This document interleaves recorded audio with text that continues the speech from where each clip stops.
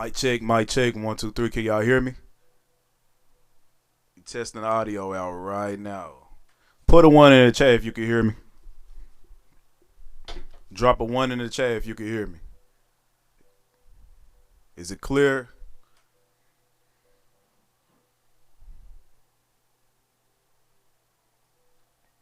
All right, so for now on, y'all, we're going to be doing the Indian Roundtable on the TikTok studio instead of doing it off our phones. If you still trying to participate in the Indian Roundtable, yes, you can still use your phone. You still can present and share your screen and everything if you're using your phone, if you're trying to be a guest on the Indian Roundtable. All right. So I'm just letting you know. So I hope y'all like the new scenery. I hope you like the new cam and shit. It's face tracking, it's AI. Know what I'm saying? Type shit. And we're gonna get this shit started. So I know y'all saw the debate between a lot of Pan Africans and new American Indians that's in our community. And boy, they was gifting the fuck out of Port City, but I say our side still did a good job. Thank you for the gift, bro. But I say our side still did a good job. They handled it perfectly. They wanted to stay on DNA. But what I seen today, I see that the Pan-Africans still don't understand DNA whatsoever. They still think that they can use DNA as a basis of race. When they tell you, they already told you straight up, haplogroups doesn't define race. You can't use haplogroups to define a nation or a people. All right? Do you not understand that? You cannot use haplogroups to define a people or a race, because a white man can carry the E haplogroup. A Mexican man can carry the E haplogroup. Various of different people around the world can carry the E haplogroup. Therefore, haplogroups is not defined by race. It's not defined by race. It's defined by genetics, certain things in your genetics. And if you understand that these things that's, you know what I'm saying, that's added up to the E haplogroup or the L haplogroup, if you understand that those haplogroups are melanated, and if you understand what the GG dominant gene if you understand what that means, if you understand what the smaller GG is, then you understand that, hey, they only associated melanated people with those particular haplogroups. They try to place an origin on them, but you can't place an origin on melanated people, for one. I don't know why Pan-Africans all of a sudden became scientists. I thought y'all was just a bunch of slaves. Since when the slave became a scientist? I'm still trying to figure that out. I'm still trying to figure that shit out. I see somebody tried to join the panel. Who was it? Who was it?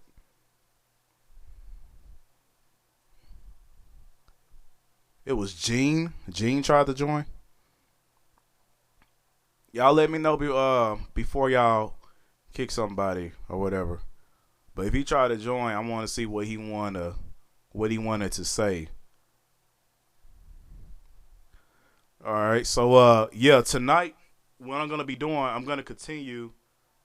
Okay, I'm gonna continue the basically the Indian slavery part 2. See, the last time I presented this information, I showed that. Hold up, let me get to the folder. Debate part 2, Indian slavery part 2. See, the last time I went over this, I showed who were the cooks. They said that the Indian slave was the cook, right? So I showed y'all who the cook was in Georgia territory. Basically, I showed you that in Georgia territory, the country within Georgia, it was a thing called Indian territory. In Indian territory, it was prohibited for African slaves to be slaves, to work or anything inside Indian territory. So when you look up Georgia's territory, Indian territory, let me bring it up real quick. Let me turn this shit on. So when you look at the Indian territory in Georgia,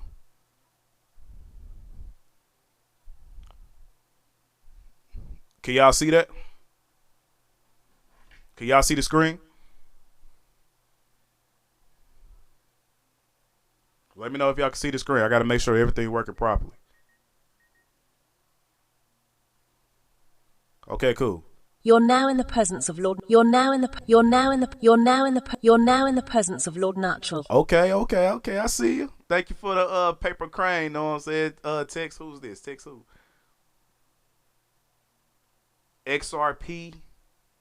I'm just gonna call you XRP Chief. Well, shout out to you, XRP Chief. I appreciate the purple cranes. I appreciate that. But y'all, listen, I'm trying to reach my goal. You see the bear with the thumbs up? That's my goal for the night. 5 bears with the thumbs up.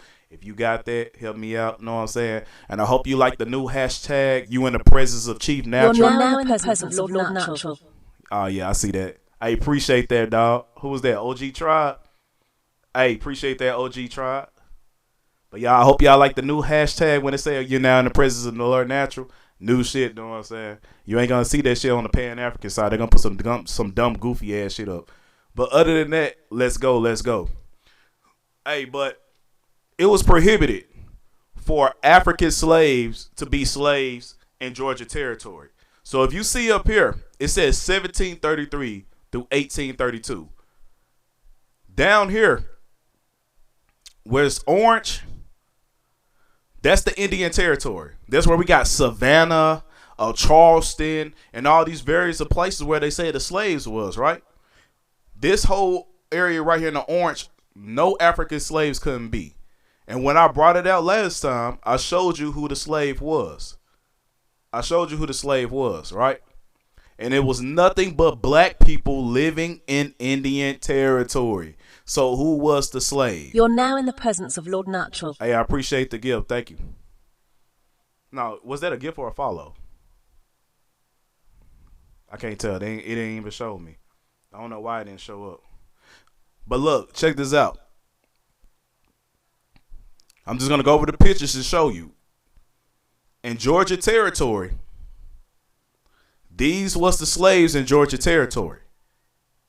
When I went over the book, it said that they used the women as good cooks, right? They used Indian women to cook.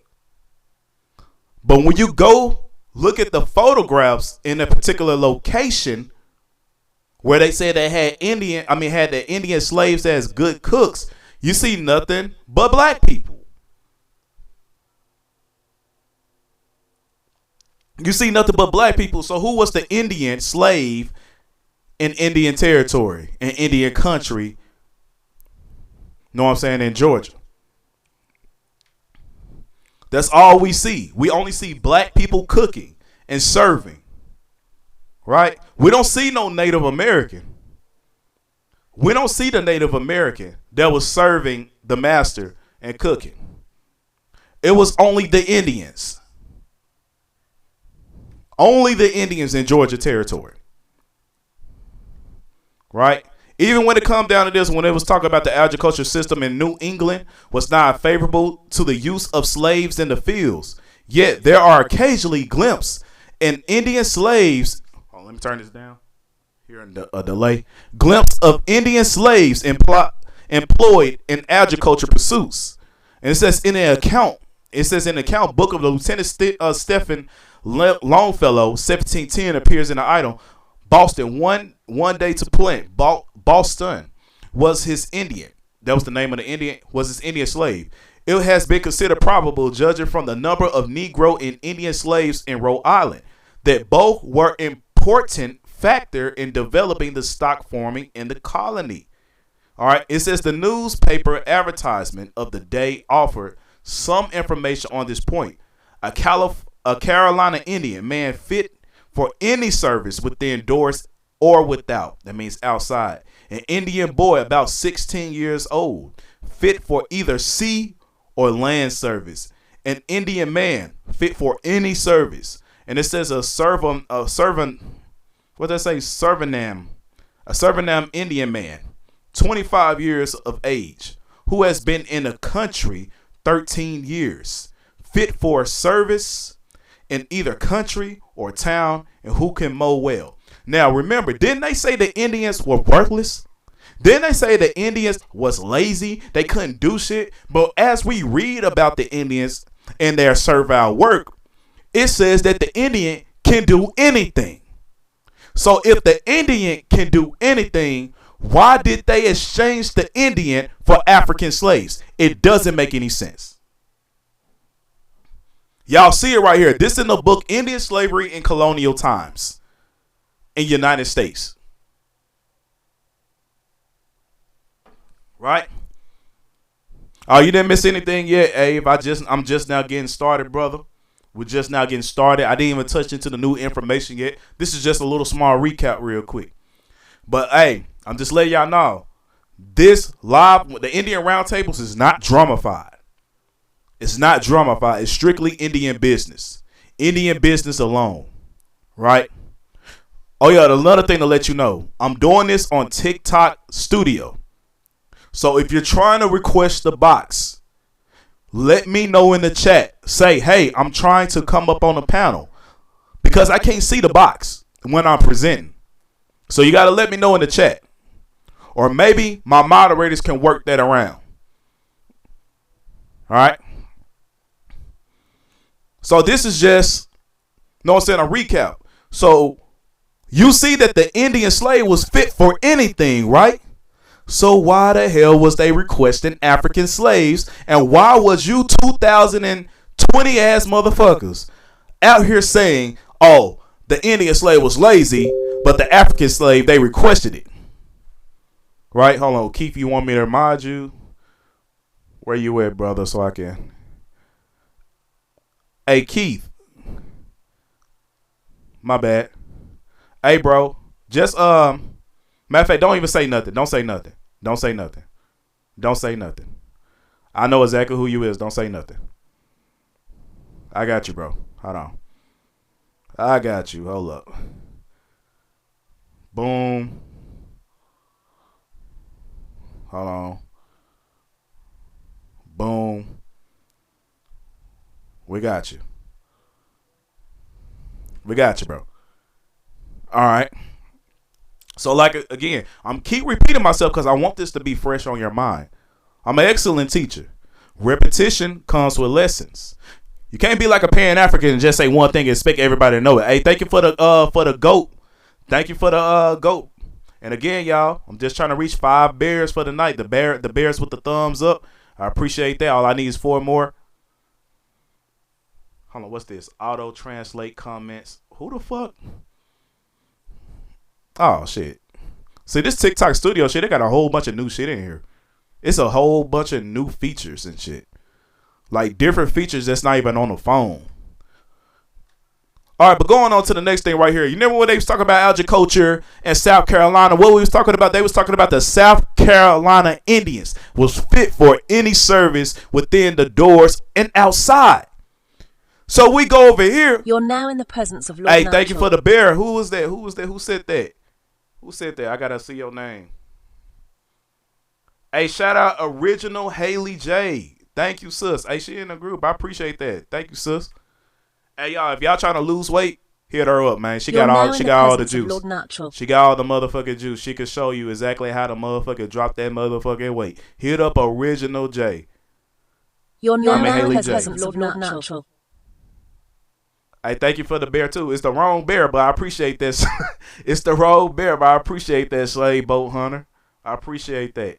If you trying to send if you trying to reach the goal, click up there at the top when it says 2 out of 5, and you see a bear with the thumbs up. That's the one right there. But like I said, if you try to lose that fat, you try to lose them goddamn titties. Hey, hit up Original Haley J. She got you. She will put you on all the motherfucking sauce to help you lose that goddamn weight. You're now in the presence of Lord Natural. Hey, Slave Bro Hunter, I appreciate that. Shout out to you. I appreciate that, sis. Tribe up. Hey, yo, by the way, Slave J, DM me so I can send you the Telegram too, so you can join our community. Make sure you do that. Make sure you DM me real quick. But other than that, here we go. Hey, what up, Keto Y? Welcome to the chat. But right here, backtracking on what I was talking about, living life, I see you. Backtracking on what I was talking about, right? It says the Indian slaves in the field of Carolina. Tell me, do y'all see a Native American? I know I'm recapping from the last live, from the last roundtable that I had. But do you see a Native American in that field? At the bottom, right there, it says slaves work in Sea Islands, South Carolina. What's one of the Sea Islands of South Carolina? Rhode Island. Rhode Island. Right? Facts. So y'all don't see no Native American, right? But it said the Native American was in the field, right? It said the Native American was in the field, right? But where is the Native American? It comes down to two things. Either they was lying about the Native American being in the field, or the Native American looks just like Negroes. It comes down to those only those two things. And again, y'all, I just want to let y'all know the Indian Roundtable is an advanced course for people that already know who the Indians was and everything about the slave trade. This isn't no beginner course. So if you're a beginner, you need to go look for other Indians that's in the beginning stage that's trying to teach this. But with me, I'm not going to backtrack. I'm not going to go all the way back to the beginning just to give you a refresher. It's not happening. This is an advanced course. This is for the people that already can decipher between an African and an Indian. On paper, on document. Right? So I'm just letting y'all know. But if you're a beginner and you're just now learning this shit, hey, take a seat. But don't hit me up if you fucking confused. Because again, this is an advanced You're now course. in the presence of Lord Natural. Thank you for the gifts. I appreciate that. Thank you, Opium. All right, so we clearly see we don't see no Native American here. So clearly the Native American or the American Indian that they're talking about had to look just like the Negro. So you couldn't tell the difference between an American Indian and a Negro. Even though in these books they try to make a separation. But big shout out to Amaru. He already brought it out in the Indian slavery book that they could not make a distinction between the American Indian and the Negro. We already brought that out. And we told y'all, according to the new laws of 1542, the Spanish laws, that is the reason you couldn't tell the difference between an African slave and an American Indian slave. They both look the same. Who was the New English colony? Where were they getting their slaves from? The Spanish and the French.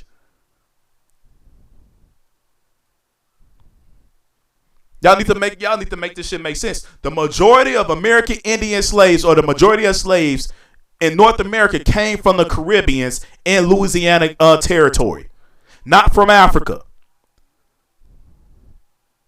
All them people down there in the Caribbeans were not Africans. And if you got that ideology, something is wrong with the mental here. And I wish you would try to bring that, the Arawaks and Tainos and all these other people who y'all call. I'm not familiar with all the indigenous tribes in the Caribbean, so please forgive me. I wish you would bring that bullshit about hey, they was exterminated. I wish you would bring that shit. Watch me clock that shit, bro. Watch me clock that shit.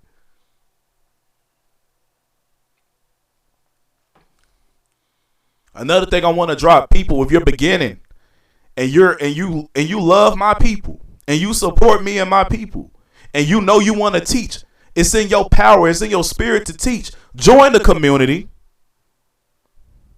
Join the community if you're trying to teach. We got the information. My information is your information. Right? We got other information that we ain't even put out yet. I appreciate the gift of the voice, and thank you for the follow, y'all. I appreciate that. So who was the Negro and who is the Indian in the field? Can you tell the difference? I know I'm recapping. You're now in the presence of Lord Natural. Thank you for the follow, Tamari. Can you tell the difference between the Negro and the American Indian in the field? Can y'all tell the difference? I don't think so. You can't. And if you sit on my panel, or if you sit in my comments and say, those are African slaves, I'm going to tell you to prove it. And if you want to come up here and run your mouth, I'm only going to give you a few seconds, buddy. I want to see some paperwork on that screen. We're in a day and age we don't want to hear you preach a damn sermon no more. I don't want to see no Google AI overview. I want to see a primary. Then you can apply all the Google motherfucker AI overviews to accommodate that primary all day. But if you don't have a primary to accommodate that, then I don't want to hear your shit. Y'all better start putting y'all foot on these people next, man. Quit letting these Pan-Africans walk all over you. Quit letting these people distract you. Because that shit that happened on the panel, Samuel did a good job and the other brothers did a good job. But I guarantee I would have shut that shit down immediately. Especially if they was talking about genetic tree.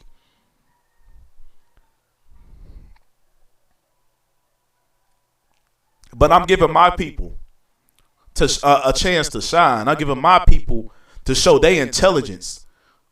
That's what I'm doing. Just like today, they said, hey man, go on the panel and help Samuel and the other brother out. I said, no man, this they fight. I don't have to help every single Indian. And Samuel, he got plenty of information. He don't need no help. Samuel did a good job out here. He don't need no help.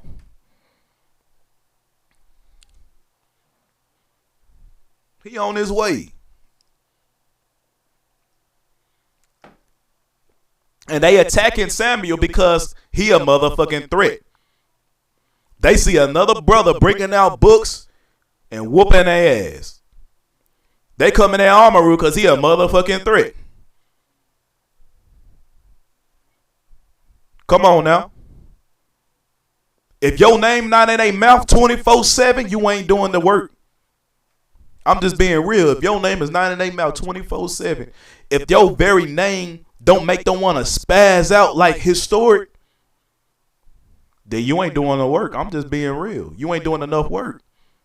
If you call yourself a teacher, now if you just a person out here just kicking it, learning and shit, I'm not talking about you. I'm only applying this pressure to the teachers.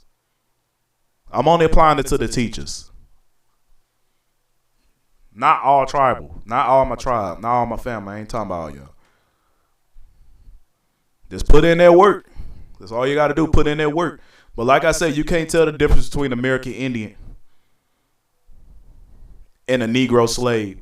And again, we already brought this shit out to you. What do the word Negro mean? It simply means dark skin, according to Eliot Thomas, Sir Eliot Thomas document. His dictionary, the dictionary he created. He said Negro simply means a person of dark skin. Nothing to do with Africa. Nothing to do with the equator. Nothing to do with none of that bullshit. All it simply just means a person of dark skin. Now, after they changed the N-I-G-R, was it N-I-G-E-R? And they put an O at the end. I forgot the spelling of it. Then they changed the concept. They had to change the whole word around to make a new meaning. All y'all got to go back to the 1500s. You're going to see this shit. Why did they change that definition? Why they had to create a new word for African slave? There's a difference between Negro and N-I-G-E-R and N-I-G-E-R-O or something like that. I got to write it down on a piece of paper to see how to spell it right. But it's one of those motherfuckers, right? There's a difference between all three of them. All right, but moving on. It says the cotton industry encouraged slavery. Jumping on down, we was talking about the cotton, right? Y'all see the women with the cotton. We see the American Indians with the cotton, right? And again, I already told you, Negro slaves was not allowed in Indian country. Only Indian slaves. Only Indian slaves in these colonies. So we're going to jump down here because I already got the main point highlighted. All right. It says right here. Matter of fact, can we read this? It says, well, while some groups were forced to move out of the territory, we already tapped into this. When the New England colonizers couldn't handle the Indians, they shipped them out the country to other countries. What was the other countries? Texas, Louisiana, Ohio, Missouri, Mississippi, Tennessee, Kentucky, California, Mexico, the Caribbeans. Those was the other countries at that time. It wasn't no to Europe or to Africa and all these various places. You need to understand what the United States was during the time period. So when these pan goofies come at you and be like, oh, they shipped all the Indians out. They exterminated them. They got rid of them. Where did they send them? Why did they say the majority of black people was in the South? I'll wait.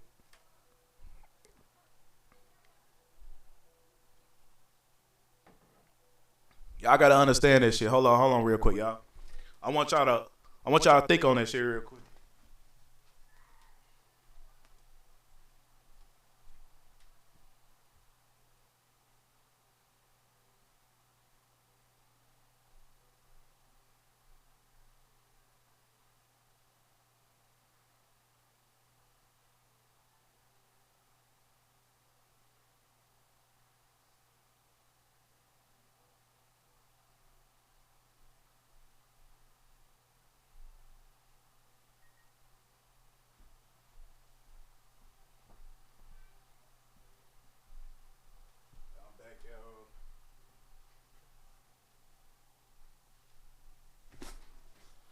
Facts on paper, they exterminated us.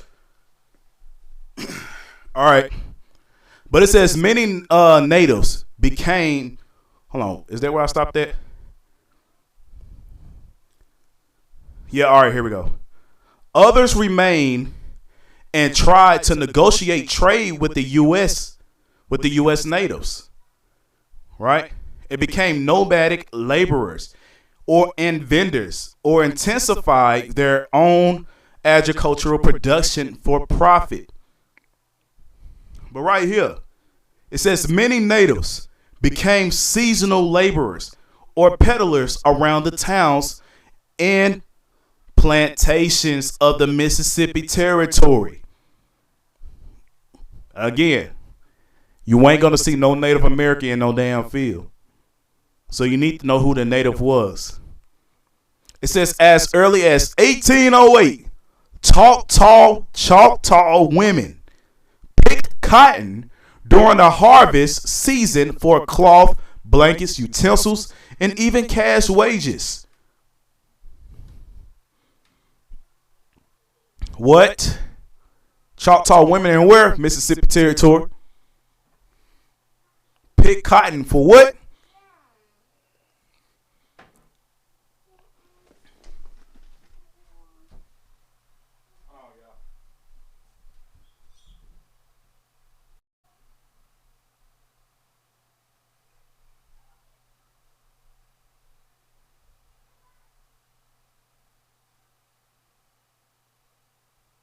You're now in the presence of Lord Natural.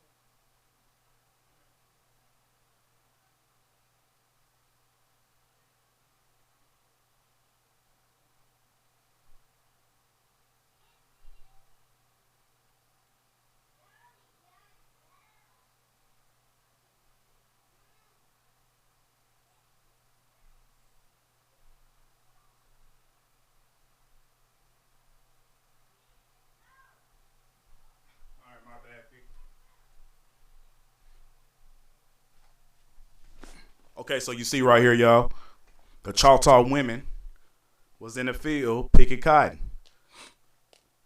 Where's the Native American picking cotton in Mississippi? Where is it?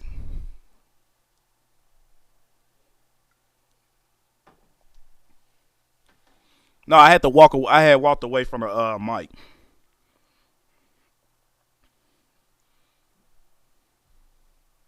Right. Go on to the next one. So continuing on, I already read all that. We're gonna skip. Right, we're gonna go straight to right here. Hold up. No, we can read this. Again, I'll just recap at the beginning. It says, in all the southern colonies, Indian slaves worked in the fields side by side with the Negroes up to the time of the Revolution. Again, y'all, I already showed y'all the photos. You could go and do a quick Google search yourself. You are not going to see no slave work between American Indians and Negroes in the field. Right? And they said all the way up to the Revolution. And it says the discovery about 1693 of rice as a profitable staple for export made necessarily a large supply of labor in South Carolina. Now these fools gonna tell you, hey, the Africans brought some damn rice to the Americas in they damn hair. I want y'all to find the primary You're source. now in the presence of Lord Natural. Hey, thank you for the gift. I appreciate that, Prophet. All I need is one more bear with the damn thumbs, and we in there. We reached the goal for the night. But you see right here, they would tell you that the Africans is the ones that brought the rice over. So I already did the research. I ain't came across no primary document from 1619, from 17 yada yada, from 18 yada yada. I don't got no master stating, hey, we went through the African hair and they took some rice out their head. And so therefore, since they did that, we punished them. I ain't seen nothing. But all that information come from the modernists, not from the past. Go do the research yourself. Go find a primary document that says Africans brought rice over here in their hair. Because I guarantee none of you is not going to find a primary document, a direct account.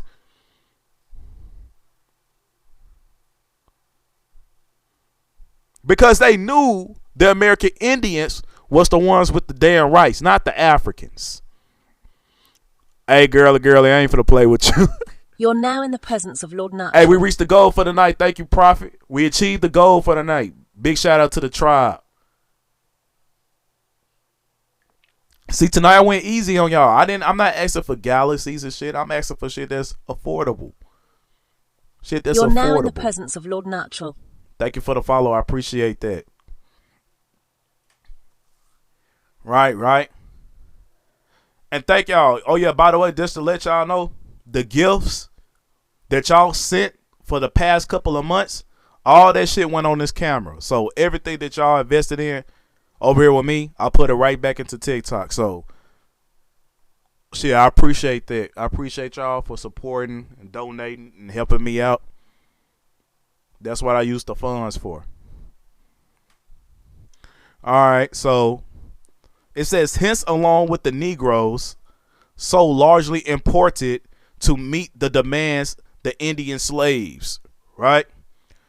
So they telling you that the Negroes and the Indians was in a field together. But it says worked also as a plantation system grow. And it says, damn, come on now. In South Carolina, Governor Moore employed some of his Indian slaves in tilling his fields. Okay. It says that, but what the fuck did they look like? And they said this continued all the way up to 1775 during the American Revolutionary War. So they basically trying to say that, hey, we stopped using American Indian slaves. And after the Revolutionary War, we only used black people. That's what they trying to say. But in reality, they both was black. So here we go right here. Just showing you something else. Yes, it's from AI overview. I already showed you the primary. I have no problem using an AI overview as long as you use the primary first. Let's not get in the habit of using AI overview. Let's go to the primaries first, because this is the reason Pan-Africans always be trying to talk shit. When I seen on Jocko Live, they kept yelling, where's the primary? Where's the primary? Okay. Do the primary first, then pull out the AI overview for commentary. That's all you got to do. As long as you know that the AI overview is not primary and that it's pure commentary, then you straight. But most of these Pan-Africans, they not smart enough. They really not smart. They can't understand that. They can't comprehend that. Right? But it says Negroes and Indians in the field historically refers to a situation where both enslaved African Americans, then they say quote unquote Negroes, and Native Americans, Indians, were forced to work together in agriculture fields. It says often under brutal conditions on large plantations in the South, in the American South, sharing the hardship of manual labor under the same oppressive system of slavery. I mean, I ain't seen the Native Americans on trees, bro. I'm just saying. I didn't see them getting whipped and shit. I didn't see them in the movie Roots. I'm just saying. I'm just saying. But they claim they was there, but we don't see no direct source of Native Americans being there. But here they is in the field, right here. But I still don't see no Native American in Carolina. In the field. Right, we already read all that, but we getting into the next one right here. Now this right here is the brand new information I have not presented. This right here is the Indian slavery book in colonial United States. And now we are on chapter 11. I think that's chapter 11, X1. I think that is 11, right? But it says the treatment. It's barely Native Americans in Carolina now. And it was barely in the Native Americans in Carolina then. I'm just saying. Shout out to you, Carolina Tobacco.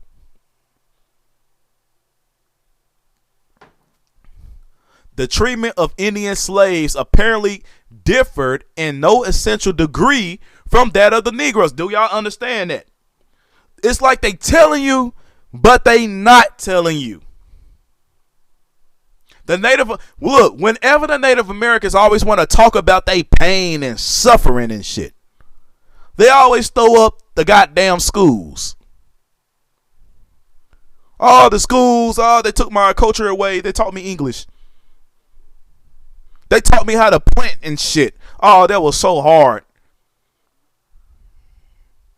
They never bring up this damn slavery.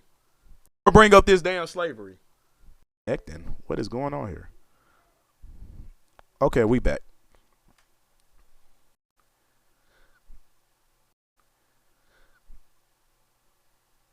F1, appreciate that. Is y'all having technical difficulties on your phone? Can y'all still hear the live? Is everything going well? Cause it just told me to reconnect. So is we good? Are we good, tribe? Can y'all hear me? Is it glitching? Okay, cool. Y'all double tap the screen, get them likes up. I can't even see how many likes. Oh, we got 19K likes. That's good. And we only 41 minutes in. That's good. Get me up to 25K. Make them motherfucking fingers hurt. Make them motherfucking thumbs hurt. Get me up to 25K. We need that. It seems we are having some problems with the live quality. This is how to prove it. How are we gonna approve this shit? Lower the resolution, so we should be good. Technical shit, right? So make them motherfuckers fingers hurt, y'all. Double tap the screen, get me up to 25K. Then we could take a little break at 25K. Alright.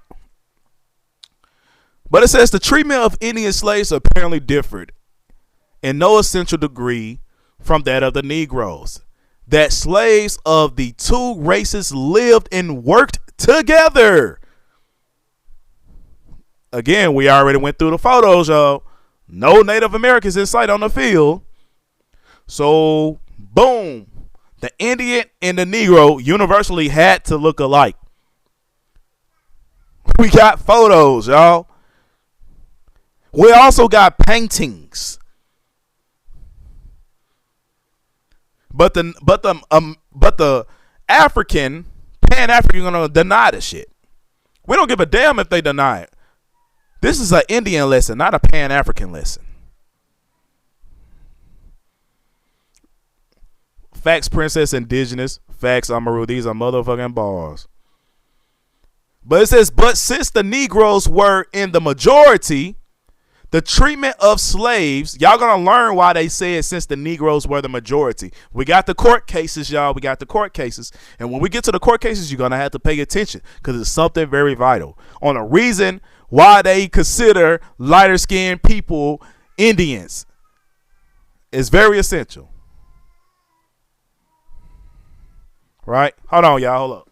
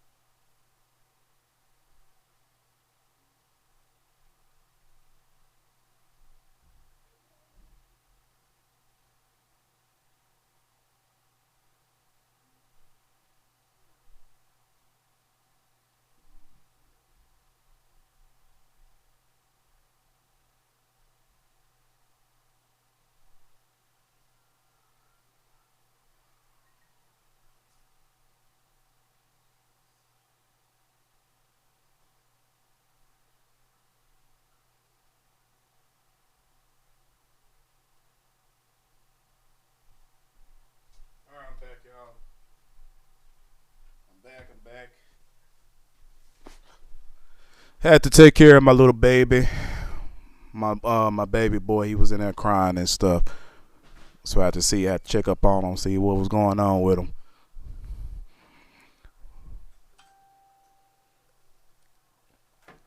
But other than that, lost African in the chat. Where's the lost African? 1.3 billion Africans on 50 million is indigenous, and that's facts. Huh? I don't understand that.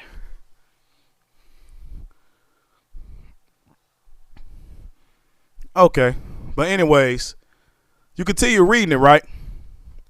So in the court case, y'all gonna see why they chose lighter skinned people to be Indians. But beforehand, it was only black people that was regarded as Indians. They literally had a whole change in history, a whole reclassification, a whole reconstruction period. They literally went through that. They changed the identity of the American Indian in the beginning of the 1800s and the late 17th century. The New Englishmen, not the Spanish, not the French, the British did. So all you Pan-Africans, when y'all get on this app and talk about, oh, the Indians is this color, I'm gonna show you the person who you uplifting. I'm gonna show you the individual who came up with that damn theory. And it ain't no what's his name? Walter Plecker. It's not Walter Plecker. It's somebody way back in the 18th century. It says the treatment of slaves in general was determined by the ordinary usage which the whites accorded them, and particularly. It is customary for writers dealing with earlier slavery among both the English and the French of America to declare it male in nature. The statement appears to be true. The system was a patriarchal in nature, though it is doubtful if race feeling among the English was ever so nearly obliterated. Obliterated. And it says, in a condition of a fellowship approaching equality over so fully developed as in the case of the French, individual cases of cruelty and harsh of servitude, but Indian slavery never became an institution sufficiently well organized to make harsh treatment general. Again, they're lying, because when you go up here, it says the Negroes and the Indians went through the same shit. So how it wasn't harsh? Again, me and Umar, we already covered this shit. If the Negro was originally the Indian, then that means you changed the narrative and you made the lighter skinned people then go into harsh treatments. But you made darker skinned people go into harsh treatments. But again, we're going to learn that later. But it said there was never anything in either the English or French colonies corresponding to the labor gain used by the Spanish. It says the number of Indian slaves in a locality was too small for that. That's not true, because again, they changed who an Indian was. It says, nor did the service which the colonists required of the Indian slaves demanded it. Again, what did we just read earlier? It says that they used the Indian as the slave for the field. We just read that. And now they changing it. Because again, we're going into an era where they changed who the Indian was. And again, like I said, y'all going to see that. It says in one colony, Virginia, the term mulatto was made to include Indians by the Act of 1705.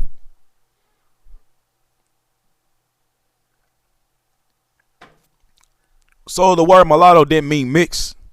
It didn't mean you was white and black. It didn't mean you were a Negro and Indian. It didn't mean none of that shit. It was another term that they called an Indian. They called the mulattoes. So earlier when you seen mulatto on your census records, like we talking colonial records, we see the word M or the letter M on your shit, it literally meant Indian. And now they want to change it up because they know what all this means. They know in a modern time, they know what it means, but they want to give you new definitions, new meanings, new terminologies, new understandings to these old ass terms when all of it meant you were Indian. And they knew the predominant people who carried this title, mulatto, were Negro people. So they had to change it because they want to restrict the Negro from having the Indian title.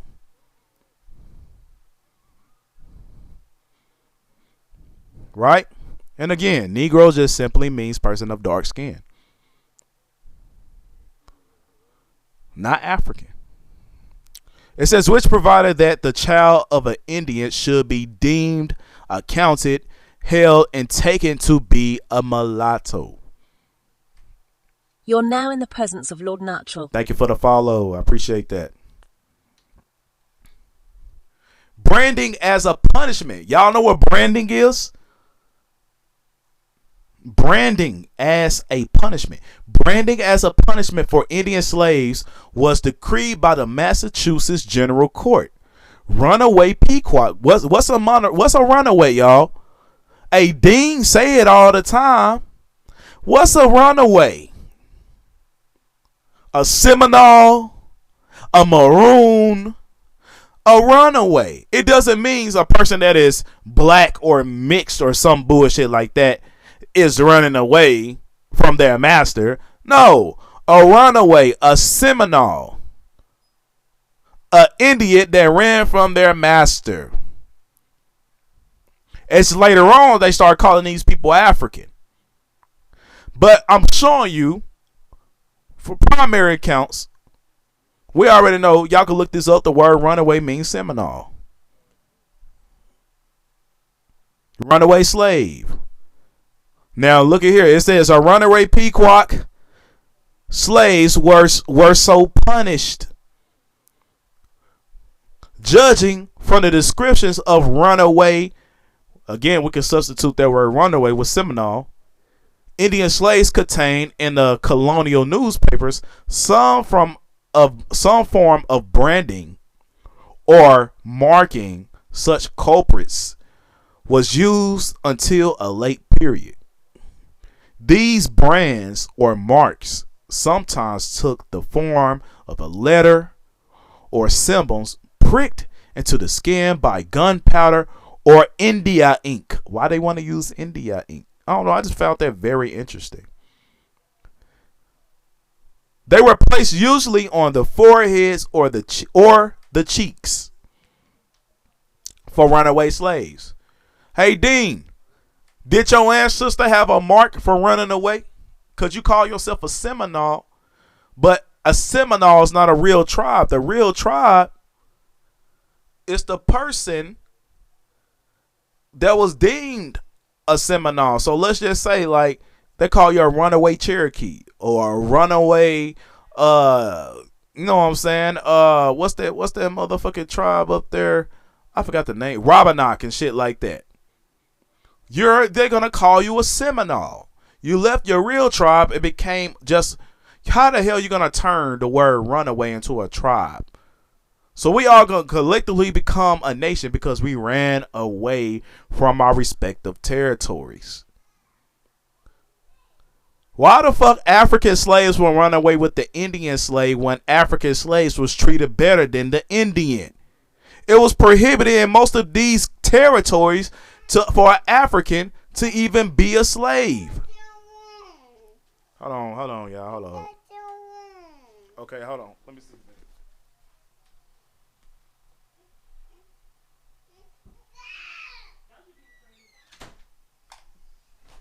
All right.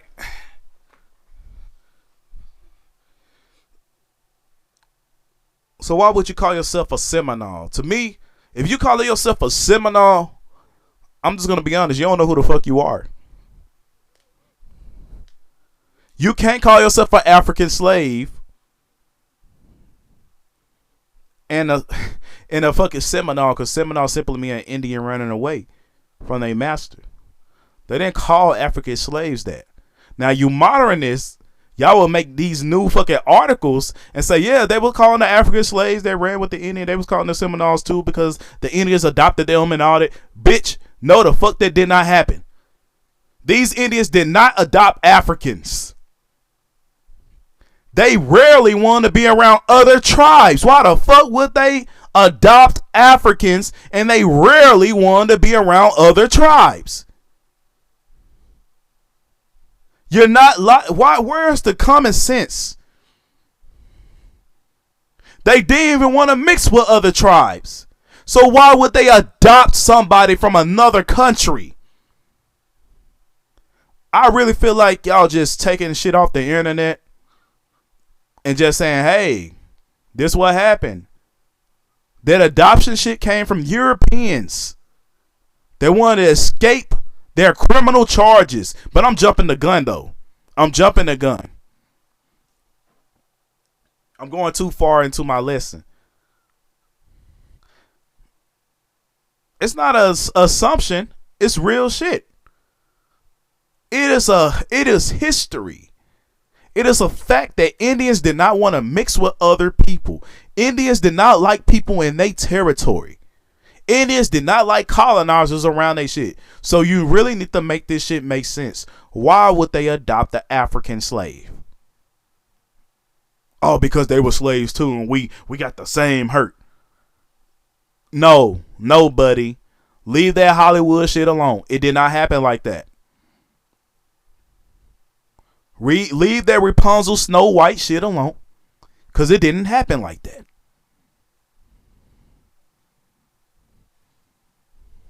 Oh, okay. Well, yeah. I see your point, Upgrade. Shout out to Upgrade. Okay, we got to 27K. Y'all got me past 25K, so y'all taking a break time. Y'all can rest them damn thumbs of yours. It's cool.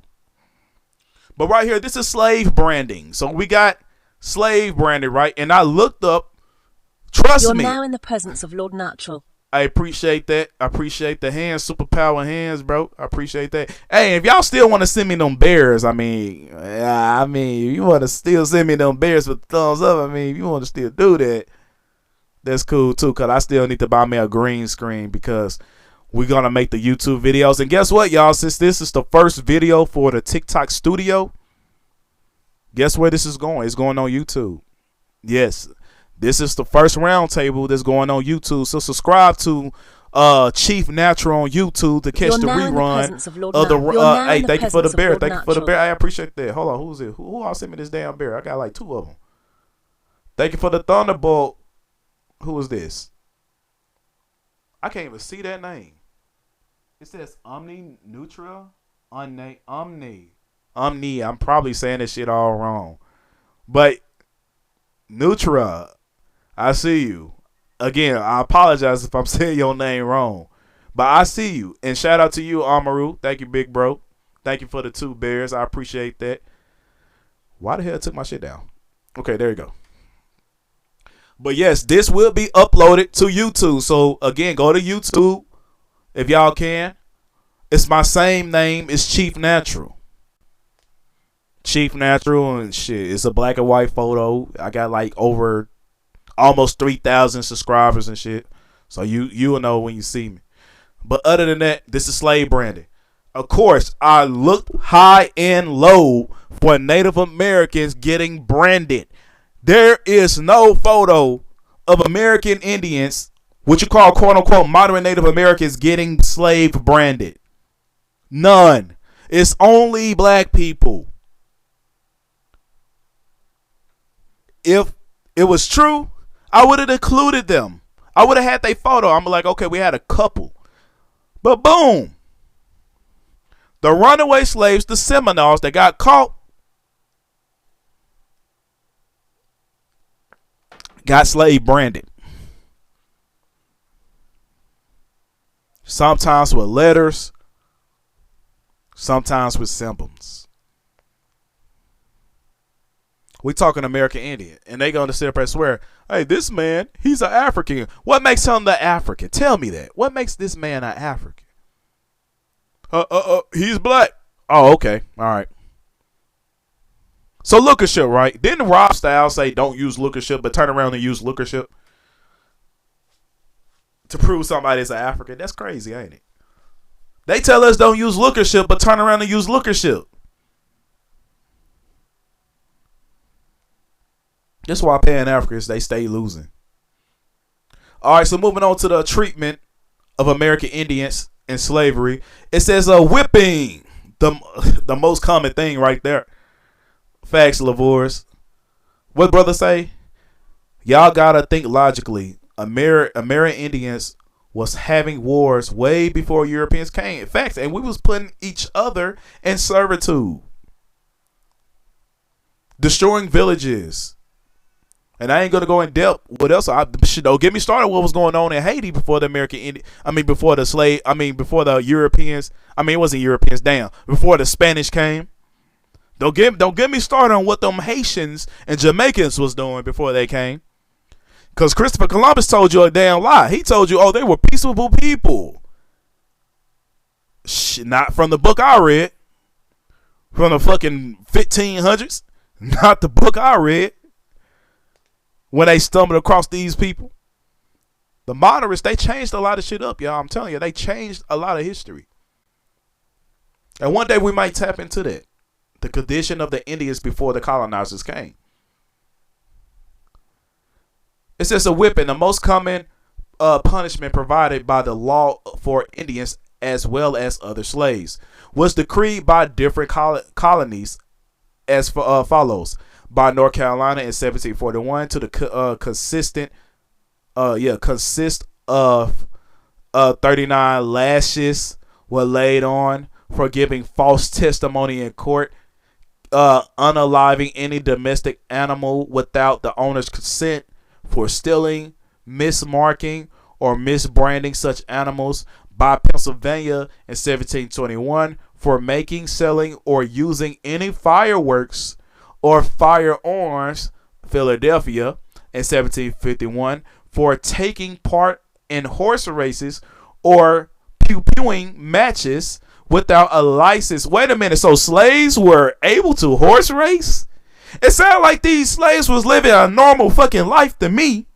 So, of course, you need a permission. You need a license for firecracking, branding. It looks like in the past you need certain licenses to do certain things, and they was basically on the slave's ass, especially when it came down to these things. So you're telling me these slaves was horse racing?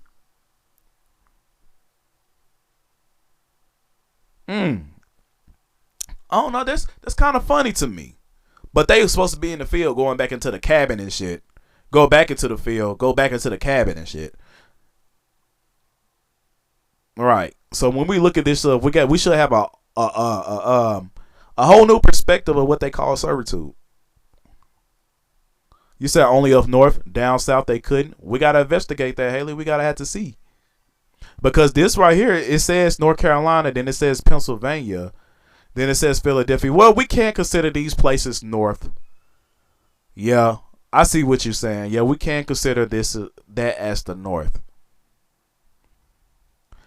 And it says for taking part in horse races for the first offense and 21 for the second. So yeah, 21 lashes, some more stuff. And it says by New Jersey. Now we're talking about the East Coast in 1713 for stealing to the value of 6 pence. By New York City in 1682 for absence from their owners' homes or plantations without ticket of leave in owner's handwriting. And it says in 1683, 10 lashes for meeting together at any place on Sunday.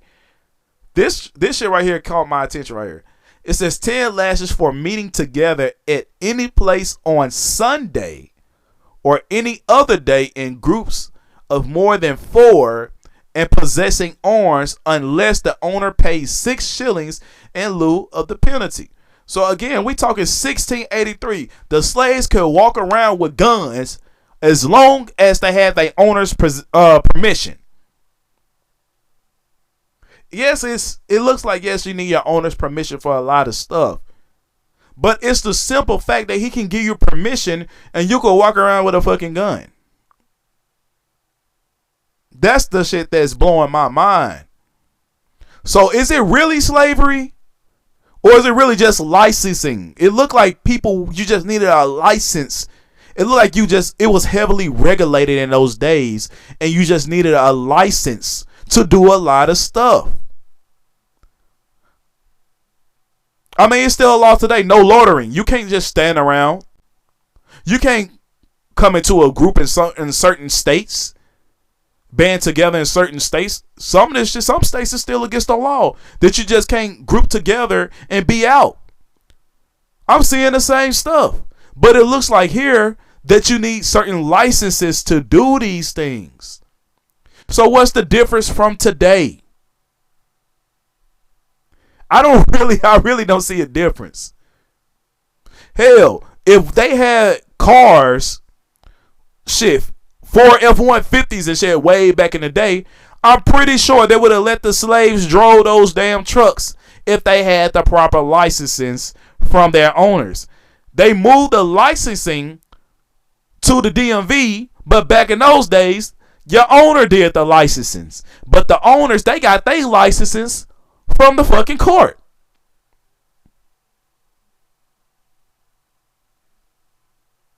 This is really interesting to me. I'm really seeing how the system was back in the time of slavery. And what the Pan-Africans saying, it's not matching up. We can visually see this shit right now. We reading it right now, live time. But they say we're pseudo, we're pretendians. Boy, you pull up the black first and tell him, hey, the slaves got their own guns and shit, he'll have a motherfucking heart attack. That motherfucker will have a heart attack. If you tell him the slaves was own guns, he would call you a fool and all types of shit. I can see it now. Hey, y'all get them lights up to 35K. We almost there. Let's make them motherfucking fingers hurt again. We gotta make them fingers hurt. Let's get up to 35K. Build that motherfucking mound, y'all. Make them motherfucking fingers hurt. Make them thumbs hurt. You're now in the presence of Lord Natural. Hey, thank you for the bear. Who was that? The same one whose name I can't pronounce. Hey, pronunciate your shit in the comments so I can say it right.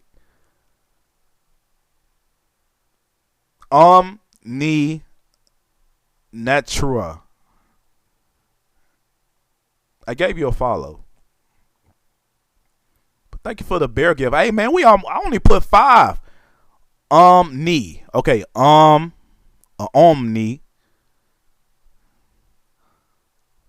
I'm gonna say natural because all I'm missing is just the L. Just I could say natural, or I could just say UMF.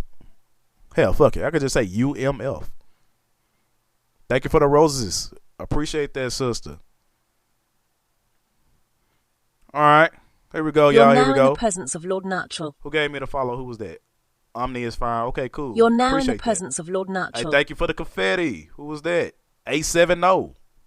Shout out to you. Big shout out to you.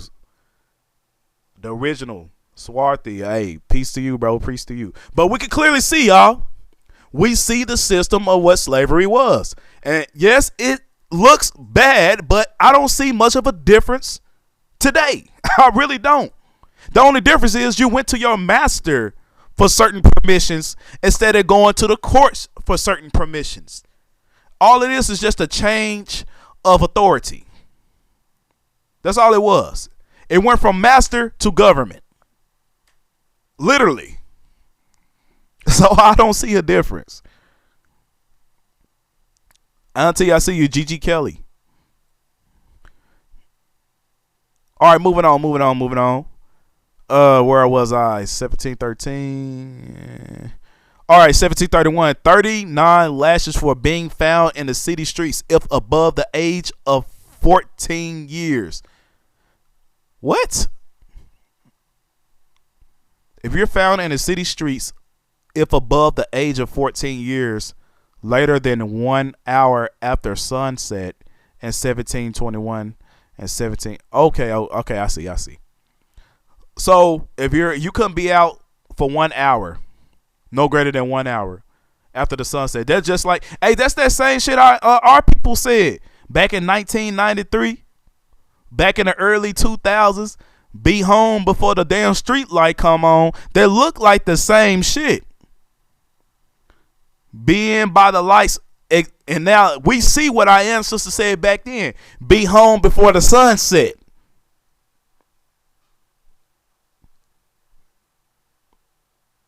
This shit should give you chills. It should give you like, oh shit, damn. So we're not too much different from our ancestors. Our sayings is not too much different from our great grandparents and shit like that. We see where they got it from. Old Indian tradition. Be back before the sunlight, baby. We know the sun. Before the sunset, baby. We know the sunset is happening when the street lights come on. So we just switched it to another indicator. Old slave shit type shit. We talking Indian shit, right? Indian slavery. That's what we talking about. We ain't talking about no motherfucking African slavery. We know them Africans never said be home before the street lights came on. We know they didn't. They said be home before the foo-foo done. Of Lord Natural. Be home before the foo-foo done. What was that? Somebody sent me some roses? OG Try. Appreciate that, bro. Be home before the foo-foo. Before the foo-foo get done. Before the foo-foo dry. Before the foo-foo gets stale, be home. That's what them Africans were saying. We wasn't saying that bullshit. Right? All right, now we over here at the gambling. It says in 1721 through 1731 for gambling. In 1731 for attending a funeral in groups of more than 12 for disorderly riding through the streets. You know the police don't like that shit, right? They play loud music. So you see what our ancestors was doing. Hey, hold on. Wait a minute. I can understand the funeral thing. Okay. we packed the funeral now, so. But the shit right here said for disorderly riding through the streets. You're now in the presence of Lord Natural. Hey, thank you for that. Appreciate that, C3. Thank you for the little chihuahua looking thing, the pug and shit. But look, our people do that shit right now, riding the streets unruly. And you telling me the slaves was doing it back in the day? I guess they was riding on horses, being loud and shit. I don't know what the hell they was doing. But apparently the slave catchers and masters and whoever didn't like what the fuck the slaves was doing. So they said, hey, if you riding in the streets and you being loud, we got a problem. And it says for selling. And for selling the fish commonly called and known by the name of bass in the months of December, in January and February in 1759. So I'm seeing our tradition way back in the day. We upgraded from a horse to a goddamn to a Challenger, to a damn Corvette, to a damn Charger, Mercedes Benz, and we can't forget the Nissans and the Altimas and shit. So our tribe was doing the same shit. Quit being unruly. You being unruly just like your ancestors. Stop that shit. Come on now. And they said that's not a culture. We clearly see the culture right here. They made laws against our culture. Selling fish. We couldn't sell fish in December, January, and February. I don't know shit about that. But it looked like they was trying to suppress us for being rich. And it says for committing any nuisance in the streets, being loud and all that other shit. It says by Connecticut in 1750, 40 lashes for punishing or speaking in such words and concerning any other person, which if spoken or published by a white person. What? So you could talk ill on an individual that was speaking that bullshit. And it says would be considered by law, what to say? Damn, I can't even say the fucking word. Objectionable. For being abroad after 9 o'clock at night. That shit crazy though. So you couldn't talk shit about the individual that was talking ill on your name. That's crazy as hell. If the person was white, you couldn't talk down on them. You couldn't speak ill on them. But they could speak ill on you though. That's crazy shit. But we see that shit today. Yep, censoring. Okay. Facts upgrade. But we see that today. It happens today. So we see why certain people in the communities do what they do. In these certain states, in these principalities, we see what they do. We see where they got it from. So we could be like, hey, we could pull up on them and be like, hey, you just like your ancestors trying to censor us and say we too loud in the streets and all that shit. You did that shit way back in 1750. It ain't matter. We was putting that thing on them. Okay. You're now in the presence of Lord Natural. Thank you for the follow. I appreciate that. Onion 703. Yeah, they do it on TikTok. Chat. Whoa, so they been censoring us for a long time. Facts, bro. Facts. So we see this shit, man. I'm glad y'all rocking with the round table, man. Like I said, we seeing shit. People ain't really teaching this out. I told you this is an advanced course for my people. So we seeing our culture. They made our culture illegal. And I know I'm dragging it. I'm dragging this shit. But y'all need to understand this shit. That's why I gotta drag this shit. Part of 400 years. Yes, sir. Let's get to 25 shares. We smell 40. Hey, yo, man. Get me up to 40K. We almost there. I didn't even ask y'all to give me 40K. Y'all was just doing this shit. Thank you, Tribe. I appreciate that. Y'all building that motherfucking mound. Y'all building that damn mound. I appreciate that. Appreciate that, man. That's much love. Y'all don't even have to do this shit, but y'all showing motherfucking chief of love, man. I appreciate that love y'all giving me. You're now in the presence of Lord Natural. Thank you for the follow, man. I appreciate that. Oh, no, there ain't no follow. Thank you, Wayne TGG. Thank you, Opium. Thank you for the gifts. Shout out both of y'all for that. You're now in the presence of Lord Natural. Here we go, y'all. Here we go.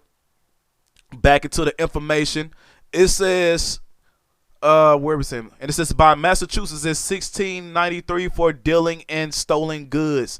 It says the town of Medford, Massachusetts, ordered in 1734 that all Negro, Indian, or mulatto slaves found abroad without leave or not on their master's business were to be punished by a whooping. You know what I'm saying? Right? Did somebody give me the follow? Yeah. Hey, shout out to you, investment group. Thank you for the follow. I appreciate that. And it says Block Islands finally in 1709 provided 10 lashes as punishment for any Negro or Indian slave abroad after 9 o'clock at night. So you clearly see we was going through the same shit, right? But Native Americans, you know where to be found. This is not about you. Just being real. Everything I just read, Native Americans, was not about you. You did not go through that. Because on TikTok, all you talk about is boarding schools. You don't talk about how you got your ass beat.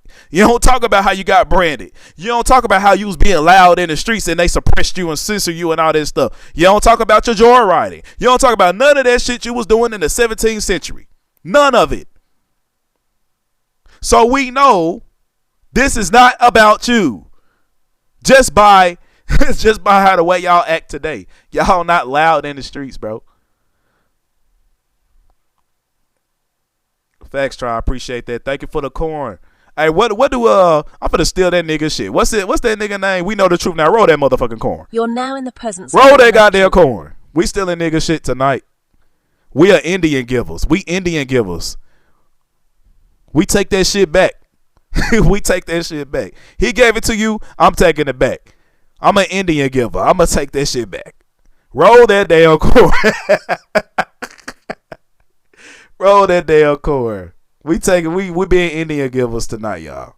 You're now in the presence of Lord Natural. He said that's his shit. No, that's our shit. That's our shit. That's our shit. Hey, but let's continue though. It's no disrespect. It's no disrespect to him though. It's no disrespect.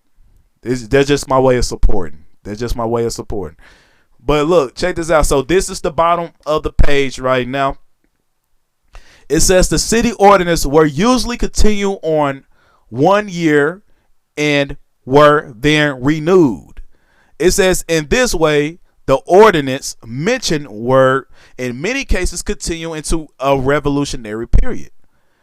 It says the records of the early 18th century show the frequent punishments of slaves, Negroes, and Indians. Again, y'all, there's no difference between slaves and Negroes. Well, slaves is ambiguous. It's very broad. There's no difference between Negroes and Indians. I know it's trying to make a separation, but again, y'all have to be in here from the beginning to understand that. Not the beginning of this particular lie, but from the very first round table. So it's a big shout out to you if you've been here since day one from the first round table. It's a big shout out to you. It says for being out too late at night, collecting in too large groups, noisy, reveling and gambling. What they said what the Indians and the Negroes was doing, it said they was being out late. They was being out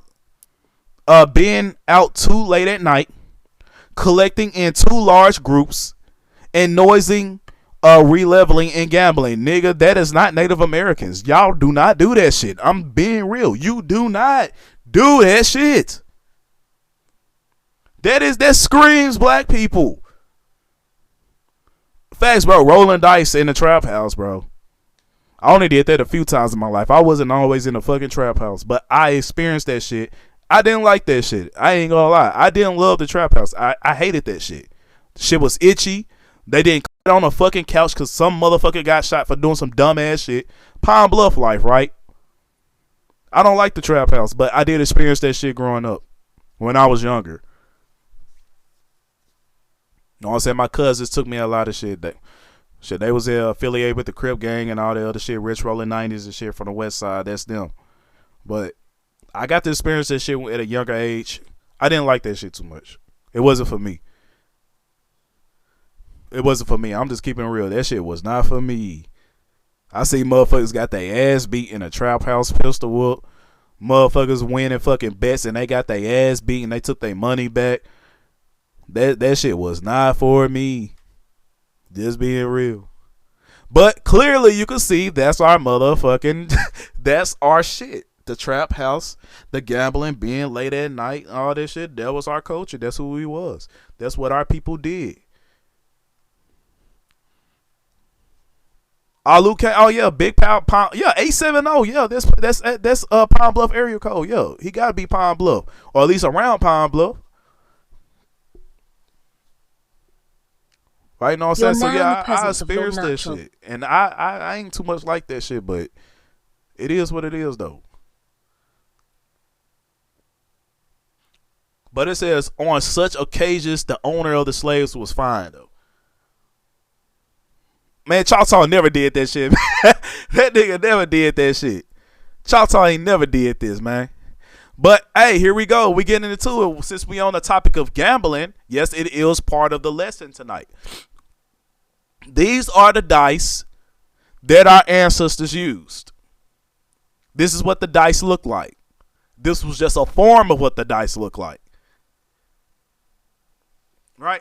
It says dice are some of the oldest gaming items known.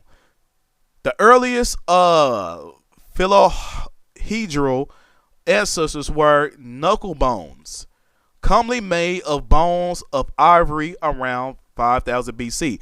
Now, remember they just said made of ivory 5000 BC.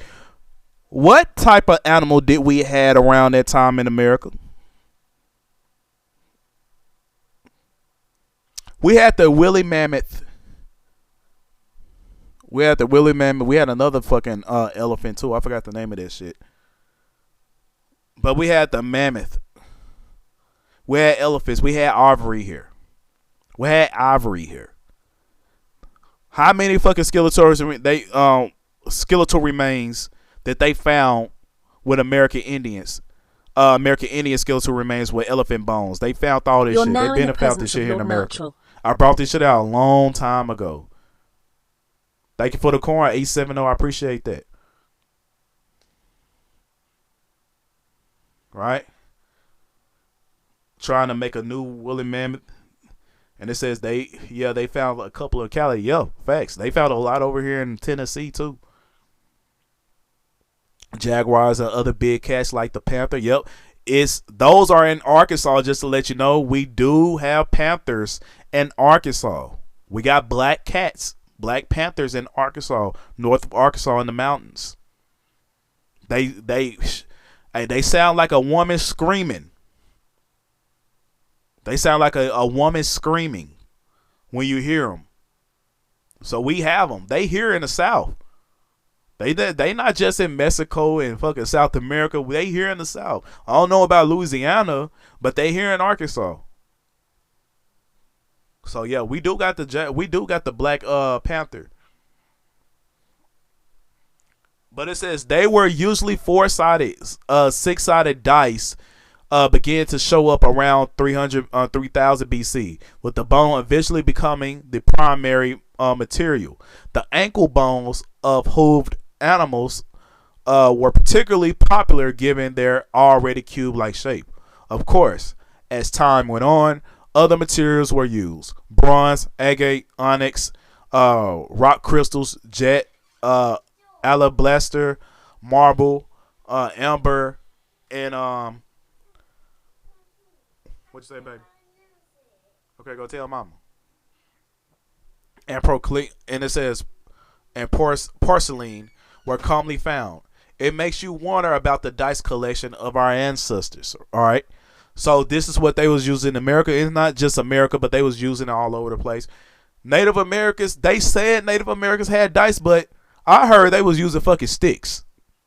I heard they was putting fucking dice on a damn stick and flipping them hoes. That's not no goddamn gambling. I don't know what the fuck that shit was. What the hell y'all was doing? But that wasn't no gambling. That's I don't know what that fucking shit there. You was putting dots on a fucking stick and you was throwing it. You could cheat with that shit. The stick can roll. I know y'all was bullshitting. If y'all really had that shit, I know y'all was bull. You lied to me. Fucking lied to me. Damn. Fucking lied to me right there.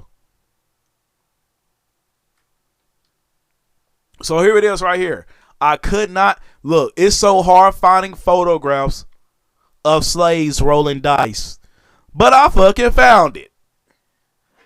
Yes, it got this bitch ass commentary right here. It says African Americans resting and shooting dice at the edge of a cotton field. And this was in the Library of Congress. Take away the African American. They said the Indians were rolling dice in the cotton field. Who else was in the cotton field? The Choctaws. Come on, man. Make it make sense, y'all. Make it make sense. Make it make sense. So we actually got a real photograph of slaves rolling dice. Why didn't they show this in Roots? Why y'all didn't show this in the Underground? Why y'all didn't show this in the Underground and none of these damn slave movies? Why didn't y'all show us that the slaves had enough time to roll dice at the cotton field? Master, know what I'm saying, on a horse with his little pea shooter. He said, oh, they don't break time. They can roll their dice. Fact. So if they rolling dice, evidently they betting on something, right? They betting on something, right? Look, this is American Indian culture. They said we didn't have no culture. This is American Indian culture right here. I'm showing you photographs. Went hand in hand with hoodoo and readings. Dude talking shit too. You're now in the oh, you see that shit? Natural. Hey, thank you for the follow, Raw Bully. You see that shit? Yeah, he talking mad shit. Talking mad shit. What else y'all say in the comments? We been casting lots. Putting dots on the sticks and throwing them. Yeah, that's what them Native Americans do. They was putting dots on the sticks and throwing them. Shit crazy. And they was just guessing.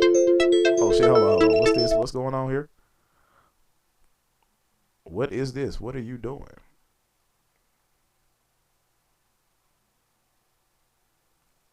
Trying to silence me, huh?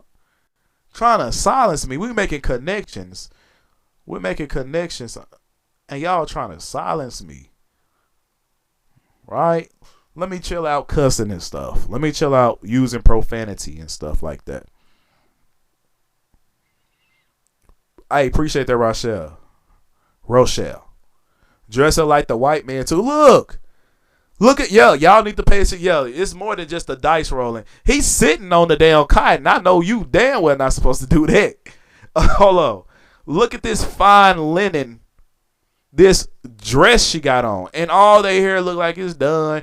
Bro, look at he got the fucking boosie fade. He got a boosie fade. He got a boosie fade with the high top. Are we paying attention to what we seeing? We talking about an 18th century photo, man. It says 19th century source. I already know this goes back to 18th century. Come on, bro. Look at they get up. You telling me those are slaves? No, sir. These are Indians. These are Indians. Yeah, they locked in, bro. Even the women, they locked in too. I ain't never seen a woman so drawn to a damn dice game, bro. Never seen that shit. You're now in the presence of Lord Natural. Thank you for the gifts, Saya. Thank you for the gifts, OG Tribe. Y'all rolling that motherfucking corn, man. Rolling that motherfucking corn. I bet you roll me some motherfucking bears. Roll me a goddamn bear. Roll me them bears with the thumbs up. Roll me that. Roll me the bear with the thumb up. But hey, back to it. It says slaves gambling at the antebellum South. So we know where it's happening. We know what's going on right here. This motherfucker rolled me a wolf. I see you, G. He rolled me a damn wolf. I see you, bro. Bro said, let me roll up. I see you, bro. Hey, but look, it says slaves gambling in the antebellum South. So we got a general location of where it was happening. We know it was happening in the antebellum South. Right? And just to let you know, y'all, I'm fascinated with the bear. That's my spirit animal. I love the bear. I just love bears, bro. That's why I chose the bear with the thumb up, and you know what I'm saying? I just love the bear. There's something precious about the bear. It looks, you know what I'm saying? It looks gentle, but it's also aggressive. There's a meaning behind the bear, you know what I'm saying? Very protective of his family. But here he is right here. This still continuing off on a gambling. I'm not going to read all this because all this is not necessary. But it says, Sirago, La Sena, my brother, slaves, Francia, we need our Indian names. Okay, I see. Whoever in the chat, I see y'all. You said we need our Indian names. We can start doing it. Hey, I already got my Indian name. Chief Natural. That's the Indian name. That's me. I'm not gonna go outside and see a bear walking down the street. I'm gonna call myself Bear Walking Down Road, like how them Native Americans be doing. Soon the baby born, they look for an animal doing some shit and they say bird taking shit or some bullshit like that, and they think it got some meaning when they see an animal doing some dumb shit. So Chief Natural, that's me right there. Or if I'm not a leader, then I'm gonna say, let's call me natural. Let's call me Nat. Because everything that is natural. That goes, you could say plants is natural, animals natural, all things that is natural to the earth, that is me, I'm natural. So I'm like, hey man, Native Americans, if you see two dogs getting it on and a baby is born, what you gonna call that? Two dogs? No, I ain't calling myself an animal. I call myself something off naturality, energy. All things that's essence. All things that is natural. That's me. You can't go wrong with that word. You can't go wrong with the word natural. Come on now, get this shit off. All right, now here we go. It says masculine and resistance in an antebellum South. It says enslaved men regularly met with other men to drink and gamble. Y'all see? Enslaved men regularly met with other men to drink and gamble. I thought y'all was slaves. I thought as soon as you was done in the field, you got to go back in the cabin. Where the hell you get the liquor from? Hey, we got up to 50K. I appreciate that. Thank you for giving me up to 50K, y'all. Hey, y'all doing a motherfucking good job in the supporting. I appreciate that. Thank y'all. So let's go up to 50. Let's go to 55K. Hey, we gotta get past Jocko. I ain't gonna lie, y'all. We gotta get past Jocko. Jocko, his live stream was booming today, but he was using other people. I'm just by myself. I mean, I know there's a big difference because you know what I'm saying. I'm pulling this shit by myself, and he had to use the energy of other people.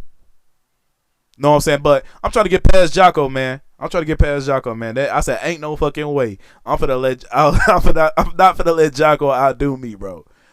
I'm not finna let that man outdo me with the views, bro.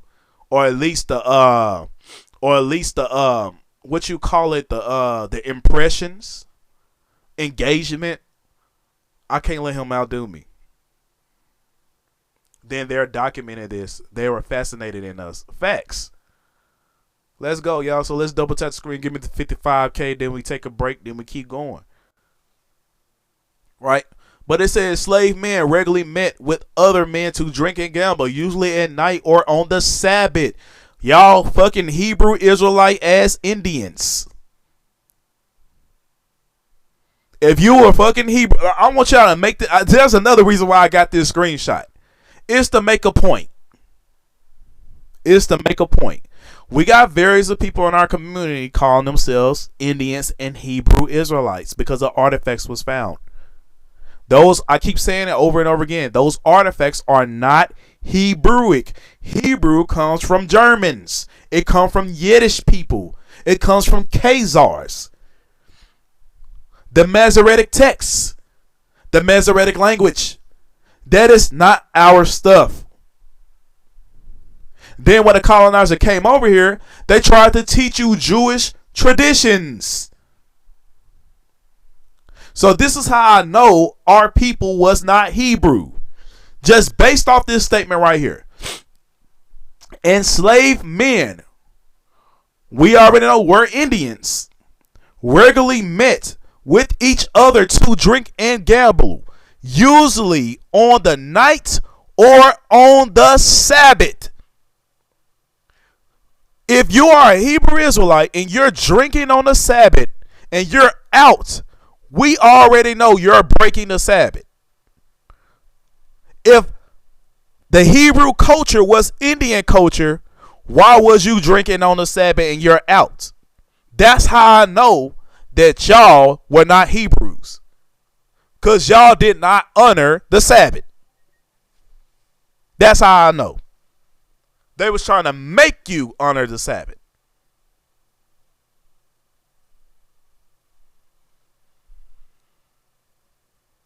Facts, bro.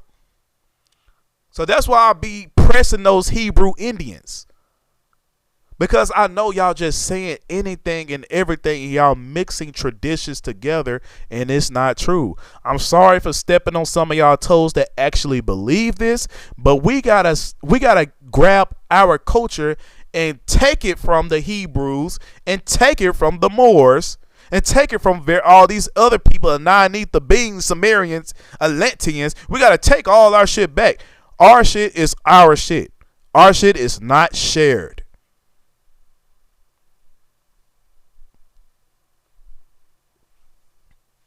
Right? If we honor the Sabbath, if we was Hebrews, we would have seen it in our culture. But it's not there. It's not there. I know there are some similarities, but it's not there.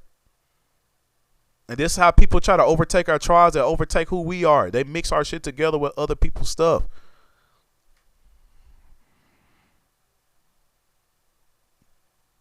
Then all of a sudden the Indian community gonna become a 501c3. Then we're gonna be restricted for saying certain things.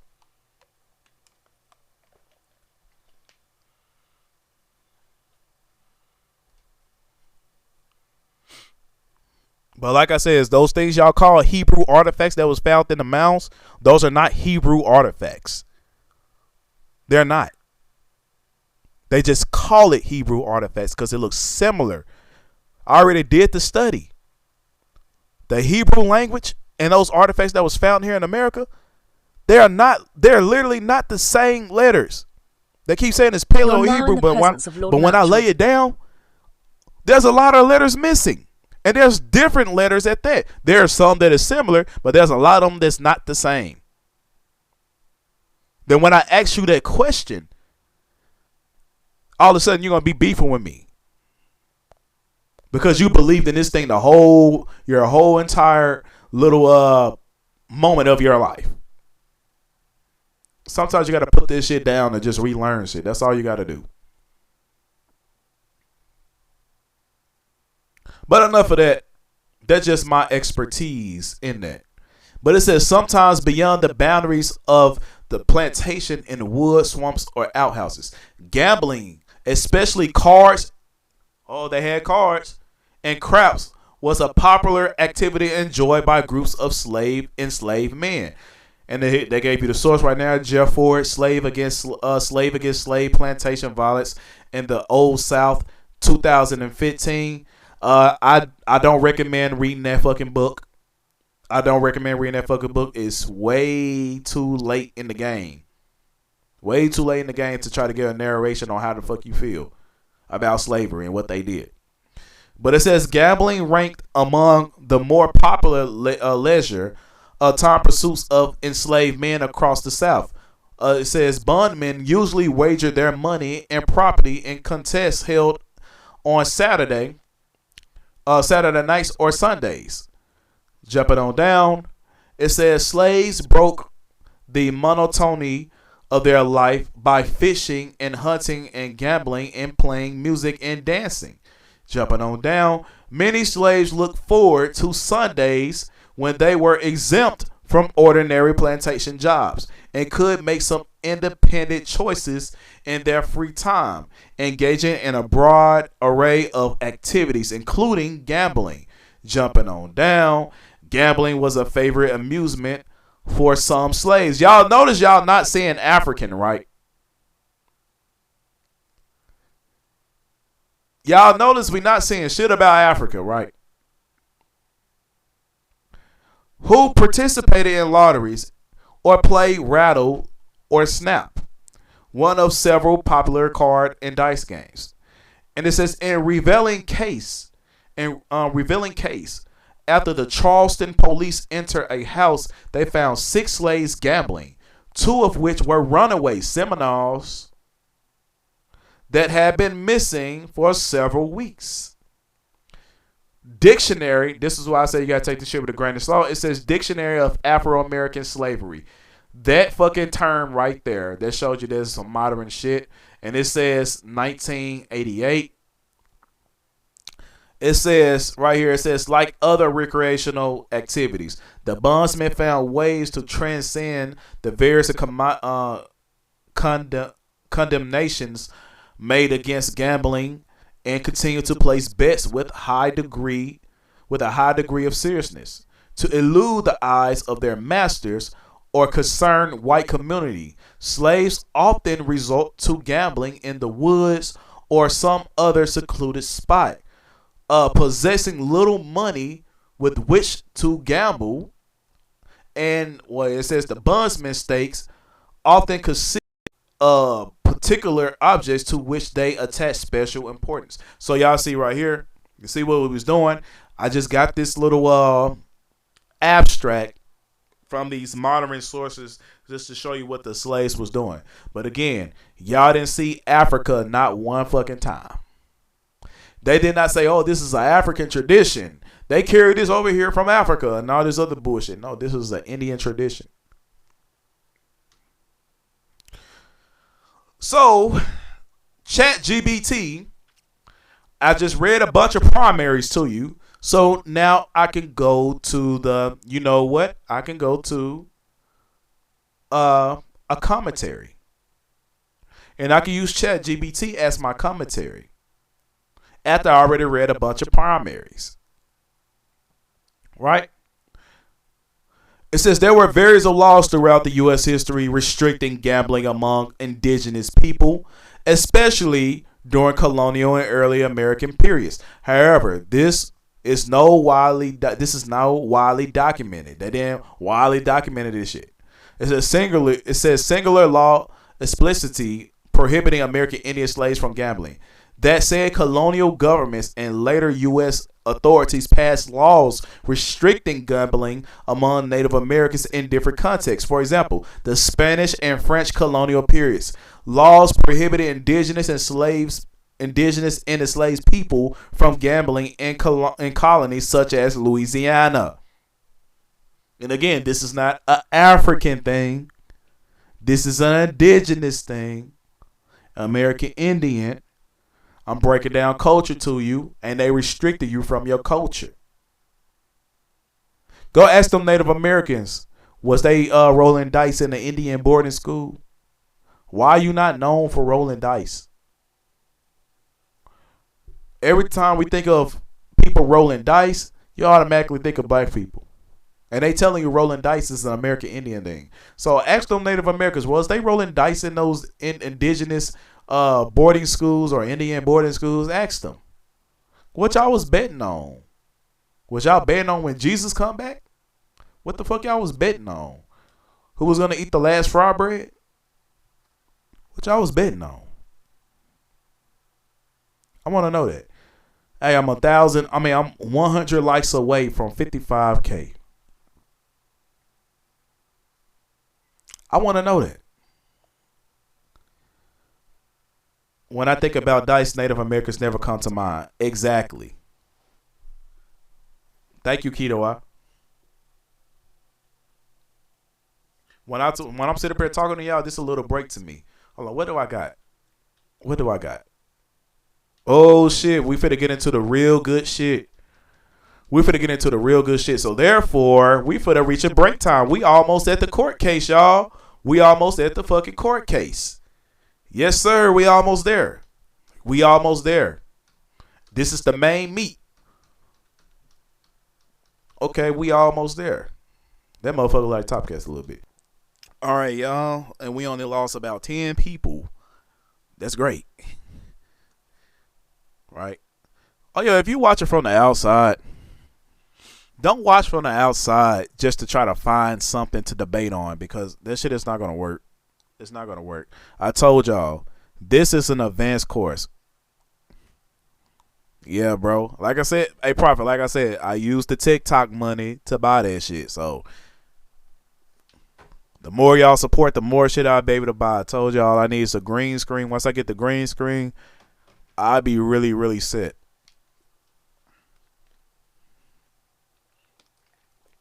Green screen, the green screen that I'm trying to purchase is about 120 something.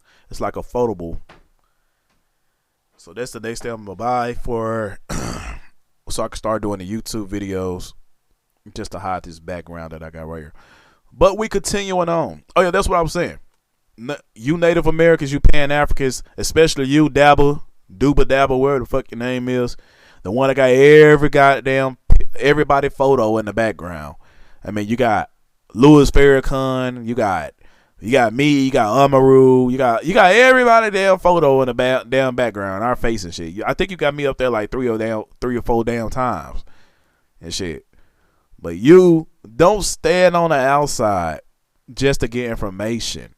You can come in, bro. I'll come in, I'll look at your shit. I'm like, man, this nigga ain't talking about shit. I'm gone. This nigga beefing with anything that was created by a black person. Anything. If it's religious, if it's something to benefit the people, anything. Hell, this motherfucker beefing with the welfare office. He beefing with food stamps. He beefing with anything that was created for the black man or black woman. I'm like, at this point, this motherfucker just got a mental issue. I'm not gonna lie.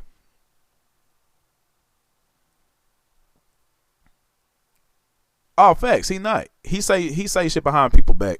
Then he have a live and say slick shit. Then he try to make videos. Then he never tagged the motherfucking person in it. Somebody had to send me a video of him saying stuff. I'm like, man.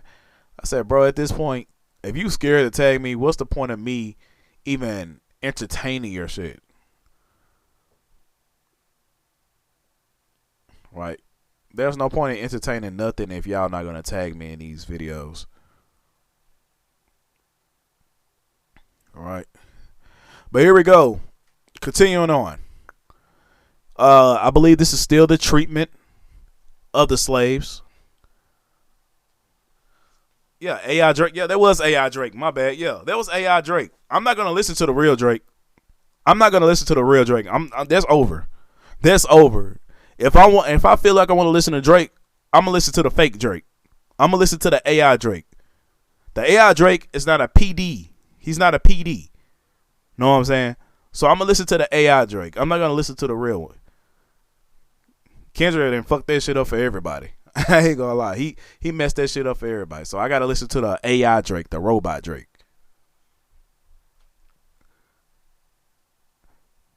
Yeah, so here we go.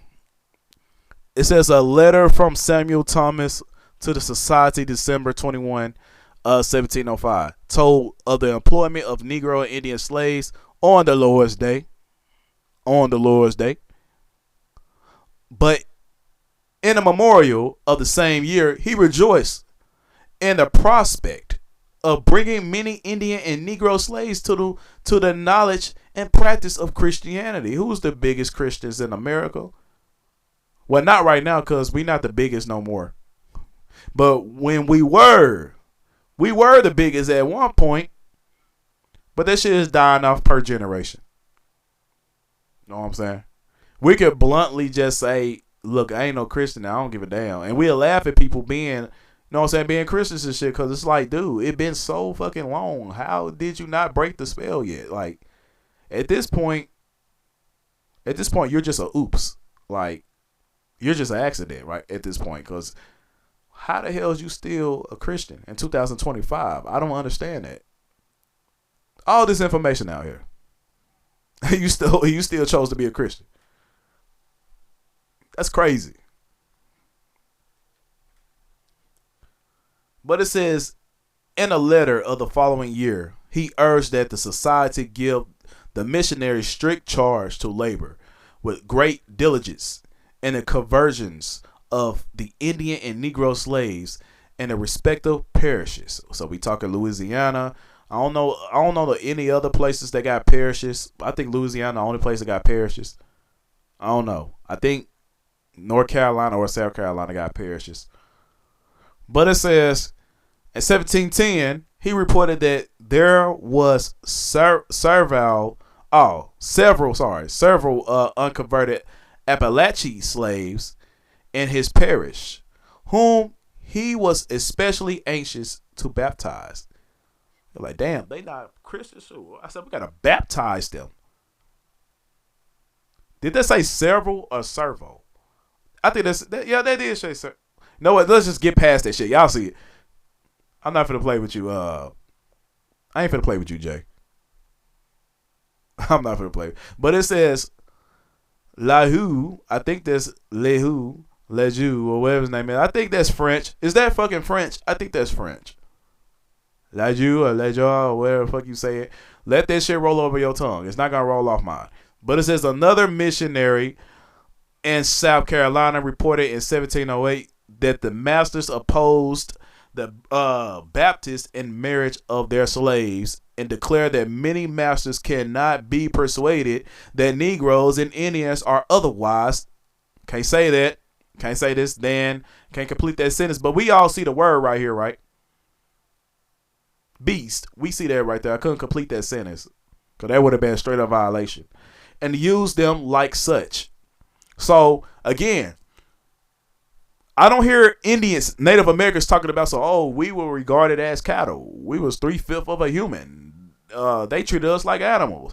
I don't see Native Americans talking about that. Y'all only bring this topic up when you talk about black people. But they said the Indians and black people was like this. So again, this is another reason that we cannot say that modern Native Americans are these Indians. We can't say that. Because y'all don't talk about this in typical conversations. But if you start talking about this after this live, then I know you've been watching my shit. Just like Choctaw. Choctaw be going back teaching his own people the shit we taught. And that Joya guy. He be going back teaching the shit that we already taught and try to apply it to his own people. So they be watching.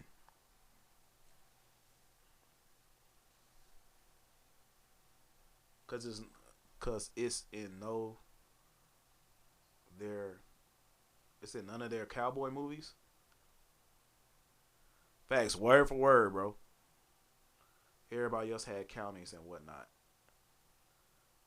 Jesus wasn't even a Christian. He sure wasn't. I thought they said Jesus was a Muslim. Did they say Jesus was a Muslim? They said dude was a Muslim. I heard. No, I think Jesus was an Egyptian. Did he go out there to the goddamn Egypt and practice mysticism? What they call it, mysticism?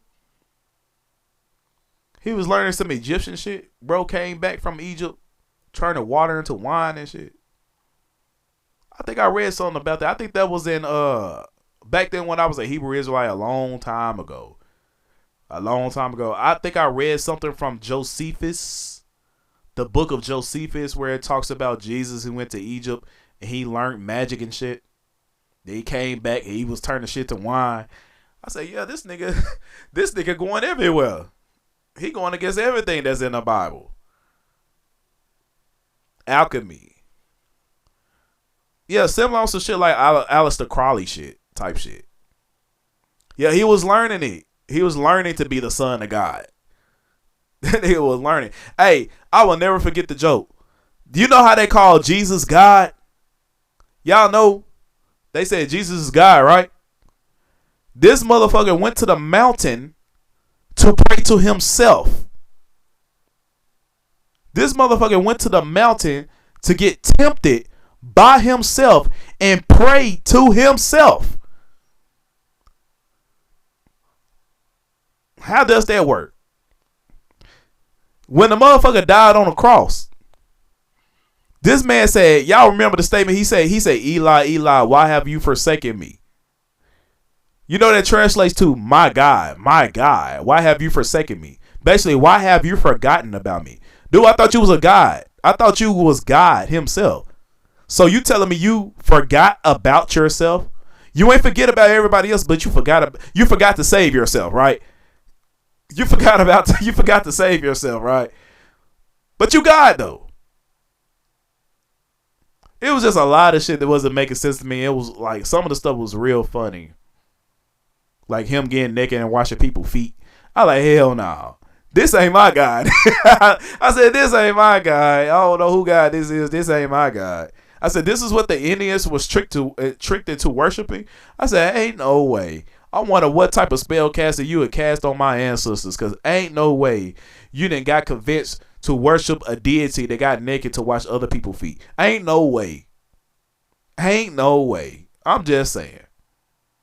That ain't my God. Now, I know some people could take that like, oh, he was praying to his higher self, his higher conscience. Okay, but you still gotta explain to me how the fuck he forgot about himself on the cross. How he forgot to save himself. But I'm done bashing it. I'm done bashing it. I'm just saying the religion, that shit is crazy work. Oh, that's all I'm saying. That shit is real crazy work. If you still a Christian right now after the shit I just said, it's real crazy work. That's all I'm saying. But this is what happened to our ancestors. They was convinced into this shit. They said, if you deny me, I'm gonna deny you from the Father. We found out that the Father was really the Pope. I said, yo, what the fuck? He the only person that he's addressed as the Father in real time. I'm like, how is people missing this? They call themselves spiritually intelligent, but it showed me that you're not spiritually intelligent. I'm just saying. That's all I'm saying. All right, Gigi, they said the Torah or the Bible. But I'm not bashing. I'm just bashing the typical things. Like, if that's your religion, you still believe in it. If that's the thing that can help you be a productive person in life, then hey, that's you. But just don't think any of that is Indian culture. Don't think that was your original deity. Because, again, you're worshiping something that's not of your people. That's all I'm saying. But it says, in the same year, he reported many Indian and Negro slaves instructed in prohibition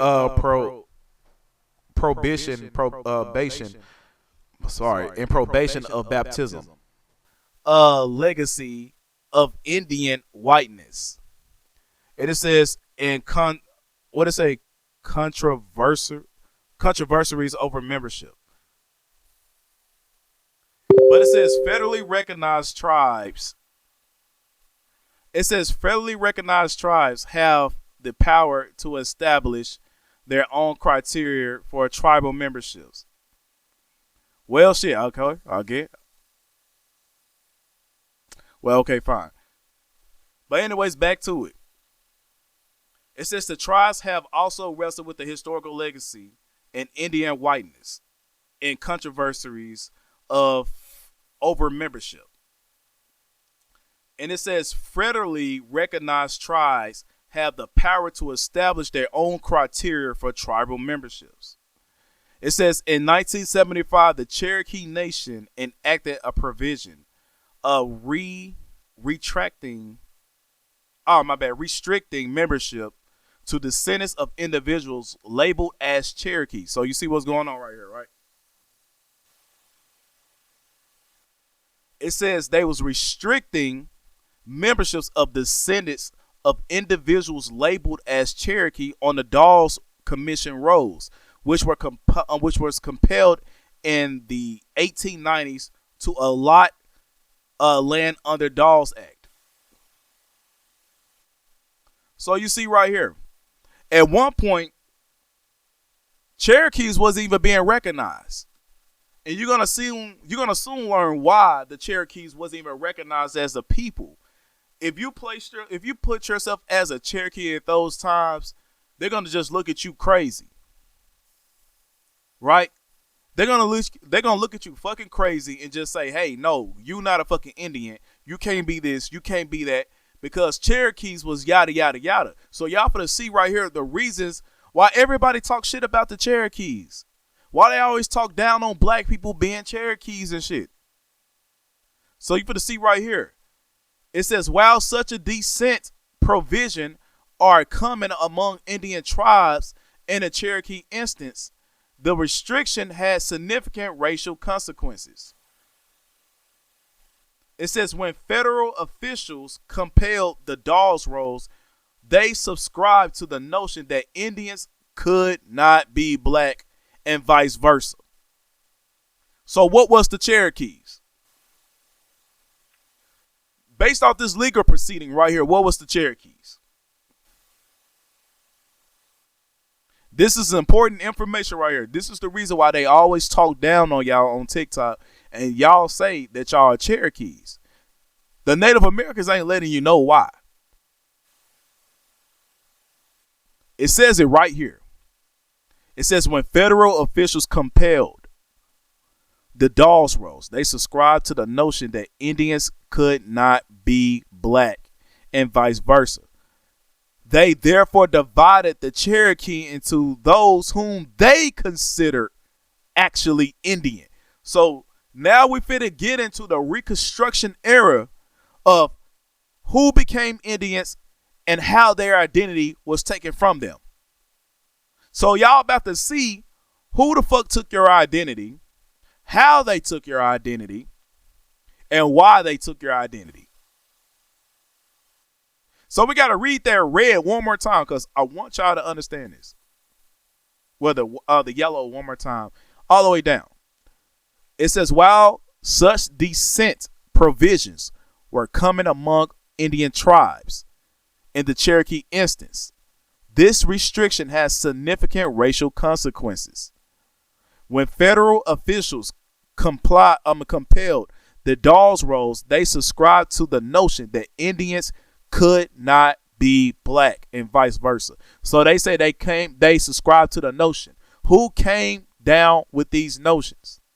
Who came up with these notions? Who created a theory that said Indians cannot be black? Who came up with it? Do y'all know? Do y'all know, chat? We talking as early as the 1890s, even though this theory came up before the 1890s. So do y'all know who came up with this theory that said Indians cannot be black?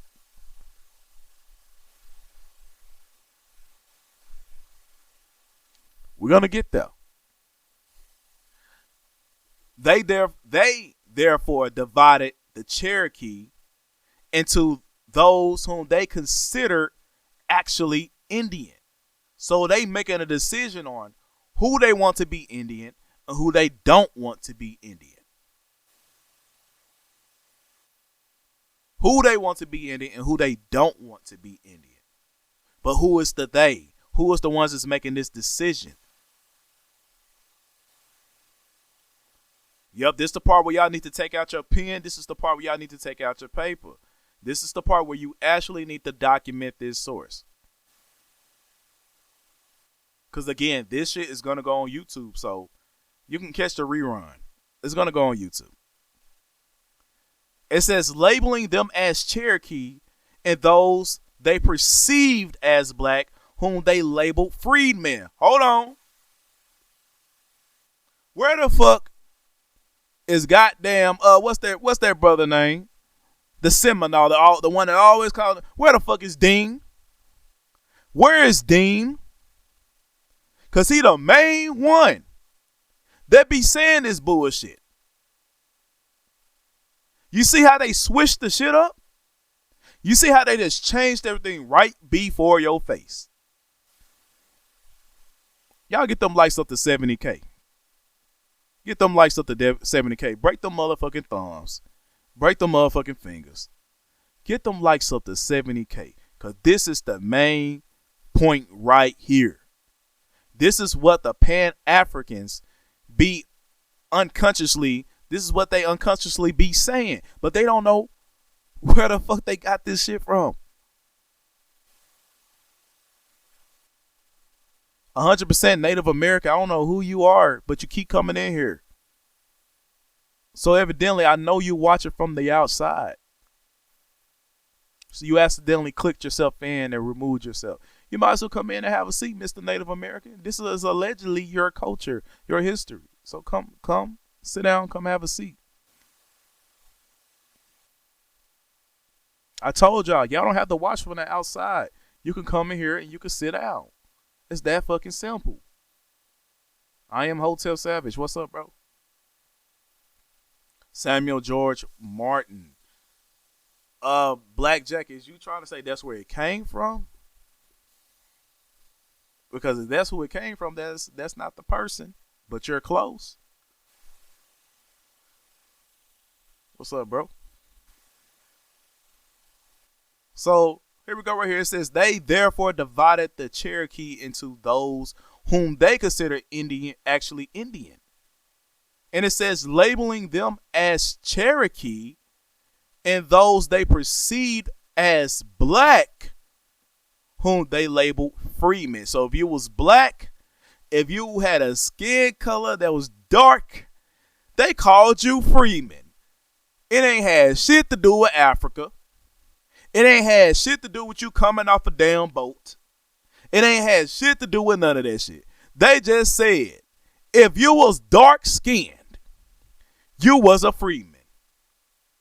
Completely ignoring your origins, your culture, your language, who you are, who you say who you are. They just literally said, you're a fucking freeman. Even though all the Indians were technically freedmen. Even though every single Indian were technically freedmen. But they said, no. If you got dark skin, you a freeman. Where the fuck is Dean?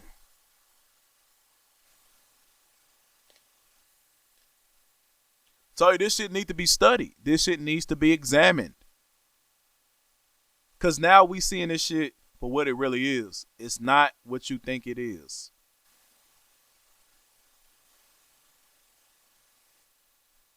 We almost at 70K, y'all. We almost at 70K. Come on, come on. Drink some of a little bit of this water. Let's go. It says many of the freemen had been slaves of the Cherokee and possessed significant amounts of Cherokee blood. But they were regarded as ineligible for Cherokee identity because of their racial identity. What's Cherokee blood? What's Cherokee blood? Many of the slaves, the Indians were slaves. Now they trying to make it seem like the slaves was just one group of people of a dark skin. They changed it from multi-demographics of people to, oh, you was dark skinned, so you was a slave. So you was the slave. That's what they changed it to. And they use your skin color as blood. So in this perspective, guess what the Cherokees turned to? They was originally black. Now the Cherokees became what?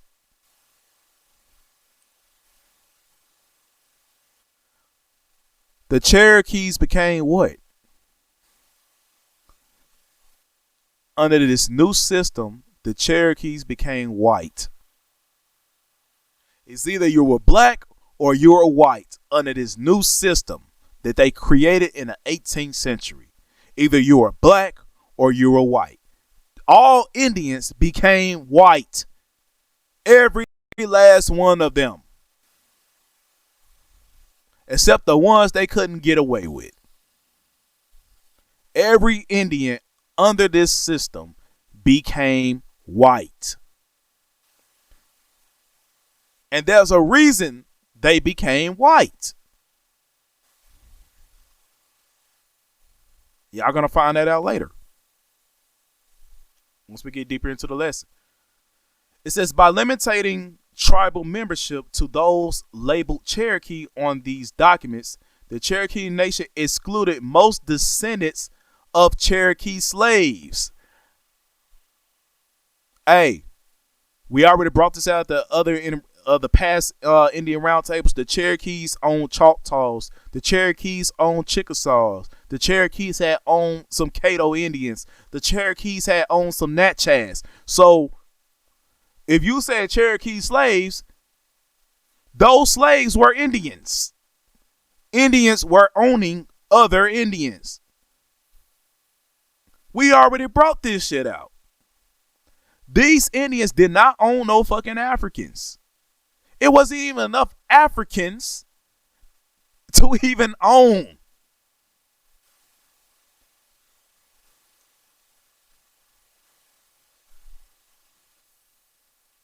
Facts, POWs too.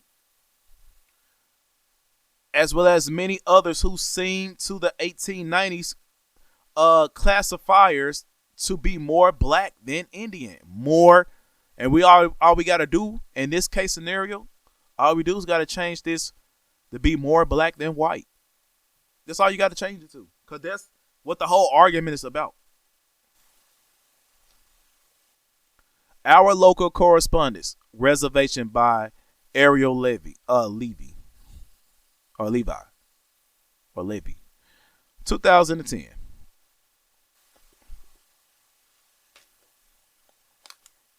We getting there. We get it now. We almost at 70K. We get in there.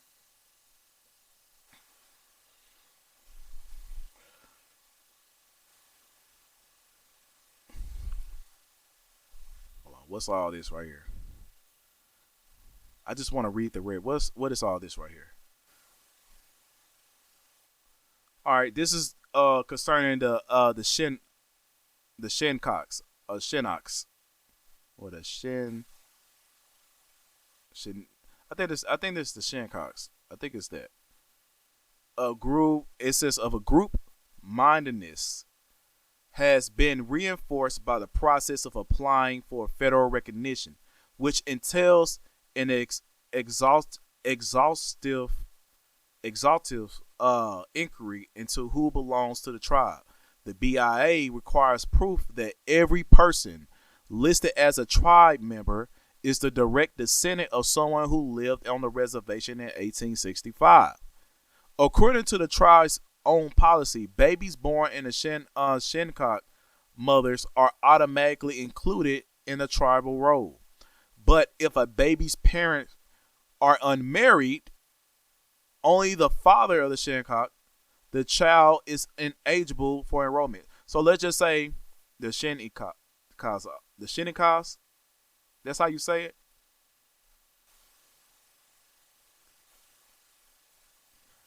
Oh well, but y'all see right. The Shinnecocks. Okay, I guess I say it like that. Shinnecocks. All right, so basically, let's just say the woman was a Shinnecock, right? But if the two is not married, then the father will only be listed. So this thus removing the woman from being a tribal member or being an Indian. So you see what the fuck they was doing, right? You see what they was doing. The echo is back.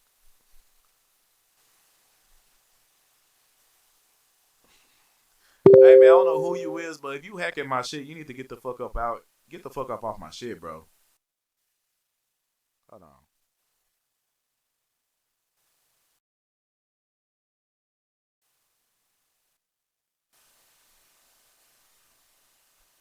Is it still echoing bad?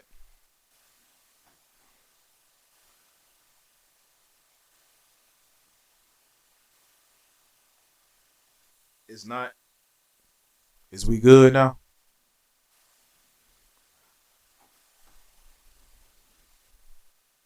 Yeah, it gotta be somebody hacking my shit. Cause after I make that statement, the motherfucking shit had stopped. So I wonder who it is. I hope it ain't motherfucking one of the motherfucking folks over there. You know who I'm talking about? The one that's used to hacking people's shit. I hope it ain't his ass. But other than that, they knew the women created many American copper color Indians. Yep. No, it couldn't be '05. '05, he's stupid. He don't know how to hack shit. That dude is fucking stupid. I mean, for Christ's sake, the motherfucker's a barber. He is stupid. So, just saying. Yeah, it might be. I don't know. And then on top of that, my fucking AI, Gemini, had fucking activated itself so many damn times. Well, I was trying to fix this shit, so the shit was very suspect. But it says if the baby's parents are, I already read that. But it says there's a saying Fred Bless told me, mama's baby, papa's maybe. So that's an Indian saying, mama's babies, papa's maybe. The question of legitimacy has been particularly vexed because most members of the tribe do not look the way American Indians are expected to look. What is the expected look of an American Indian? That's what the whole federal recognition process has been about. Roberta O. Hunter, a Shinnecock, I hope I said it right, lawyer told me, Are you who you say you are? Are you really authentic? Hunter Major, an anthropology at Benetton, and he said that in the 20s, scholars got interested in the red man and the vanishing race, and everybody raced out west. The academics she suggested were in a pursuit of motion picture Indians. And that is the fake Indians. We already broke this shit out. We already proved this shit wrong. When they say motion picture Indians, let me show you a little something real quick. So we got to go back to the folder. Debate. For debate. They say motion picture Indians. Motion picture Indians is fake ass Indians.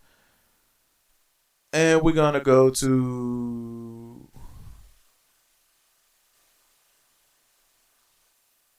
shit, come on now. Go back. Mongol Americans right here. Where it says it at? Because I got to hurry up and get off this. No, it's not that right there. It's not that one. Oh, here it is right here. Reservation. Previous nationality, if any. And it says profession or occupation, an actor. They were actors. Motherfucking actors. Boom, boom, boom, boom, boom. American Indian, born 1853, Wyoming, USA. What his profession? He was an actor. Motherfucking actors. Go back to this. What did he say? The academics she suggested were in pursuit of motion picture Indians. Fake ass Indians. The real pretendians. But they on here calling us pretendians, right? They calling us pretendians, right? Yep, ain't like all them MFers went to acting school. Again, yeah, they went to school to learn how to be an Indian. B for All brought that shit out right there. Did not B for All said they went to school to learn how to be an Indian, to learn how to till the ground, but you was a slave. Did we not just brought out that the Indians was in the field picking cotton, growing corn, all this shit, right? Why did you have to go to school to learn how to do all this shit when you allegedly was the slave in the field with the Negro? For you to go to school to learn how to do all that shows me that you was not the American Indian during that time. Yep, Indian training schools. Literally. Those stereotypes of who's an Indian and who isn't an Indian, those were based on all those groups west of the Mississippi. What groups was west of the Mississippi? And look, we dealing with the same shit. Those, they was fighting this shit back in.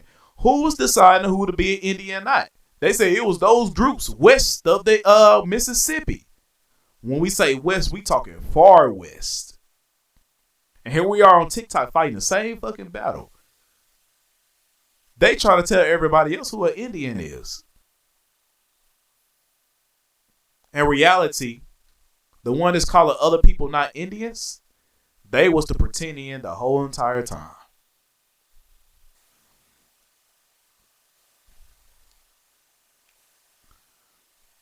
We're gonna jump on down right here to the red. It says you had people who were older that were just like, be quiet. Don't make any waves, Hunter told me. There was a voice that said, if you step up, you're going to get knocked down because you know they just think we're a bunch of. He basically telling them, be quiet, bro.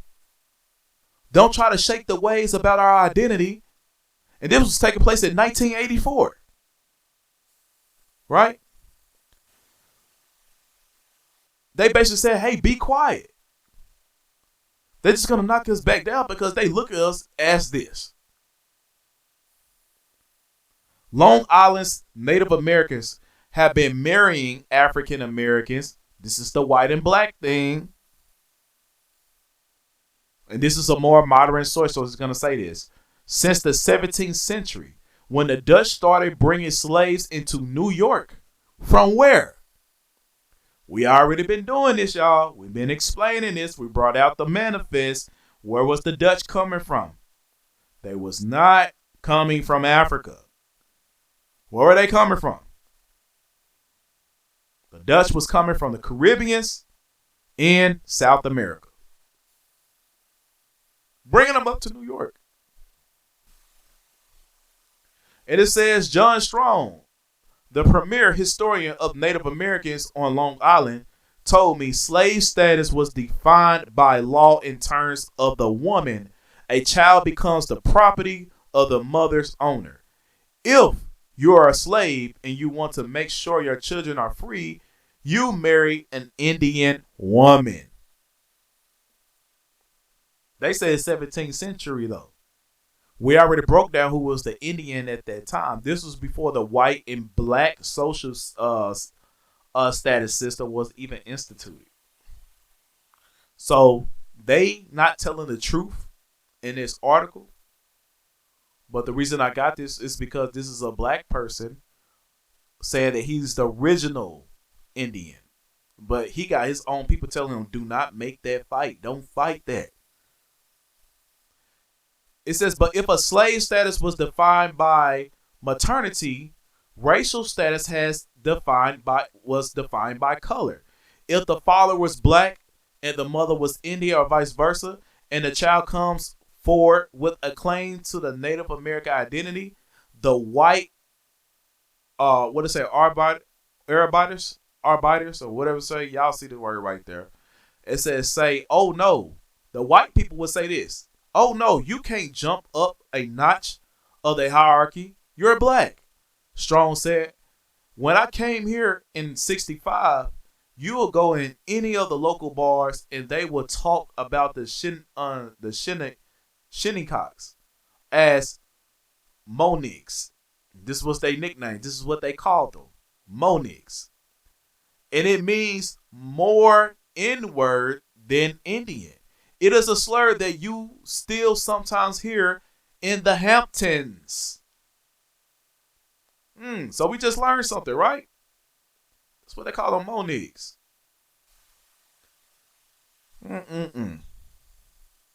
But again, this is happening later on. This is the white and black social status before they already consider them as full-blood Indians.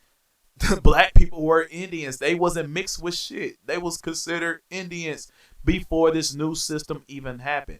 Now, you got who was saying who was an Indian, who was not. They say, oh, you're a black person. You can't jump the hierarchy. You're a black person. You can't jump the hierarchy. You see what's going on? This is the same bullshit we facing on TikTok right now.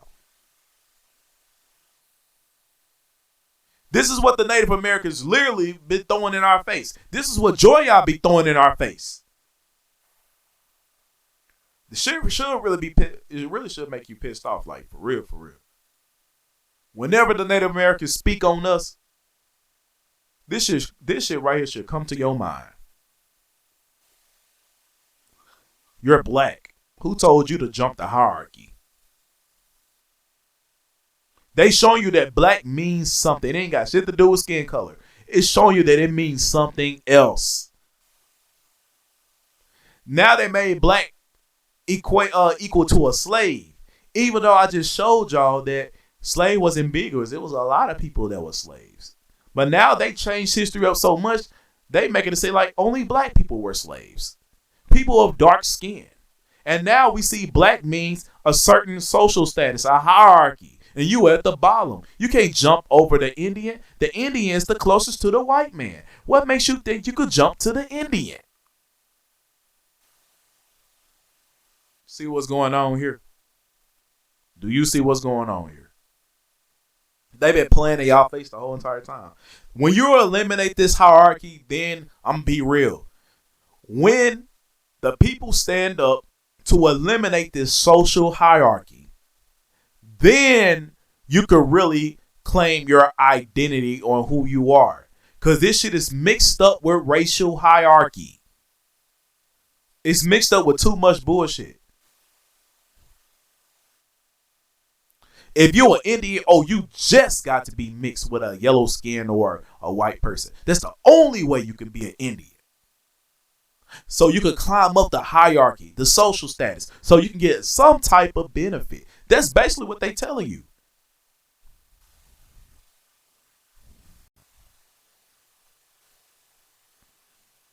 Basically what they telling you. It's a double meaning. The tribes is indigenous to the spot. Since there is no evidence to suggest a large-scale migration onto or off Long Island, historians believe that the native people that Europeans encountered when they arrived in the 1600s were the direct descendants of the Aboriginal inhabitants of the land 10,000 years ago. It goes back even further than that. It says in the mid-17th century, though, the Shinnecock population dwindled. When new diseases came ashore with the colonists, it became necessary to intermarry. Do y'all see what's happening here? It became necessary to intermarry with the Shinnecock and often marry African Americans. Come on, bro. They were already black people. Today, most Shinnecock look black but feel Indian. And an identity quite distinct from both the Chris Yankee, what's it say, austerity, I can't even say that word. If it's a new word, for some reason I can't pronounce that shit. Of old Southampton and the flamboyance of its more recent summer immigrants. The reservation is an insular place and nearly everyone there is related. If a member of the tribe was in the hospital, Margaret Smith, a tribal attorney, told me 200 of us might show up and claim we are immediate family. So they showing you how related these people is, how unmixed these people is. If they say that these people are a black people and have always been a black people, then they're black.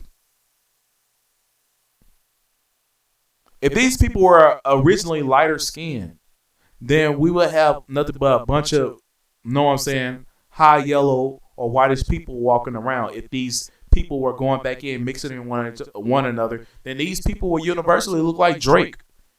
Literally. They would look like fucking Earth Speaks. Literally. But they not. So they playing with y'all in y'all faces. So when they come across a yellow skinned, hot, whitish looking person of that tribe, they would say, okay, you're an Indian. But when they come across a black one, they be like, oh no, you're not. Because it's a hierarchy. It's a social status. Noting the anxiety by being perceived as insufficiently Indian was one of the reasons that it took the Shinnecox so long to gain federal recognition, and recounting that the Shinnecox, viewed primarily as black, are still sometimes referred to locally as Moniques, meaning more inward than Indian. Right here it says the Cherokee slaves, as well as many others seen to the 1890s, classified to be more black than Indian. What did that say? Continuing from the last thing we left off from over here. What did it say? We saying it again. This is the reason why they didn't want to consider the Cherokees, because the Cherokees was going through the same thing. It says the Cherokee slaves, as well as many others who seem to the 1890s classifiers to be more black than Indian.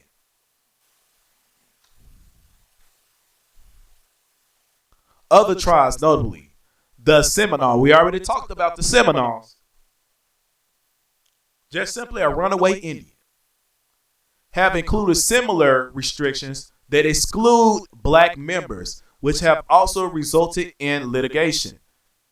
Such conflicts are the product of history, and it says in a double sense. Now you for to learn. Now y'all for to learn. Literally, y'all about to learn where the hell this white, black, and how did the Indians became white mumbo jumbo shit came from. Now y'all for to see why Native Americans have no problem calling a Mexican a Native American. They have no problem saying that a European person that looks European is an Indian. You finna see why. And it all comes from this one person that came up with this elaborate scheme.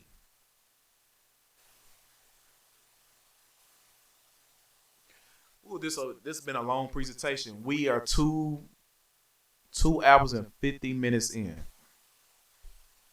If you still here, put a 1 in the chat. If your mind's still present, put a 1 in the chat.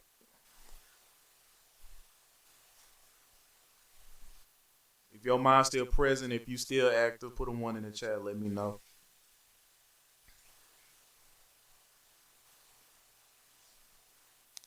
So we here, all right? So you for to learn why the Indians became white or yellow, how you would say. All right, we at 76K. We almost at 100K. Know what I'm saying? Let's go. Let's do it. This is the main part, or the Indian Roundtable. This is the main meat. It took a while getting here, but we here now. Most obviously, at the top it says making Indians white. This is where the documentation come from. We're on page 1525. Most obviously, they stem from the Dawes Rose assumption, grounded in the racial ideology of Huggins. What is it called? Huggins. That's his name, Huggins. This is the person right here. We're going to get his first name, but this is where that ideology come from, Huggins. He's a German, by the way. All this racial ideology of the Indians being white or a lighter skin complexion, this hierarchy came from the racial ideology of Huggins. Now, if there's Pan-Africans here, and after I present this shit, and you still proceed to say black people can't be Indians, then I'm going to be real. I'm going to excommunicate all you motherfuckers, because you're the main problem now. You're a big problem. All right. It says the racial ideology of Huggins. The Indians and Africans are distinct races with different essence. You see what he said? This right here is the ideology. The Indians and Africans are distinct races, and all we got to do is replace this word African, because in the original document he did not say African. This is an abstract on the narration of Huygens from a court case. But he did not say Africans. He said black, or he'll say Negro. He said, but this is his thing. He said the blacks and the Indians are two different people. But it says, but the restriction also suggests the adoption of a version of this ideology by natives themselves. So the natives themselves picked up this same ideology. Blacks are different from Indians. They picked up the same bullshit. Even though we went through all of the primaries, y'all, I showed you that there was no distinction between an American Indian and a Negro. But Huygens is making this racist ideology. And watch how the United States uplift this same ideology. And watch how the Native Americans take this same ideology into their shit. All to suppress our identity. It says, although proponents of the membership restrictions have insisted that they seek only to preserve tribal rights to self-government, there's significant evidence that racial animus was at least a partial motive for the restriction. Again, they uplifted this thing for the rights of self-government. That's the reason Native Americans picked that shit up, because they wanted to have tribal rights to self-government. That's the reason. So if they didn't pick this shit up, they was going to have no rights to basically regulate themselves. It says such hostility should be viewed in its historical context from Robin onward. What few privileges natives could secure: freedom from slavery, ability to vote, or the right to self-government. It says came by distancing themselves from African Americans and Anglo Americans' conceptions. Even though we might as well take this out the equation, because they start intermingling with these people. But here you go. They said they distanced themselves from African Americans. We know the real story. We know what's going on. That's the only way that the Native Americans could have any rights. They had to distance themselves from us. Why? Just think about it. Why did Native Americans had to distance themselves from Negroes? I'm tapping into shit that their chiefs know. I don't even think their children. I don't even think the children of the chiefs know this shit. In order for them to get freedom from slavery, ability to vote, and have the right to government, is to distance themselves from Negroes. Yeah, they had a role to play, bro.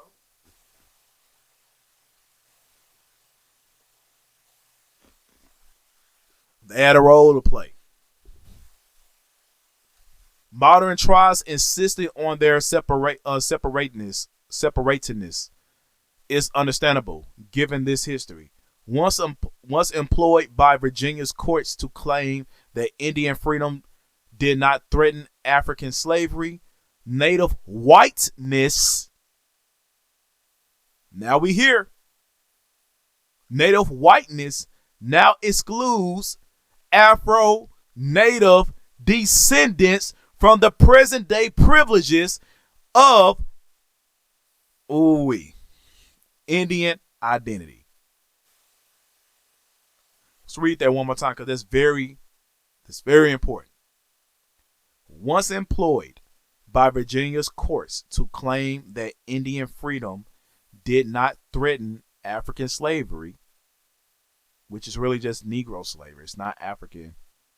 It says native whiteness. Native whiteness now excludes Afro-Native descendants from present-day privileges of Indian identity.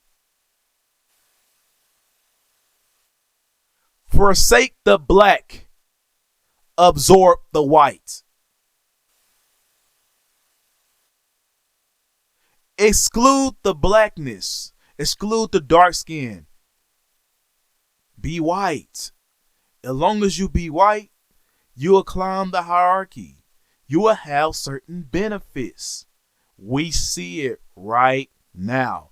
All those times where we question Native Americans, hey, why don't y'all go against white people when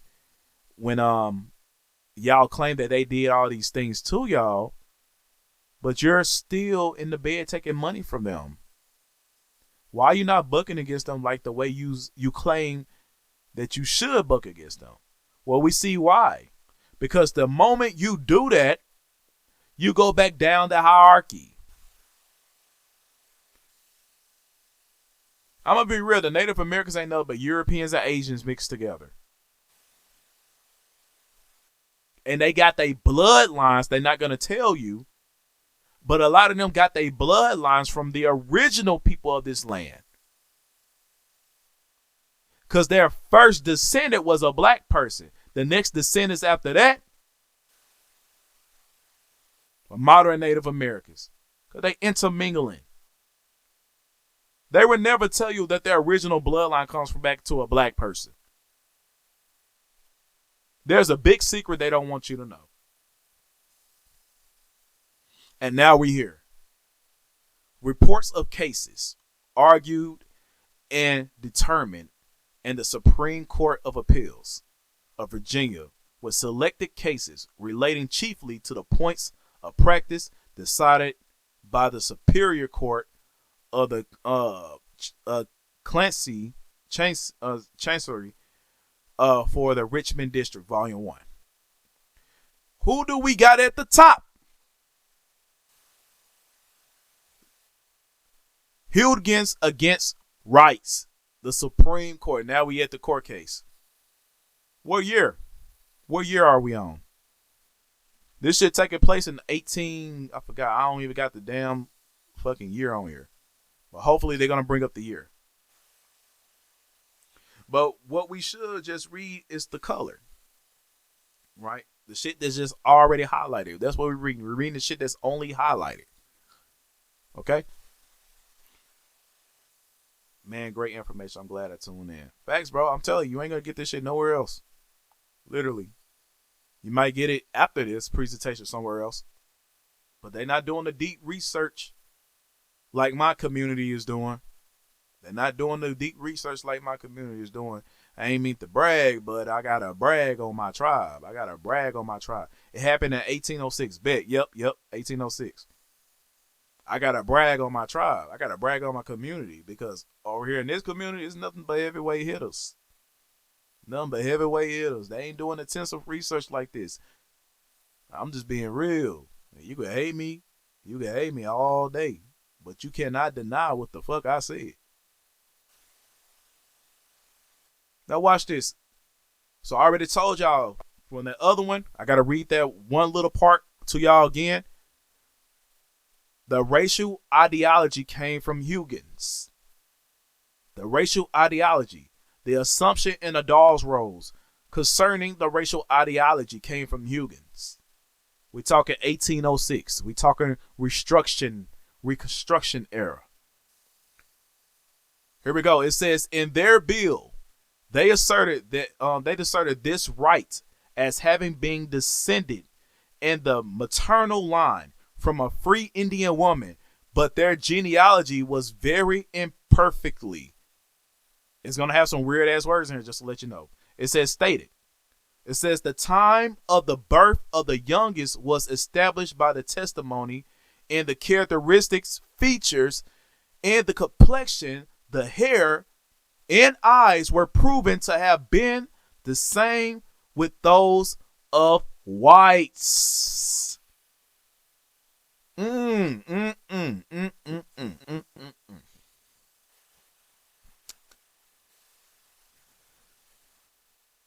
could read one sentence above because this really just talking about the courts, the concerning the courts. It says the appellant being about to send them out of the state, a writ of ne exit was obtained from the chancellor on the ground that they were entitled to freedom. So they talking about freedom and shit in here. So you see how Huygens described what the Indians, what the Indians, based on racial ideology. He said the characteristics, the complexion, the hair, and all this is same to those of white. So what is he calling the Indians? What is Huygens bringing to the Supreme Court? He's literally saying that the Indians look like white people. They got the same complexion. They got the same characteristics. He brought this shit to the Supreme Court. So since you understand that he brought this shit to the Supreme Court and they uphold what the fuck he said, why you think the BIA moved the way they do? Why they always go off lookership? Why you think the Native Americans always go off lookership? It's because of this man right here. Because he stated in a Supreme Court case, he said that the Indian look like white people. Now you see why they never buck against white people. It's because he said in a Supreme Court case that the Indians look like white people. Oh, now it want to echo. It want to echo. Let me. Okay, let me.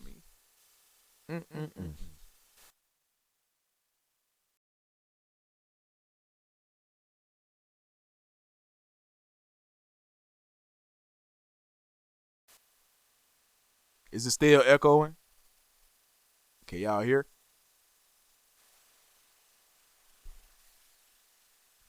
No, we still got an echo. I'm good. Okay, cool.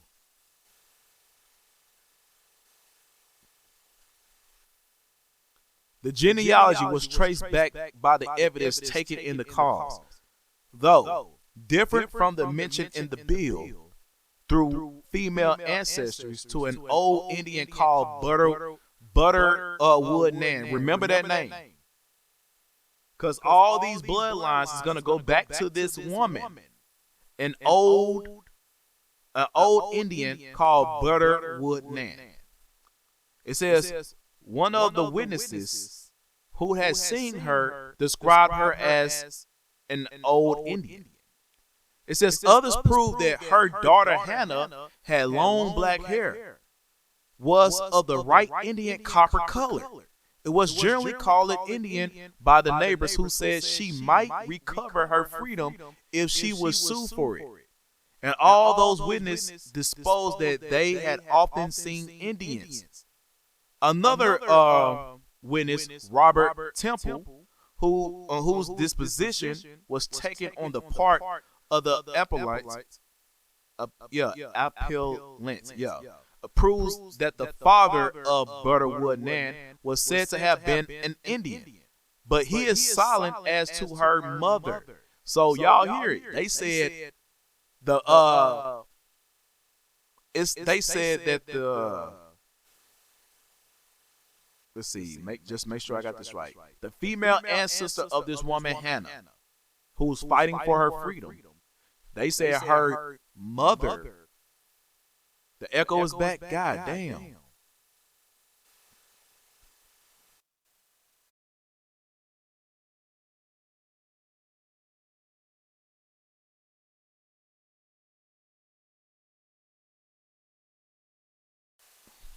So we good now?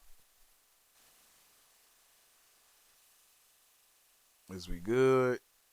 Is the echo still here?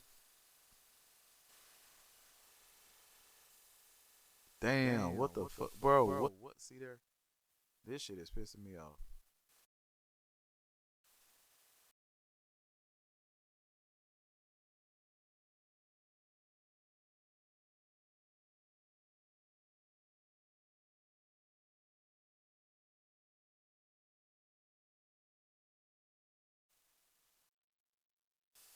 Okay, what about now?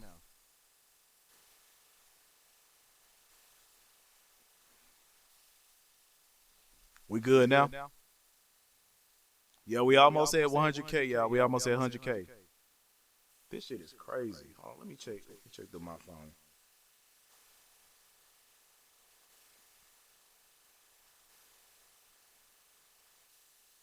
I don't know why the fuck they keep fucking with my shit.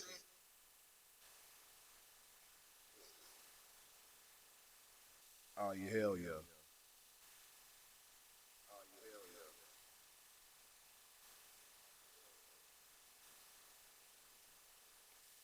why the fuck is doing that? Hold on.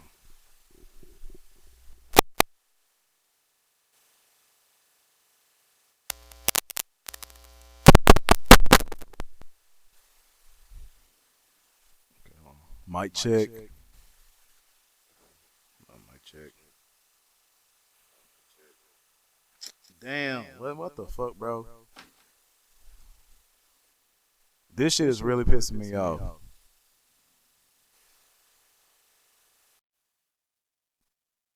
I don't know why the fuck is doing this.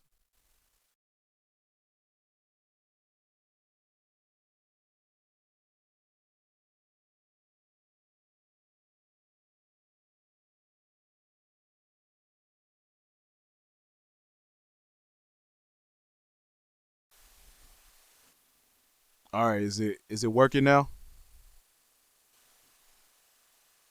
Is it good?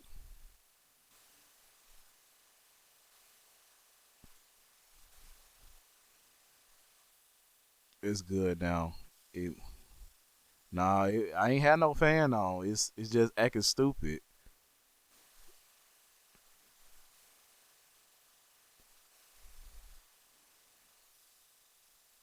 All right, here we go. Here we go. So, like I said, they said that the mother was an old Indian. They said that the father is the Indian too, but they became quiet about it, and they said this girl could probably fight for her freedom.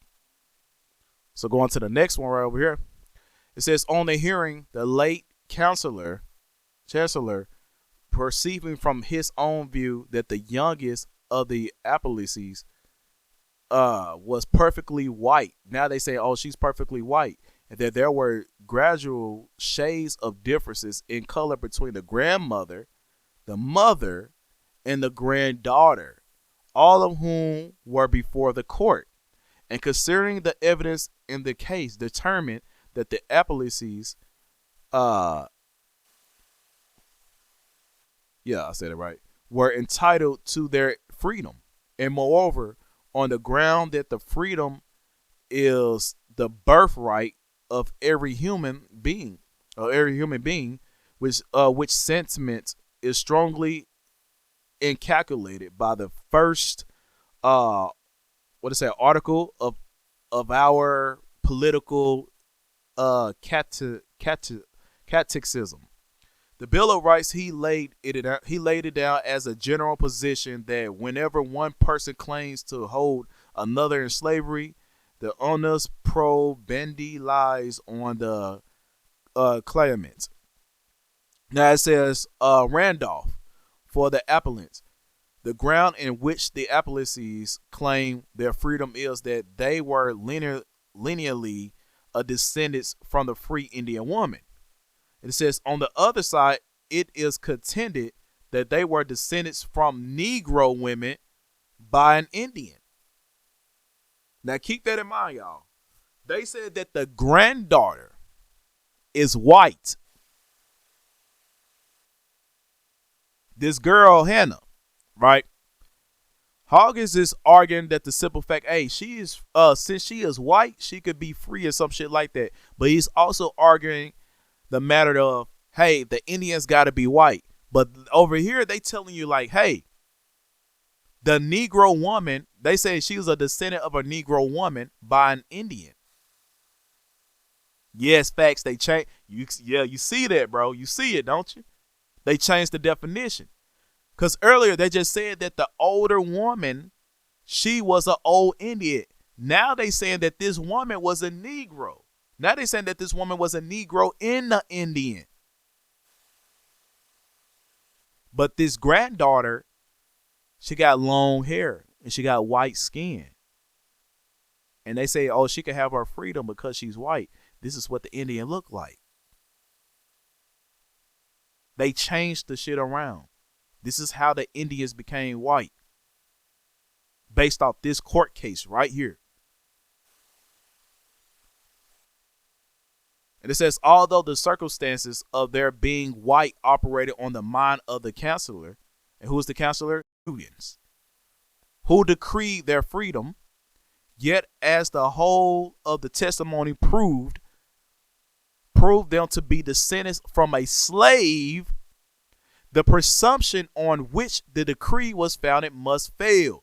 Not only the grandmother, she was an old Indian woman, but also she was a Negro that was a slave. You see that right there? So all the other primary documents that I brought out showing that the Indians were slaves, the shit that they're going through right there. Now Huggins is arguing the matter that this girl right here, they said that this girl, she's white, but she's descendants of Negroes. They switched the whole shit up. So they're acknowledging that the Indians were Negroes, but they won't give this girl her freedom. They trying to get this girl her freedom based off her skin complexion, not because she was an Indian. But this whole court case literally just changed the identity of what an Indian was. That's all it really did. It says whether they were white or not cannot appear to this court from the record. They have asserted that their rights to freedom on very different grounds and have not in their evidence made out the genealogy stated in the bill. If they could derive their descent from Indians in the maternal line, again, that's what we was talking about, still it will be found that the evidence that their female ancestor was brought into this country between the years 1679 and 1705. Brought into where? What country?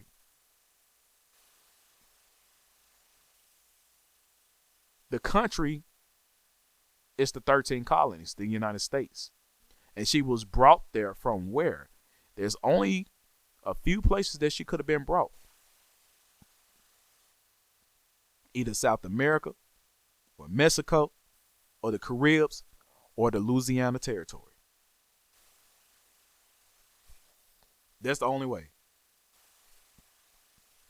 And it says that under the laws then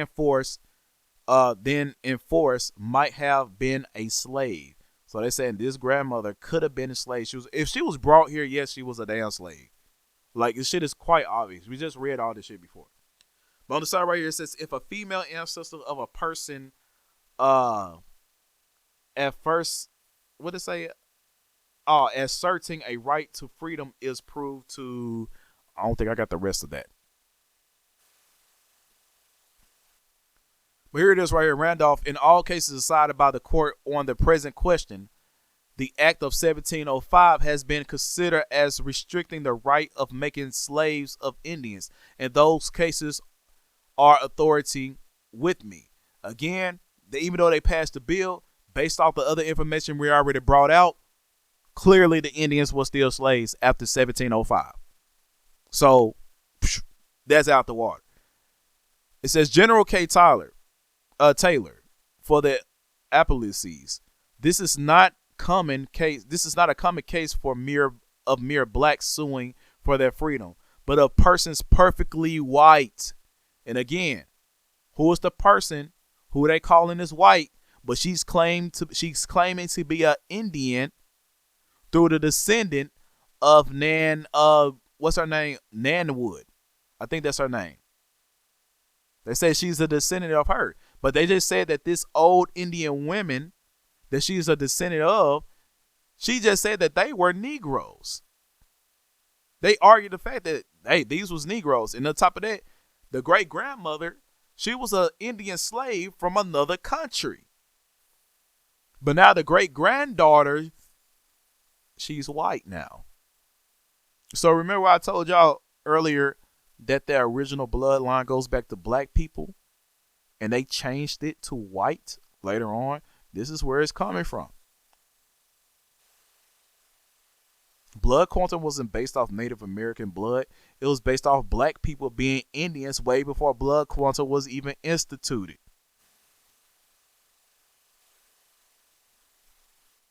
The peculiar circumstances under which the bill was drawn, it says, will readily account for any occurrences, which may appear in stating the genealogy of the Appalachians. And it says, but would it have been prudent or even necessary to delay the cause by the amendment bill? He says same thing as now with how immigrants got citizenship under slave laws. Yep. He then took a circumstantial view of the evidence and inferred that it clearly proved that the Evelyses to have descended from an Indian stock. So now they're agreeing to say, okay, she descended from an Indian stock, even though they already agreed that the women were Negroes. And it says all the witnesses disposed to the fact that the female ancestor under whom they claim was of the right Indian copper color. They say, oh, she's not a right Indian copper color with long black hair, that she was called an Indian in her master's family. Hold on, go back up and just get a clear understanding. It says all the witnesses disposed to the fact that the female ancestor, we talk about the old Indian, under whom they claim was of the right Indian copper color. All right. So they already called the woman. Oh, you welcome, brother. They already called the woman a Negro. And now they associating this old woman to Indian copper color. So we got a legal court case of proving that Negro skin color is Indian copper color. And it says with long black hair, that she was called an Indian in her master's family and by the neighbors generally, who said she might get her freedom if she would sue for it. And many of them had often seen Indians. What more than strong characteristic features would be required to prove a person's white? Again, but this little girl right here that they talking about, hey, thank you for the gift. What is that? I ain't never star map of Polaris. I appreciate that gift. Thank you for the corn. Who's that? Son? Who was that? Son of the Whisper of Truth. Thank you for the gift, brother. Thank you for rolling that corn beef, raw. I appreciate that. So, y'all, we got the court case. We got the court case right here. What court case is that? Let me show you. Reports of cases. Just get the screenshot. Get the screenshot. Because I ain't going to read the whole thing. Get the screenshot. 3, 2, 1. Boom. You should have the screenshot by now. And this is the court case up here. Huygens against Rights. This is the person who said the Indians were white. This is the person that changed the identity of Indians from black to white. This is who it is, and he used this court case. This is what the Indian Bureau of Indian Affairs. This is where they got their ideology from, where they believe black people are not Indians. It came from this dude right here, because the granddaughter was white skin. So he said that she, know what I'm saying? He said she was an Indian. But even though in the same fucking court case, he admitted that that the mothers, evidently the mother had to be a mixed woman, but the great grandmother was of a Negro and she was the slave and she was the Indian that was brought here to another country. He openly admits that shit, but turns around to say the granddaughter is of white and she got long hair and all this other shit. So therefore, she deserved freedom, and she's an Indian. They changed the whole fucking shit around. Even on the same court case, they admitted that the black woman who she descended from was the full-blood Indian. This is what they ain't gonna fucking tell you. And they admitted in the same court case the Indian copper color is Negro. All you do is got to go back up and read. It's Negro color. Indian copper color is a Negro color. All you do is go back up there and read the description of what the great grandmother was described as. It says the ancestor under whom they claim was of the right Indian copper color with long black hair, that she was called an Indian of her master's family and by the neighbors generally, who said she might get her freedom. Nothing about having white skin. They talking about the motherfucking grandmother. But then down here they said, what more than strong characteristic features would be required to prove a person white?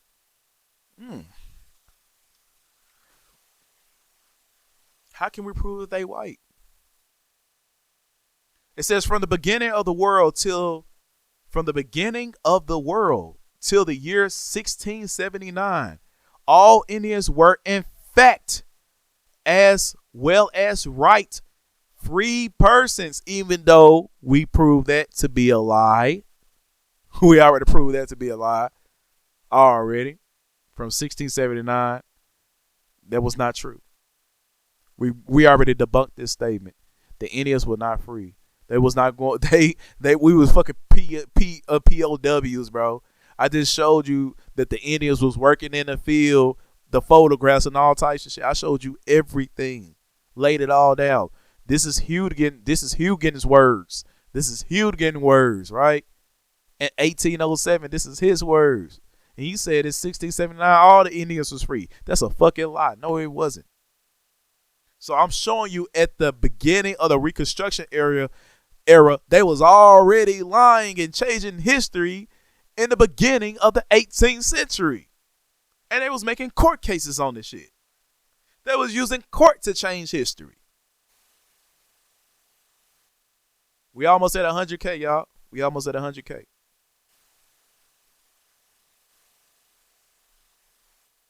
Yep, and they still use loopholes, bro. I don't understand it. How's people not understanding this shit? I know why, because they ain't stumbled across it yet, but we all been saying the same thing.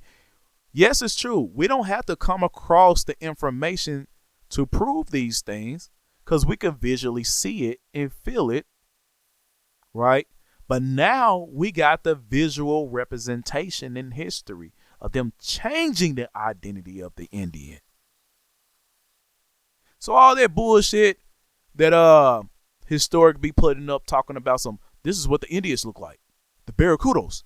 Blah, blah, blah, blah. That don't mean a motherfucking thing after what we just discovered.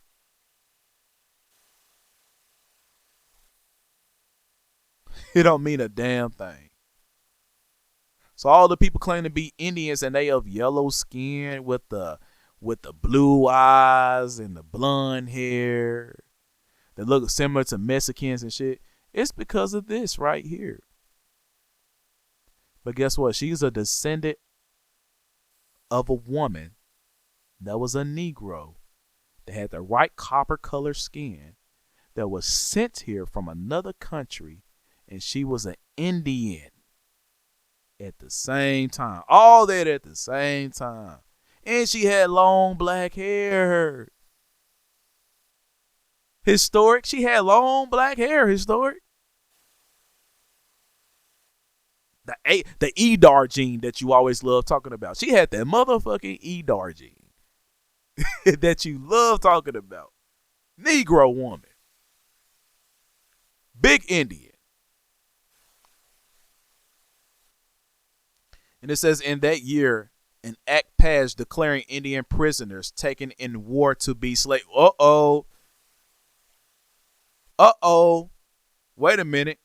So now we see the change. Wait, Huggins might not be lying. Maybe Indians were free. But I guess the Indians they didn't like the so-called colonizers in their land.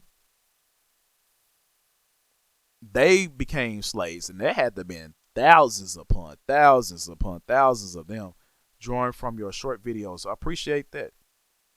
But it says, in that year, an act passed declaring Indian prisoners taken in war to be slaves. In 1682, another that Indians sold to us. Hoo-wee. Hold on, wait. We got to read this part right quick. There's a reason why I got it. It says a freedman Indian. I have to read this part right here because they say a free Indian. A free Indian. They were free Indians. Free persons, free Indians. There's a reason why I said what I had to say. Free Indian. So what is a free Indian? Again, where I told y'all about the AI sources. As long as you got the primary, AI sources is okay to use as commentary. Remember that. It says a freedman Indian refers to a person who was formerly enslaved by members of one of the 5 civilized tribes. Cherokee, Choctaw Creek in Seminole, and was emancipated after the Civil War, essentially becoming a freed man. So they took your Indian status away and just called you a fucking freed man with a connection to a specific Native American tribe. And it says, and they and their descendants are often referred to as freed men and are considered to have a distinct identity that blends African American and Native American heritage. You see what the fuck they're doing. Do y'all understand this? I just want to know. Put a one in the chat if you understand everything that I just talked about. I'm talking about from the court case all the way to this point. If you don't understand, let me know. I'll go back and redo the shit. We don't see no card that says Freedman Indian. I already showed you the court case and everything, right? I showed you what they considered the Cherokees too.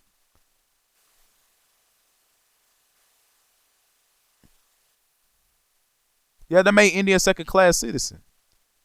But it seems that being a freedman is greater than being a Negro. So you got another status above being a Negro. So now you see why Dean is being a fucking hopping Bob, and he feel like he's better than you because he's a freedman. By the way, I heard that the tribal card fake. I heard he faked this tribal card. But yeah, I might pull up something just to show that, but I ain't trying to get my live banana and shit. But other than that, shoot, freedman Indian.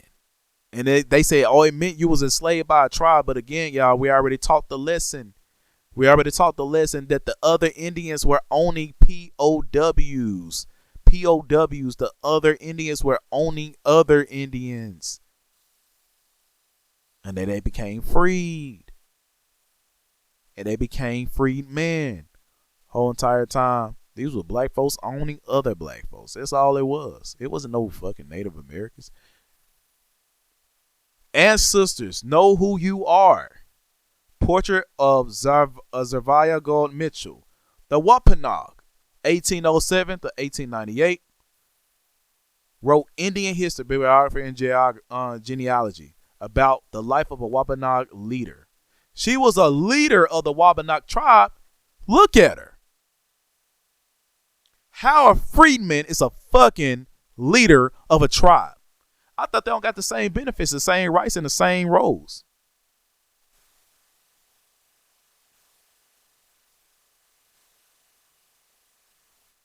Didn't Historic Foundation say we don't got nobody that's saying the same thing that we got? He said we cannot find the black people in history that's calling themselves Indians collectively in mass. Sir, we got it. We got it. How many people were called Indian freedmen? How many people were called freedmen? How many people got their identity taken from them because of Huggins? Bro, we got it, and this is one of the many. They can say African and all this bullshit all day, every day. It don't matter. Because y'all cannot prove that this person came from Africa. You don't got no work. You don't got no records. You don't got no manifest. You don't got no documents. You ain't got none of that to prove. None of these black people that's claiming to be Indians, you can't prove none of them came from Africa. You know you can't.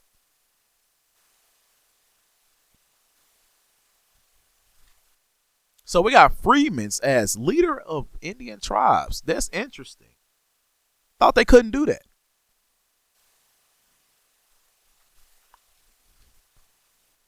All right, it says, we continue off. It says in 1682, another, at the bottom right there, it says another, that Indians sold to us by neighboring Indians. It said what? Who were the slaves, y'all? In that year, This is how we debunk shit. We almost at 100K, y'all. We almost at 100K. But this is how we debunk shit. I'm sorry I had to take up the whole round table tonight, Amaru. Don't be mad at me, but I had to take up the whole round table tonight. But it says, in that year, an act passed declaring Indian prisoners taken in war to be slaves. And it says right there, and it says in 1682, that Indians sold to us. The Indians sold to us. The Indians sold to us. They talk about the white people. Indians sold to us by neighboring Indians. I thought you said that the Indians own African Americans.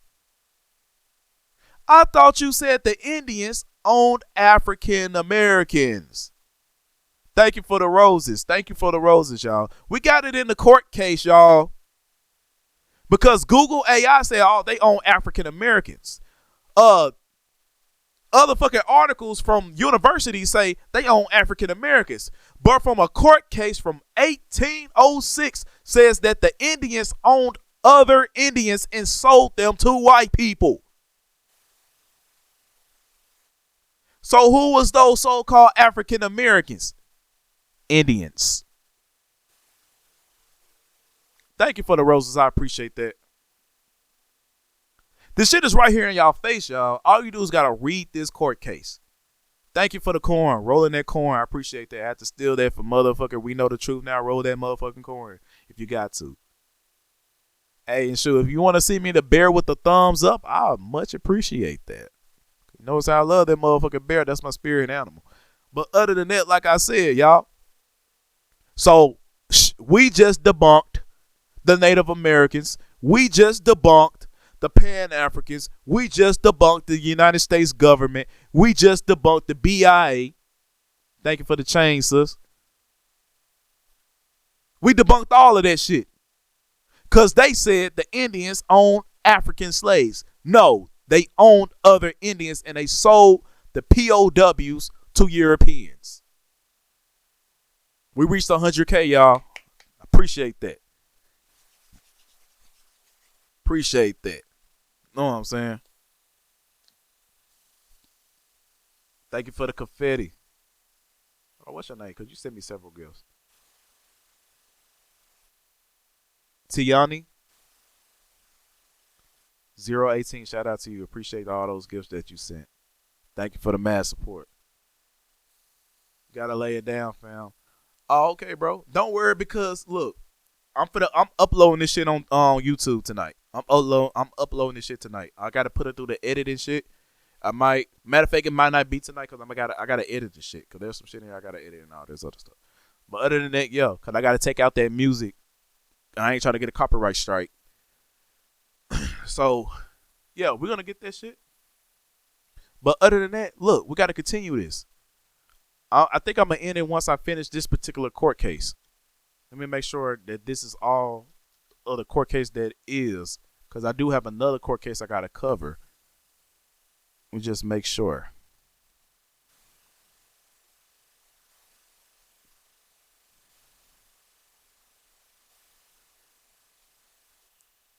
Let's see.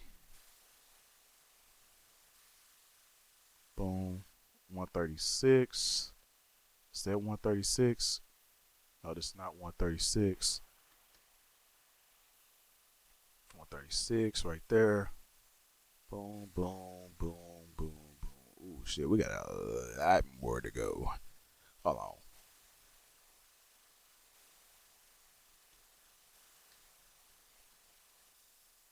Okay, we're gonna stop right here. This is where we're gonna stop it.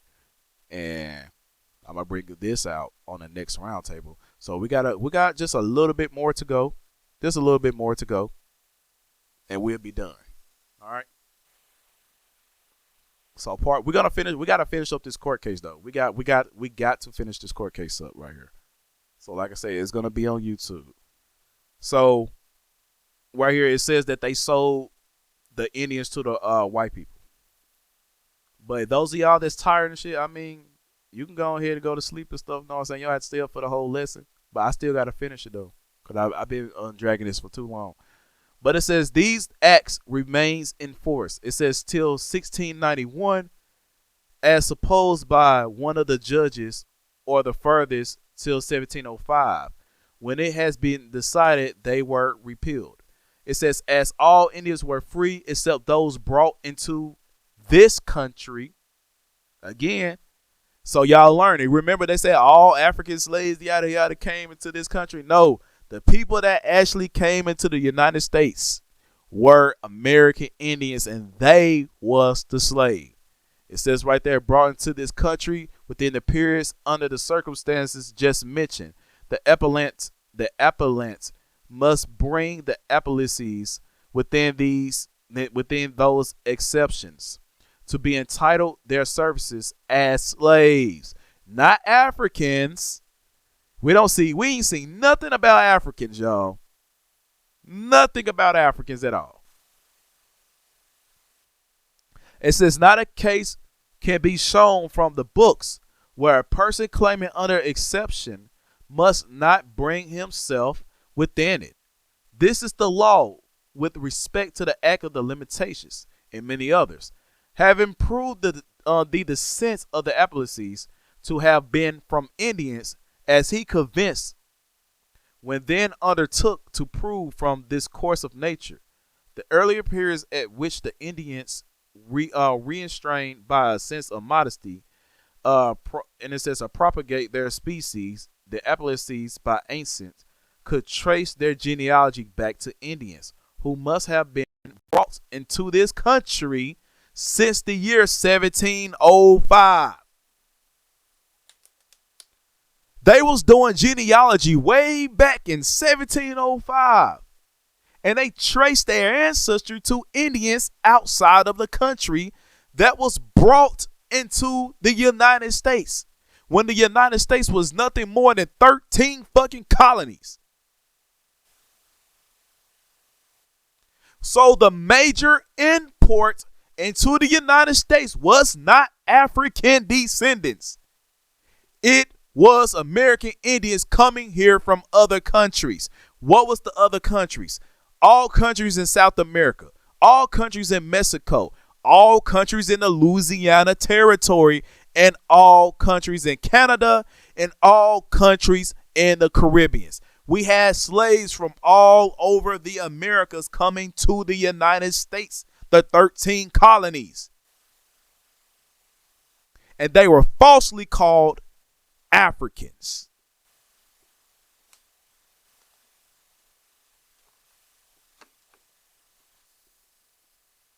That's why this court case is so important. Because they telling you who the fuck was coming here.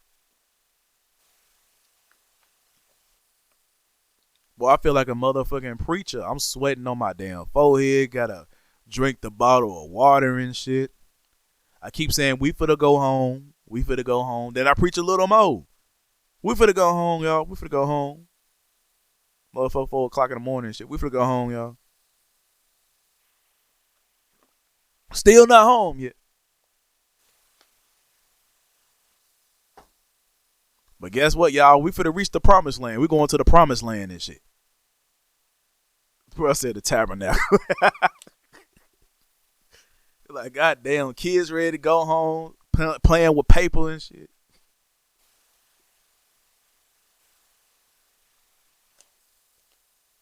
Like, damn, hurry up, Pastor Chief. Hurry up, Pastor Chief. Shit. I'm sorry, man. We gotta finish the court case. Get your peppermints together. Sister C3 that fell down in the pulpit. Beef were all over there, caught the Holy Ghost and shit. Naturalista then left. She went to fucking Popeye. She coming right back. Amaru fell asleep with the Bible in his damn hand and shit. Making it seem like he reading. He looking down at the Bible, but the nigga sleep. I see y'all.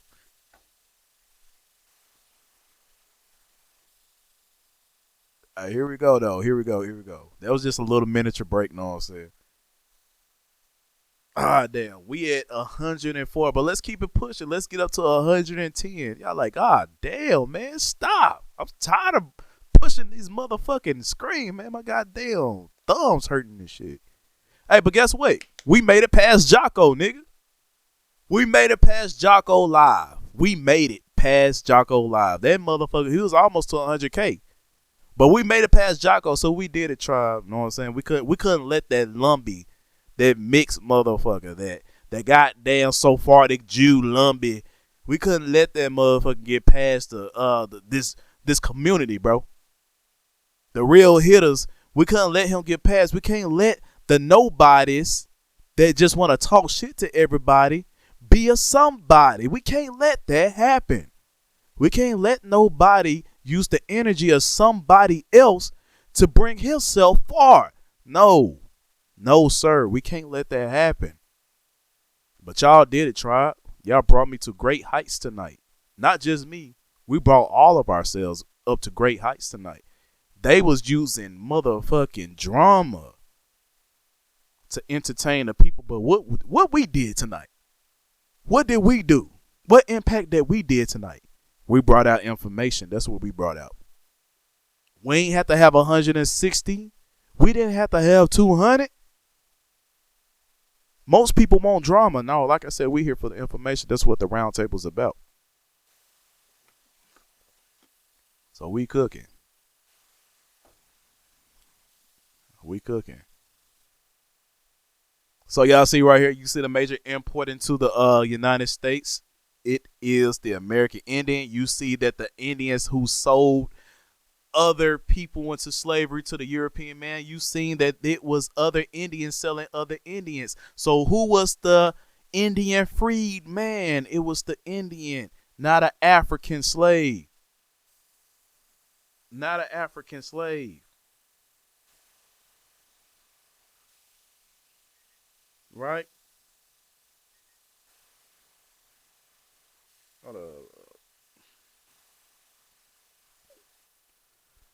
Let's go. Damn, let me go to the next. I knew it was going to do that shit. Boom, I could do it like that. Here we go. What then is the evidence in this case? The unequivocal. I never heard that word before. Unequivocal. Unquakeable or some bullshit like that. I probably said it right then and there. I never seen that word before. Next this shit off. Proof adduced perhaps by the defendant that the plaintiffs are in the maternal line, descendants from the Butterwood Nan, an old woman. So again, that's the woman that was the original American Indian that was brought into this country, who was called a Negro.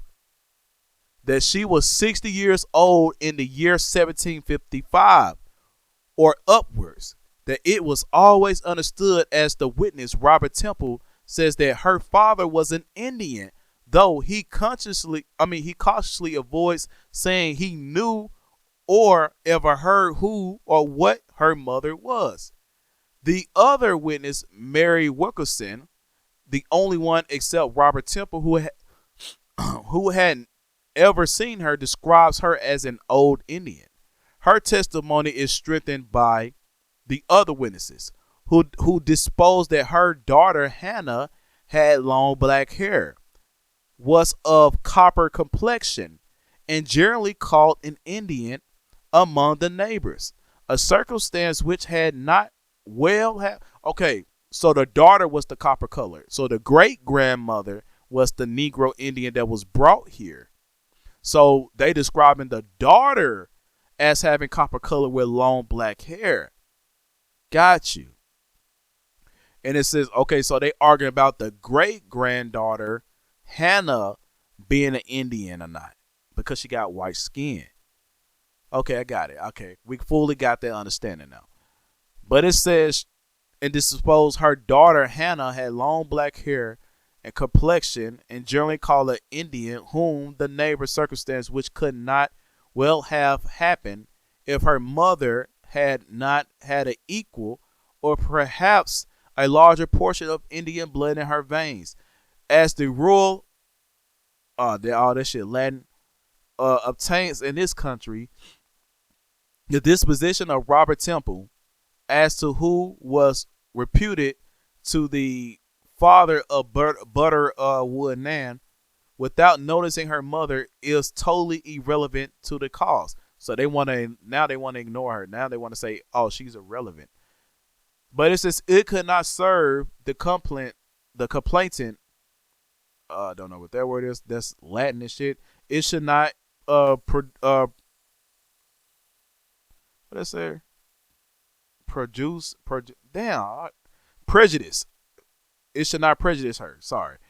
And it said it was perhaps intended as a sort of negative pregnant, but it has not even the tenth of the importance of the estimation.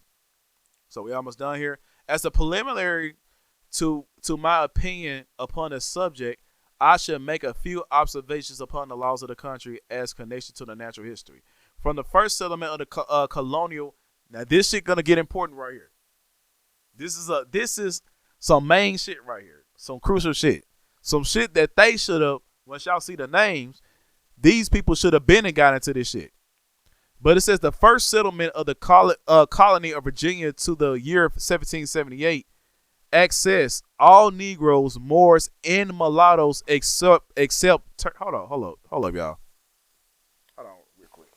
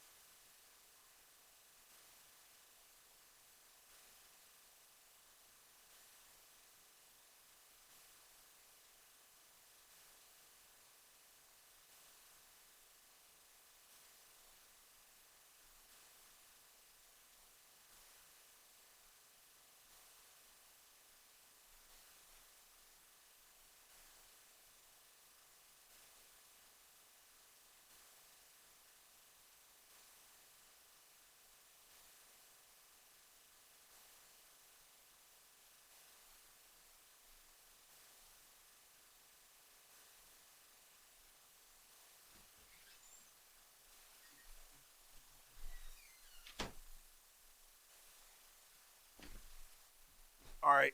All right, I'm back now. I'm back. My bad. All right, so here we go.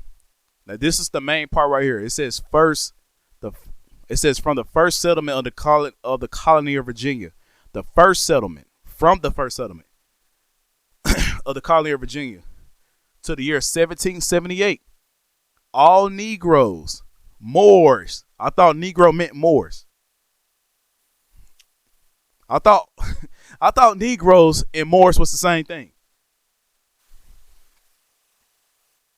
I don't know, just a thought. And mulattoes, except Turks and Moors, and an enmity with the Great Britain, which means except those that is in league, or you know what I'm saying, that's part of Great Britain, brought into this country by sea or by land, were slaves. So you see the Turks, the Moors, the Negroes that were brought into the British colonies were slaves. So here's the question. Who the fuck is the Turks? Who are the Turks? Who was the Turkish slaves that was brought to the United States? Guess who got the bloodline of Turkish people, y'all?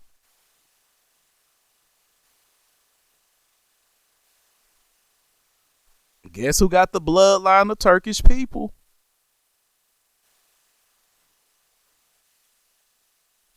Boom, Tay said it. Or if we could send fucking gifts to the comments TikTok really need to do that. That we could I wish we could donate gifts to the comments too.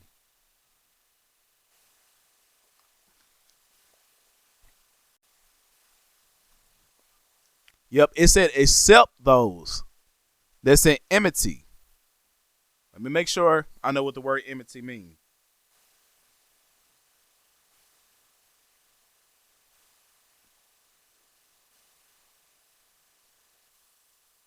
Make sure.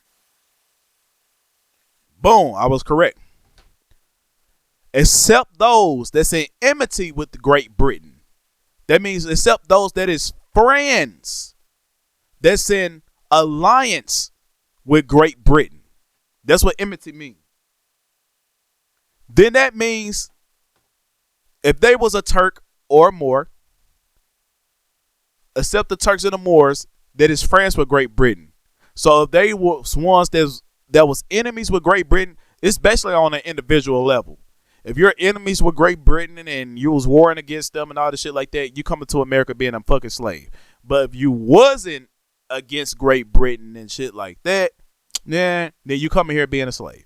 So you see it right here. Yes, Moors, which Amaru Dallas, he been bringing out about the Moors, about the Huguenots, about the Jews. He said they was the slave that was being brought here. So if you ain't been catching Amaru's Indian Round Table, he been breaking it down and showing y'all, tearing the Moors a new a-hole, just letting y'all know.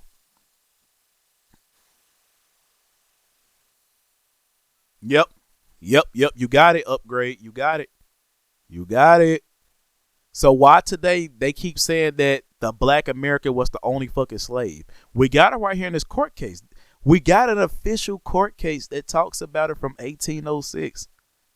These Pan-Africans ain't gonna walk. They can't walk away from this. Native Americans can't walk away from this right here. And they say in 1778, mulattoes. What the fuck did the word mulatto mean in 1778? We got it. Hold on. Let's bring it up. This is just a side quest real quick. Let's bring it up, y'all. What do mulatto mean in 1778? We going right here. We here. Ain't it? Ain't this it right here? English reclassified? No, it's not in here. Reclassification 3. Here he is right here. We're going to this book right here. Right here. We're going to this book right here. What the fuck did the word mulatto mean?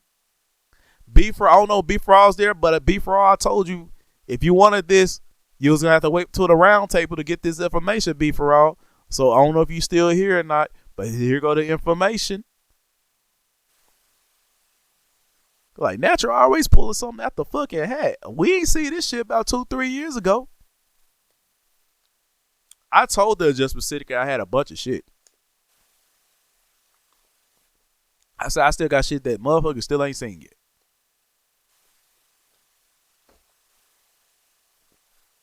The status at large being a collection of all the laws of Virginia from the first section of the legislation. In what year? In the year 1619. From the beginning of Britain's colonization. But let's get to the main root. We ain't gonna read all this other stuff because this is just talking about an act of declaring who should not bear office in this country. So we're gonna skip all this. This is just what it's talking about. But we're gonna get to the main meat up here. Oh yeah.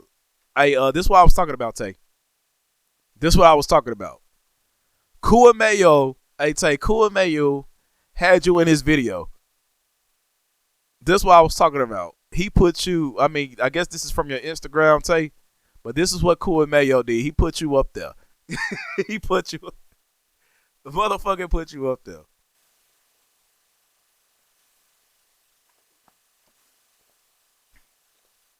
Hey, so I'm glad we took Tay in. I'm glad Tay had joined our community. I'm glad of that. I said, cause Cool and Mayo spot. I don't know how Cool Mayo found you, but he found you. I know that happened. You said that happened years ago, but it's the simple fact that not too many people know about that. And I was shocked when I seen it. I said, "Damn!" I was watching the video. I said, "Damn, this show do like Tay." I said, "Wait a minute, that is goddamn Tay." I said, "What the fuck?" Let me screenshot this shit. I said, "Hell no!" I said, "That's crazy."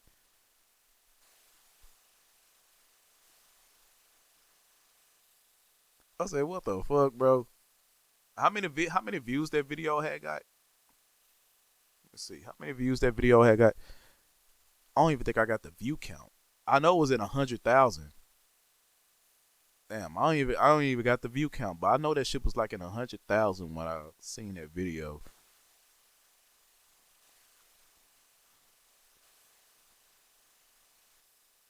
Oh, he'd be alright.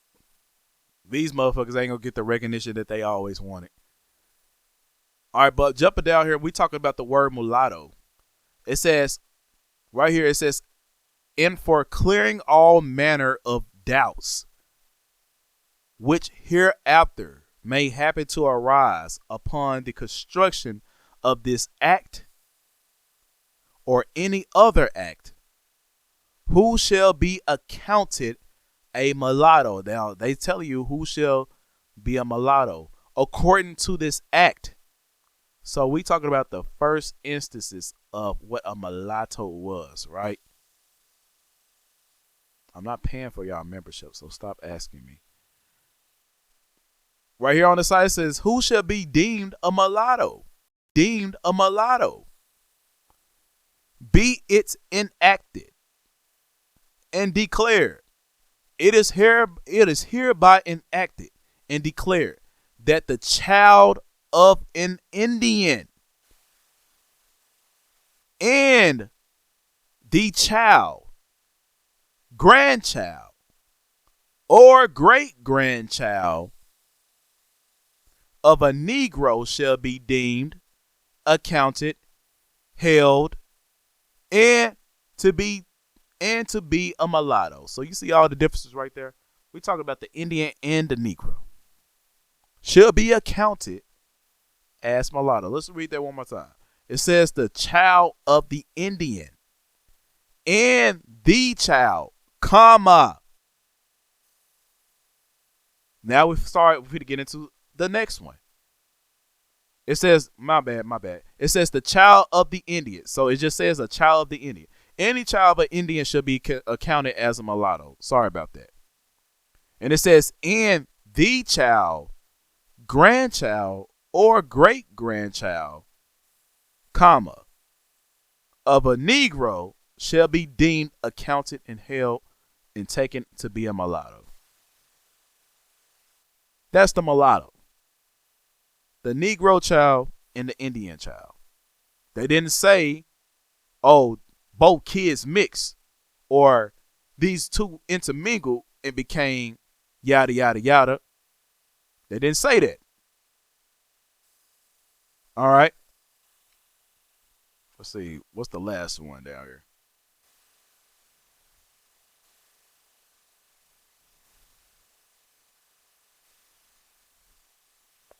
Let's see. Behind there.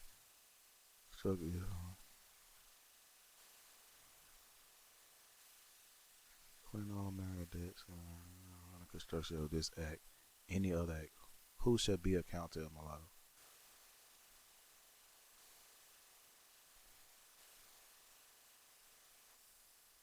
Anyone who doubt, if anyone have, and for clearing all manner of doubts, which hereafter may happen to arise upon the construction of this act or any other act, shall be accounted a mulatto. So anyone who cleared the doubts or had any doubts upon, I guess after this act, should be considered a mulatto. So I guess whoever break this shit should be considered a mulatto too. So we have four types right here: Indian, an Indian child, and a great and a great grandchild and a child of a Negro, and I guess anyone who breaks this act should be deemed a mulatto.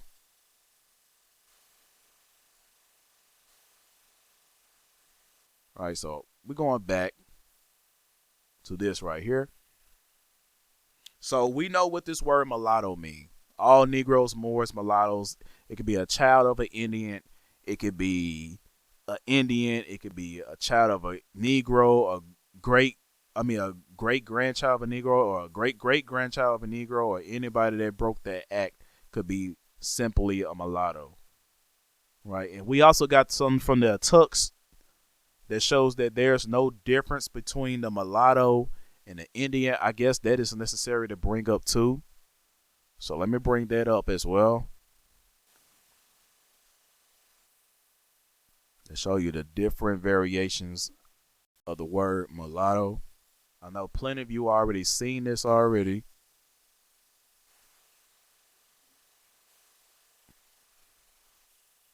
Let's see where we at. It's under classification.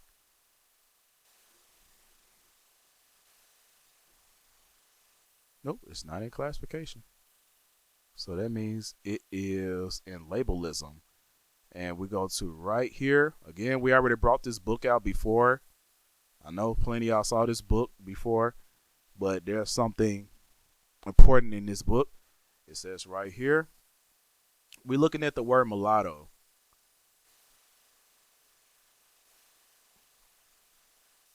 Down here. It says both these questions refer to the Tux, who was called the same day both Indian and mulatto.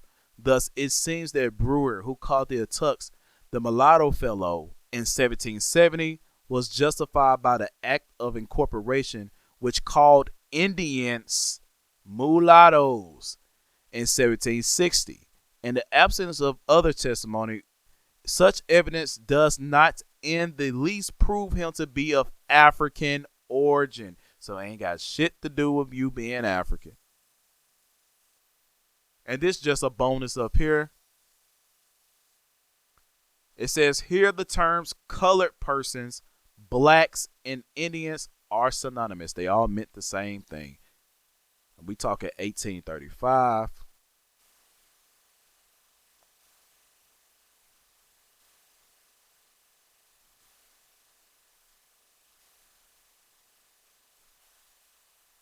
See. Right down here, it says, again, in the trial of Boston, 1824, 12 months, to show that the terms mulatto and Indian were synonymous use. All right, and they give you the source. So, boom, y'all see it right there. So they cannot tell you that the word mulatto at these times, especially in the 17th century, it did not mean, we talk right all the way up to 1778. That's just a couple of years before 1760. A couple of years after 1760. So we know mulatto meant Indian. It didn't mean mix. Right? It didn't mean mix.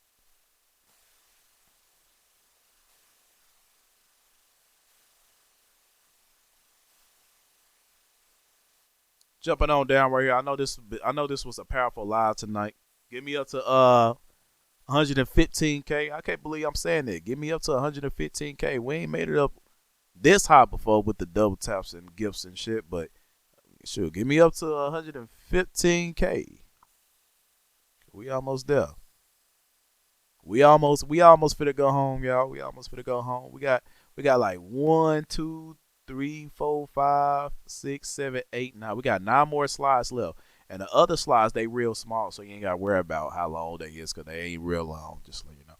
But it says, and by the uniform declaration of our laws, the descendants of the females remain slaves. So the males wasn't slaves.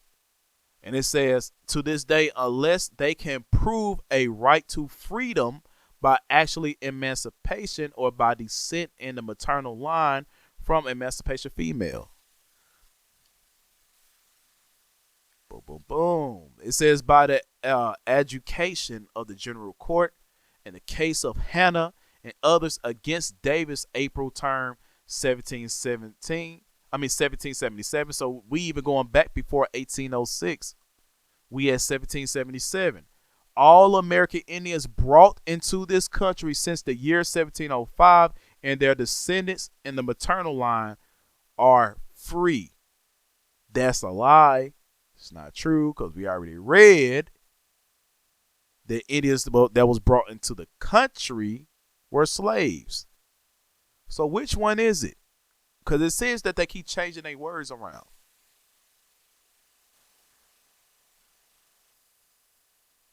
Or maybe just during the year of 1770, as of that year, maybe the year in the turn, maybe in the year 1777, that's when they deemed them all free once they came into the country. But before that, it was not so cool. We just read it. We literally just read it.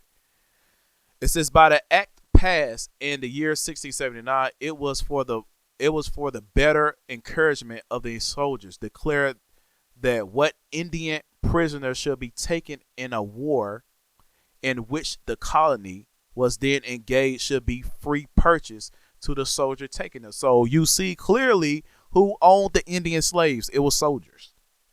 It was soldiers. Or is they saying country mean by, yeah, they was talking about, this is talking about the 13 colonies, the United States. The United States as a whole was a country.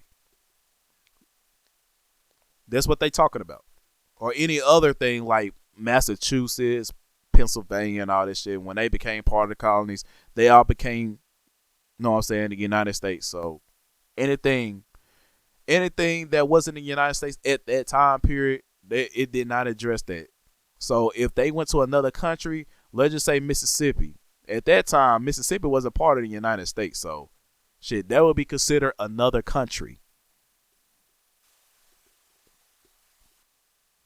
It says in 1682, it was declared that all servants brought into this country by sea or land, not being Christians, because we wasn't fucking Christians, whether Negroes, Moors, mulattoes, or Indians. I don't know why they separate mulattoes and Indians, except Turks and Moors in friendship with Great Britain, and all Indians which should thereafter be sold by neighboring Indians or any other trafficking with us as slaves should be slaves to all intents and purposes. So you see how broad this was, right?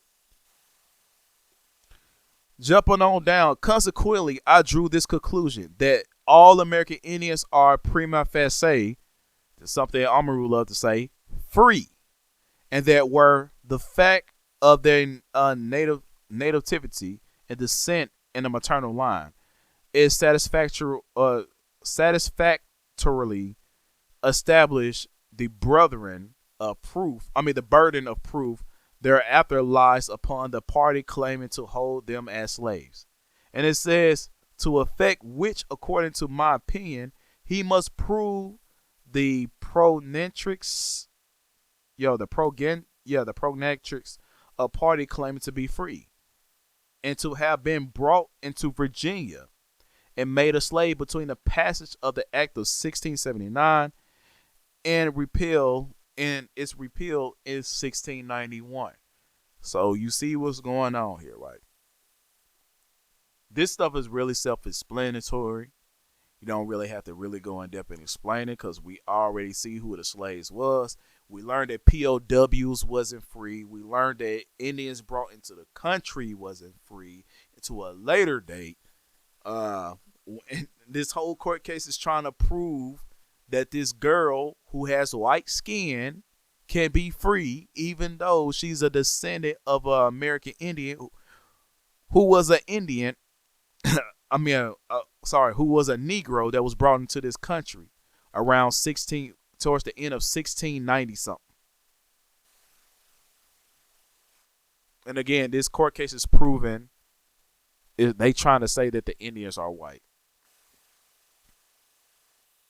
Okay. And it is more powerful where the mixture happens between persons descending equally from European and African parents. So pointed is this distinction between natives of African and the Aboriginals of America. That a man might, as this is the ideology, y'all. This is the ideology of a Huygens. So this is where you finna come up with. All right, so this is where they ideal come from. This is the ideal where American Indians is lighter or they whitest and shit like that. This is where it comes from. It says, so pointed is the distinction between natives of Africa and Aborigines of America that a man as easily mistake the glossy, jetty. Hold on, wait. This shit had tripped me out. Let me start this back over.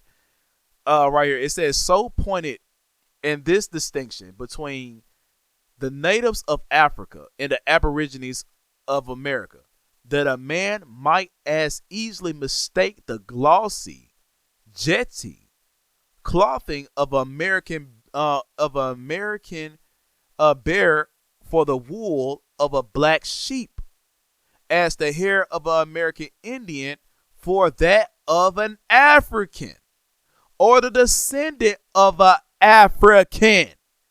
So you telling me it was so easy for you to mistake an American Indian for an African? That's what you telling me, Mr. Huygens? We see it right here in the court case. They said that glossy hair could be mistaken as the woolly hair of a black sheep. It's in an official court case. This is not no fucking EDU. This is not none of that other bullshit. They literally telling you, we got it from an official court case, that it was hard to distinguish or mistaken an American Indian from an African. I told you that the American Indian and the African look alike. I keep telling y'all that. But motherfuckers did not want to listen. Pan-Africans and Native Americans did not want to listen. But we got the court case. So I'm expecting my community to throw this court case in all these motherfuckers' face. That's what I'm expecting. For those of y'all that stayed with us. I know some people probably got the screenshot of this shit right now. This crazy. I'm saying this is real fucking crazy work. One of the most craziest works I ever did. Or craziest projects I ever did.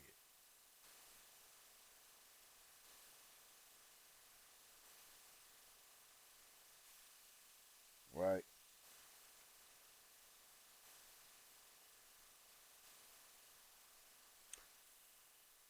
I just screenshot bet. Yeah, we got up to 115K, but we got to keep it going. We almost done. We got 1, 2, 3, 4, 5, 6. We got 6 more screenshots, and we finished right here. We got 6 more slides, and we finished. But it says, upon these distinctions is connected with our laws. The burden of proof depends. Lookership upon these distinctions not unfrequently does the evidence given upon trials of such questions depend, as in the present case, where the witness occur in assigning to the hair of Hannah and the daughter of Butterwood Nan the long, straight, black hair of the native Aborigines of this country. That such evidence is both admissible and proper, I cannot doubt. That it may at sometimes be necessary for a judge to decide upon his own view. Lookership. You look like an Indian to me, therefore you're an Indian. They just told you, nigga, I don't know what the fuck an Indian is. So we just gonna pick some shit. We just gonna put some shit together and say, hey, you got long hair.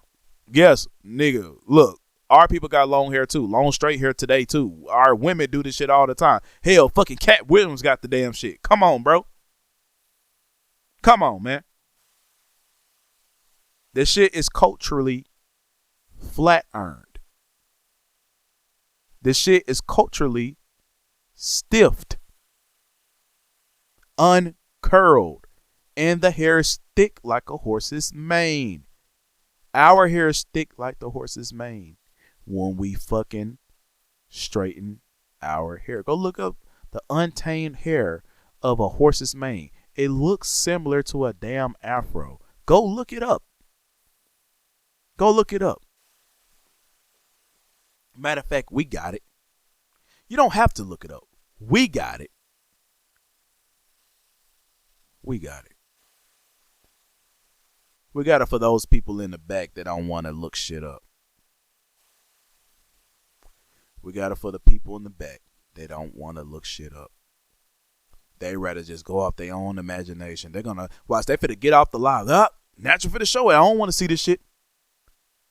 Natural for the show it. I don't want to see this shit. Let me show you. Nah, don't you run out, nigga. Don't you run out. Look at how our hair looks. If it's straight. It's straight and thick like the horse's mane. You see this woman? Watch this shit. Uh-oh. Uh-oh. Wait a minute. Kobe. Kobe. Kobe. Kobe.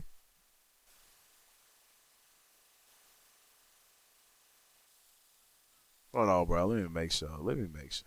Yeah, this is up again, motherfucking Kobe. keep telling y'all, bro. Wait a minute. What?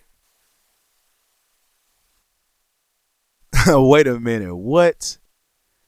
Our hair is thick like what? Didn't I tell y'all if a horse hair is untamed in the wild, it looks similar to an afro. Look at the waves in the horse hair. Look at it. Look how thick it look. Now go back and look at our hair, bro, when we straighten the shit. You telling me that's how Native Americans' hair look? Boy, you're caught. You're done. You're finished. It's over with. We got you. Look. Look, bro. Look. Once you see it, you can't unsee it. Once you see it, you cannot unsee this shit. You can't. You can't, bro. You freaking can't. You can't unsee it. It's thick. No diddy. It's thick, though.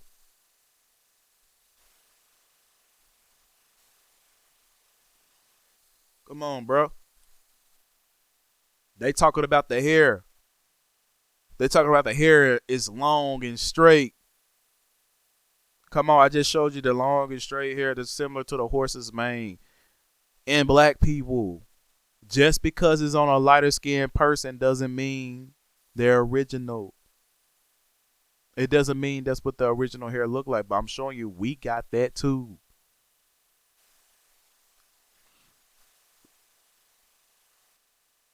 That's such evidence. Hold on. And it said, did I already read all that? Yeah, it's up to the judge. So the judge got to use lookership. You look like an Indian to me. Oh, no, you don't look like an Indian. What do an Indian look like? I don't know. That's pretty much what's coming out the judge's mouth. That's pretty much coming out out of Hugin's mouth right now. We don't know what an Indian look like. Nigga, yes, you do. You do. You just don't want to accept it because you're trying to go into a new ideology. You're trying to change these people's appearances. Hell, Darwinism is around the corner. Suppose three persons, a black, a mulatto man, and a woman with a flat nose and woolly hair on her head. A copper-colored person with long, jetty, black, straight hair. And one with fair complexion, brown hair, not woolly nor inclining thereto, with a prominent Roman nose, were brought therefore before a judge, upon a right of habeas corpus, on the ground of false imprisonment and detection and slavery. Pay attention to this part. Watch this. I'm going to show you how these motherfuckers use lookership. That the only evidence which the person detaining them in the custody could produce was an authenticated bill of sale from another person, and that the parties themselves were unable to produce any evidence concerning themselves once they came. It says how often a judge act in such a case. How can a judge act in a case? How can he decide who should be free? I answer he said I answer he must judge from his own view. He must judge from his own view. He must judge from his own view. You need to decide who's the Indian just based off your own view. Just based off what they look like. You tell us, what does the Indian look like, Judge? Because we don't got the paperwork. We can't decide out of these three people who is the Indian. So you tell me, Judge. That's basically what the fuck you reading right now. You already read that they couldn't distinguish between a Negro, an African, and an American Indian. You already seen it in the court case. Now he's telling the judge, hey, you need to choose who the fucking Indian is. Cause we cannot make a decision. Now it's up to the judge. Do y'all understand that? Put a one in the chat if you understand. Put a one in the chat if y'all understand that shit.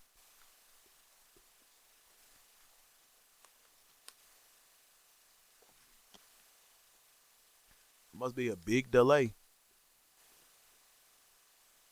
So I just hope y'all understand this, because this is what we're facing on TikTok right now.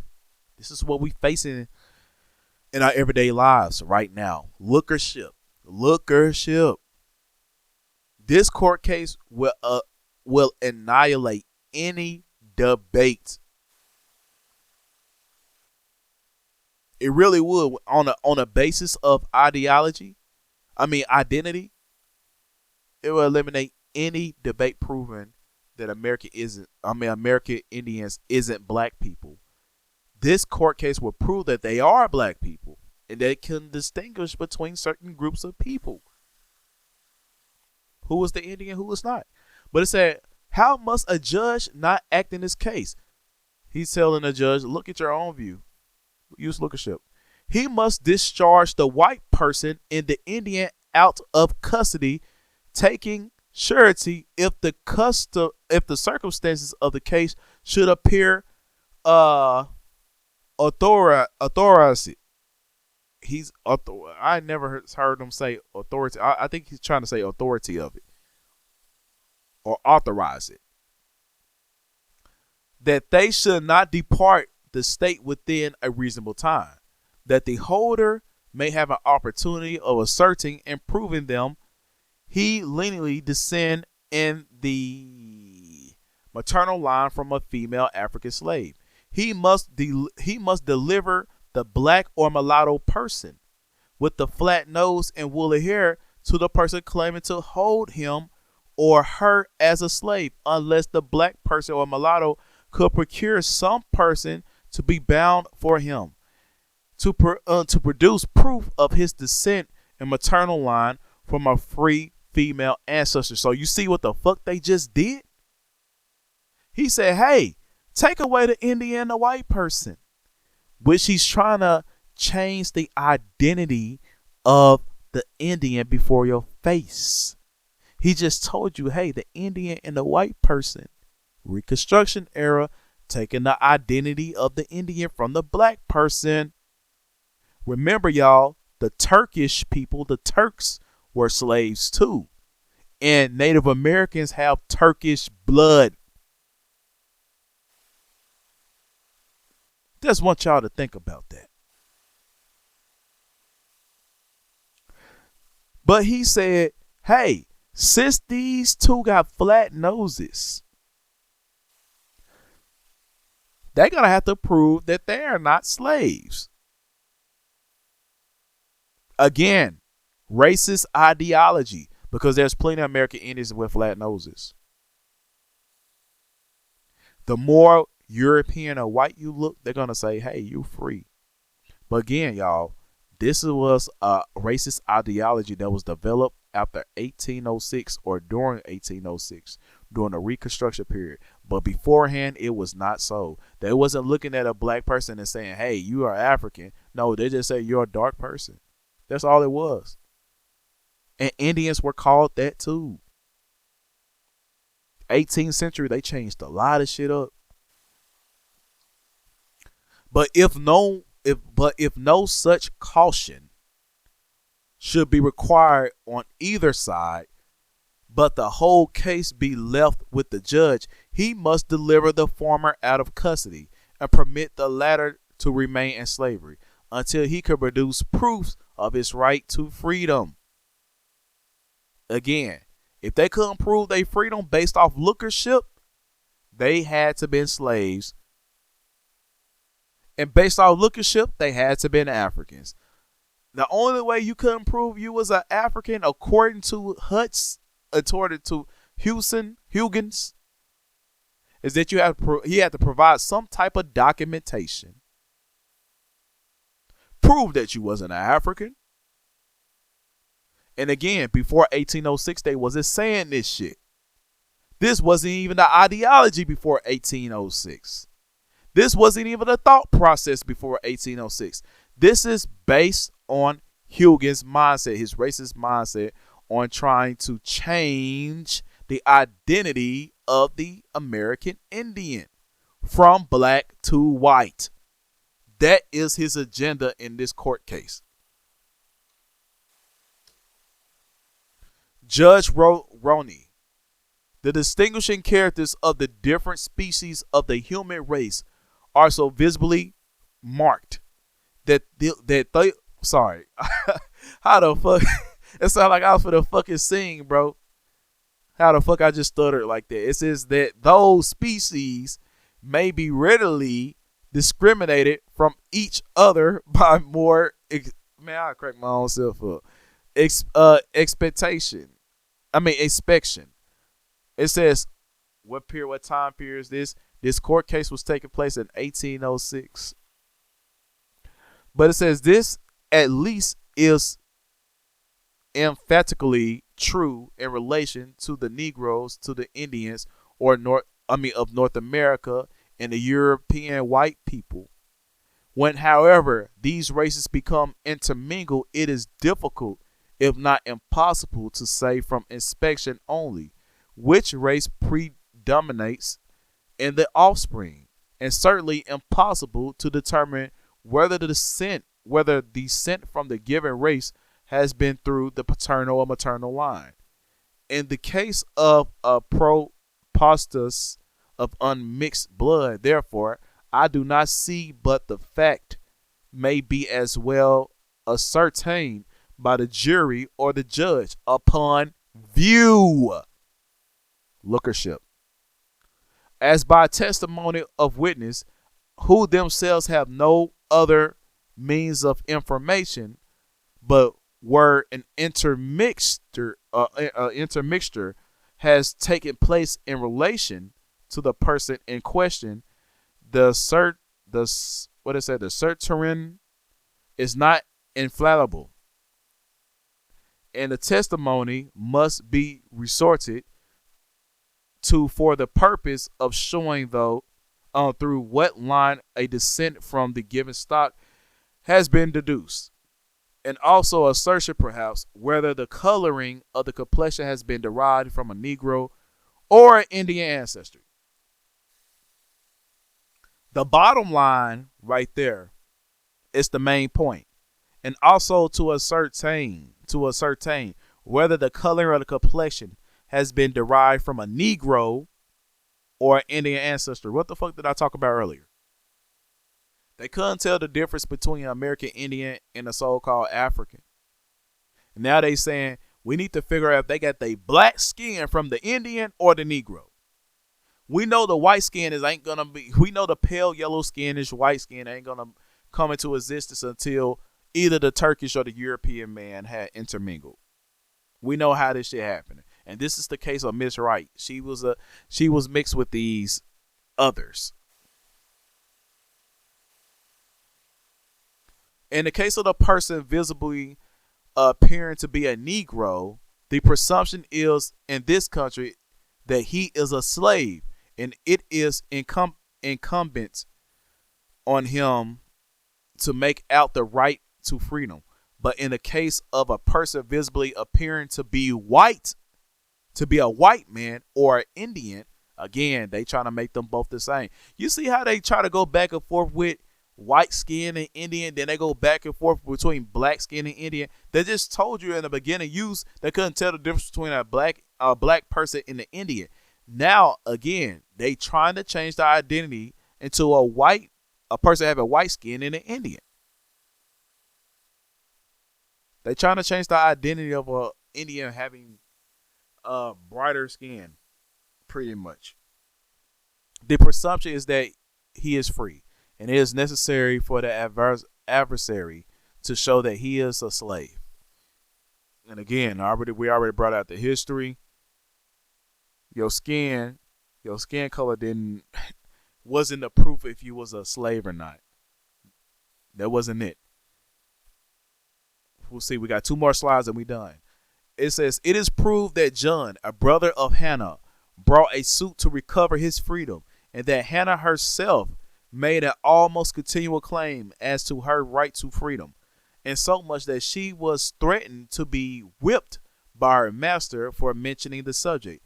It is also proved by Francis Temple, perhaps the brother of Robert, that the people in the neighborhood said that if she would try for her freedom, she would get it. This general reputation and opinion of the neighborhood is certainly entitled to some credit. It goes to repel that the ideal that the given female ancestry of Hannah was a lawful slave. It goes to confirm the other strong testimony as to Hannah's appearance as an Indian. It is not to believe that the same of the neighbors would have sworn to the concerning which they all agree in an opinion. And if so, Hannah might on the testimony have perhaps attained her freedom in those times, been as just and liberal on the subject of slavery as the present. One more slide after this. It says, that appearance on the principle with which I commenced was suffice for the claim of the claim of her posterity, unless it is opposed by a counter evidence showing that some female ancestor of hers was a Negro slave, which what's that woman name? Nan Wood. I forgot her name. I think she in this paragraph. Oh yeah, Nan. Nan was a Negro Indian herself. But anyways, was a Negro slave, and that she and some female ancestry was lawfully in it. As to the first, there was no kind of testimony going to establish it. Robert Temple is not only entirely silent as to the color and appearance of the mother of Nan and the mother of Hannah, but also is to that of Nan herself. The testimony of this witness, to say nothing of his probable interest in the questions, is not satisfactory. His memory seems only to serve him as far as the interest of the appellate required. If Hannah's grandmother, the mother of Nan, were a Negro, it is impossible that Hannah should have had the entire appearance of an Indian, which is proved by the testimony. Again, y'all, we already proved it. I already said that this woman, her great grandmother, was an Indian that was brought here from another country, and she was a Negro. And it says, if they tell the truth, therefore Hannah's grandmother was not a Negro slave. This is more especially the case if the father of Hannah were other than an Indian. It is not approved, nor can be presumed that in this country at the time her father was an Indian. In the case, Hannah would have had so little Indian blood in her veins as not to justify the character of her appearance given in the witness. Now it says the mother and the grandmother of Hannah must therefore be taken to have been Indians. But this would not suffice for the appellate unless they, one of them, be shown to have been Indian slaves. So that was it right there. That was the case right there. That was them changing the Indians to white. That was them changing the Indians to white right there, y'all. And that was them acknowledging that the Indians were black too. That was them acknowledging all that shit.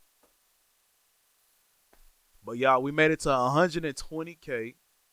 We made it to. We had 71 people strong in here. We reached the peak of 90, then we dropped down to 70. But hey, we still was doing good. We brought out the information. Shoot, we done with the court case. So I want to ask y'all a question. Could y'all clearly see that they couldn't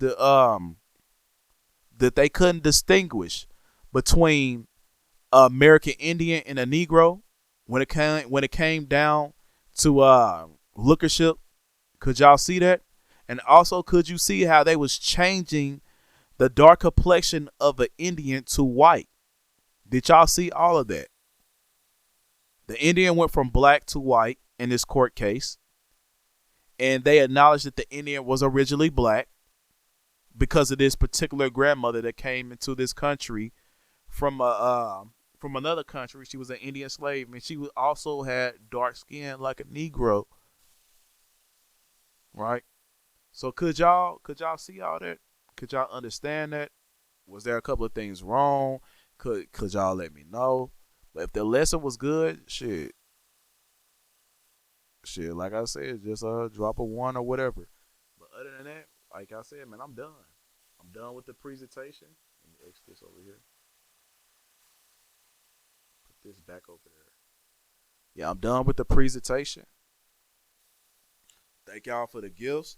Tay, thank you for the 30 lightning bolts we got. We reached 8K diamonds tonight.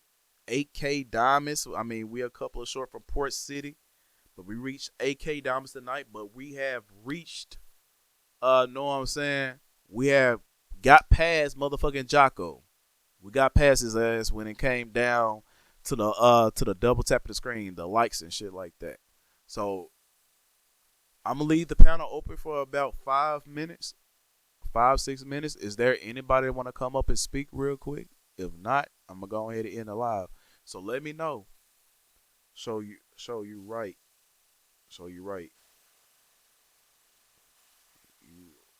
You on the right track, brother. All praise the Most High. Yeah, facts. Yep. Yeah, this shit was good. So what else do I got? What else I got left to bring out before I go back to the drawing board? See, I brought all that out. So the next thing that we're gonna bring out. Oh shit. Oh damn. Hold on. Wait a minute.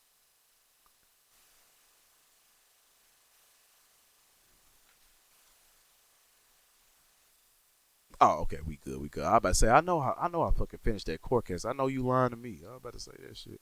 Okay, so the next thing we're gonna bring out on the next Indian Roundtable is going to be another court case, and it's gonna be dealing with Indian territory. It's gonna be dealing with Indian territory and Indians residing in certain territories and shit like that. And what else we got here? Indian slavery in colonial Georgia. We're bringing that up. And what else? And the Indian affairs in Georgia from 1732 to 1756. These documents is very important, especially if you got a lot of family coming out of Georgia. As myself, I was interested in looking into Georgia because I got a lot of family coming out of there. But yeah, that's what we're gonna be tapping into. We're gonna be tapping into that shit. Hold on, wait. I had something else up here.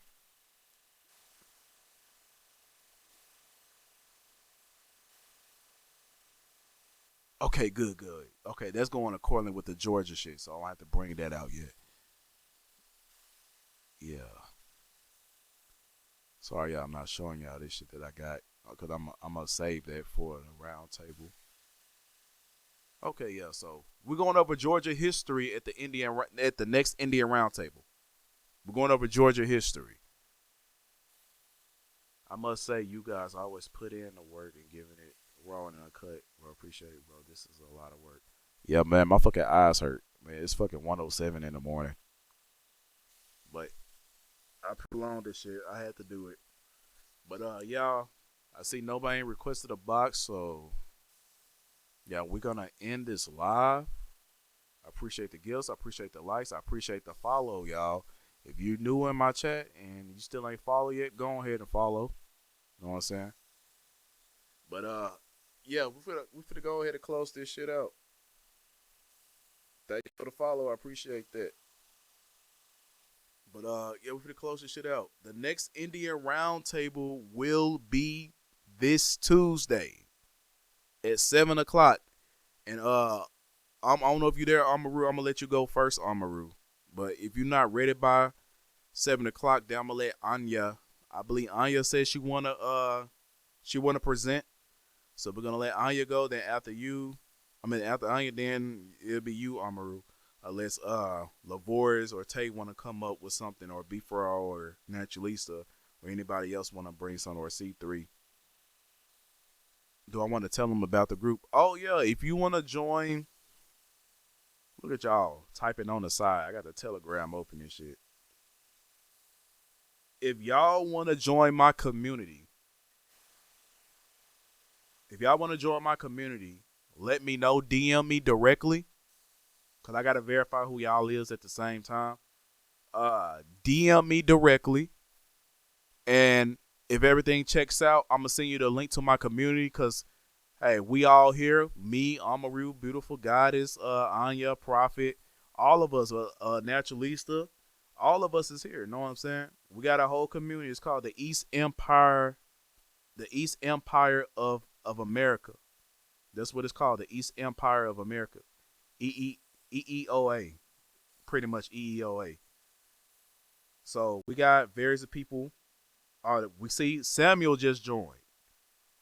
Samuel that just debated Port City today. Now he's part of our community. Make sure y'all tell him what's up. Know what I'm saying? They just got in here. But if y'all want to join our community, just DM me directly, or DM Naturalista, C3, or Beautiful Goddess, or B for all. Just DM them. Let them know, like, hey, I want to join the community. Know what I'm saying? We'll slide you up in there if everything popped, if everything checks out. You know? And yes, we do teach shit in there. Yes, we do drop sources. Uh, we talk about a lot of shit in there, right? Oh yeah, and the next thing, another thing I'm gonna cover. We're going to Chief Seku's I think it's a powwow or some type of event. We're going to Chief Seku's Indian event. I'm gonna call it Indian event because I don't know exactly what it is, but it got something to do with the Yamasee tribe. So we're gonna be out there. There's gonna be a lot of chiefs out there. There's gonna be a lot of people out there. So we're gonna be out there. I believe it's South Carolina. What is it? South Carolina? Is it North Carolina or South Carolina? It's one of them. But we're gonna be out there. What is it? May 7th through the 12th. So we're gonna go out there to see Chief Seku and his fellow tribal men. It's a powwow. Oh yeah. It's a powwow. It's a sacred ceremony that we're going to, and it's gonna be in South Carolina. So we all gonna be there. I know for a fact I'm gonna be there. Before I'm gonna be there. And various other people's gonna be there too. You know what I'm saying? So we all gonna be there. Hey, y'all need to get one of these too. Shit hard as fuck. Y'all need to get one of these. These type of phones right here. I just want to see how good it looks on this damn camera. But y'all need to get one of these. This shit is cold as fuck for real. Y'all need to get one of these phones. But yeah, we going to the powwow. And if y'all want to come up, if y'all want to go, just hit up Chiseku. And I guess he'll give you the information. And shit, we'll see you out there. But yeah, we're going to go ahead and end the live. It's going to be in May. There's plenty of time to save y'all money to be out there. You said it's from the 7th to the 11th. Okay, bet. All right. So let me go ahead and end this shit. Peace, y'all.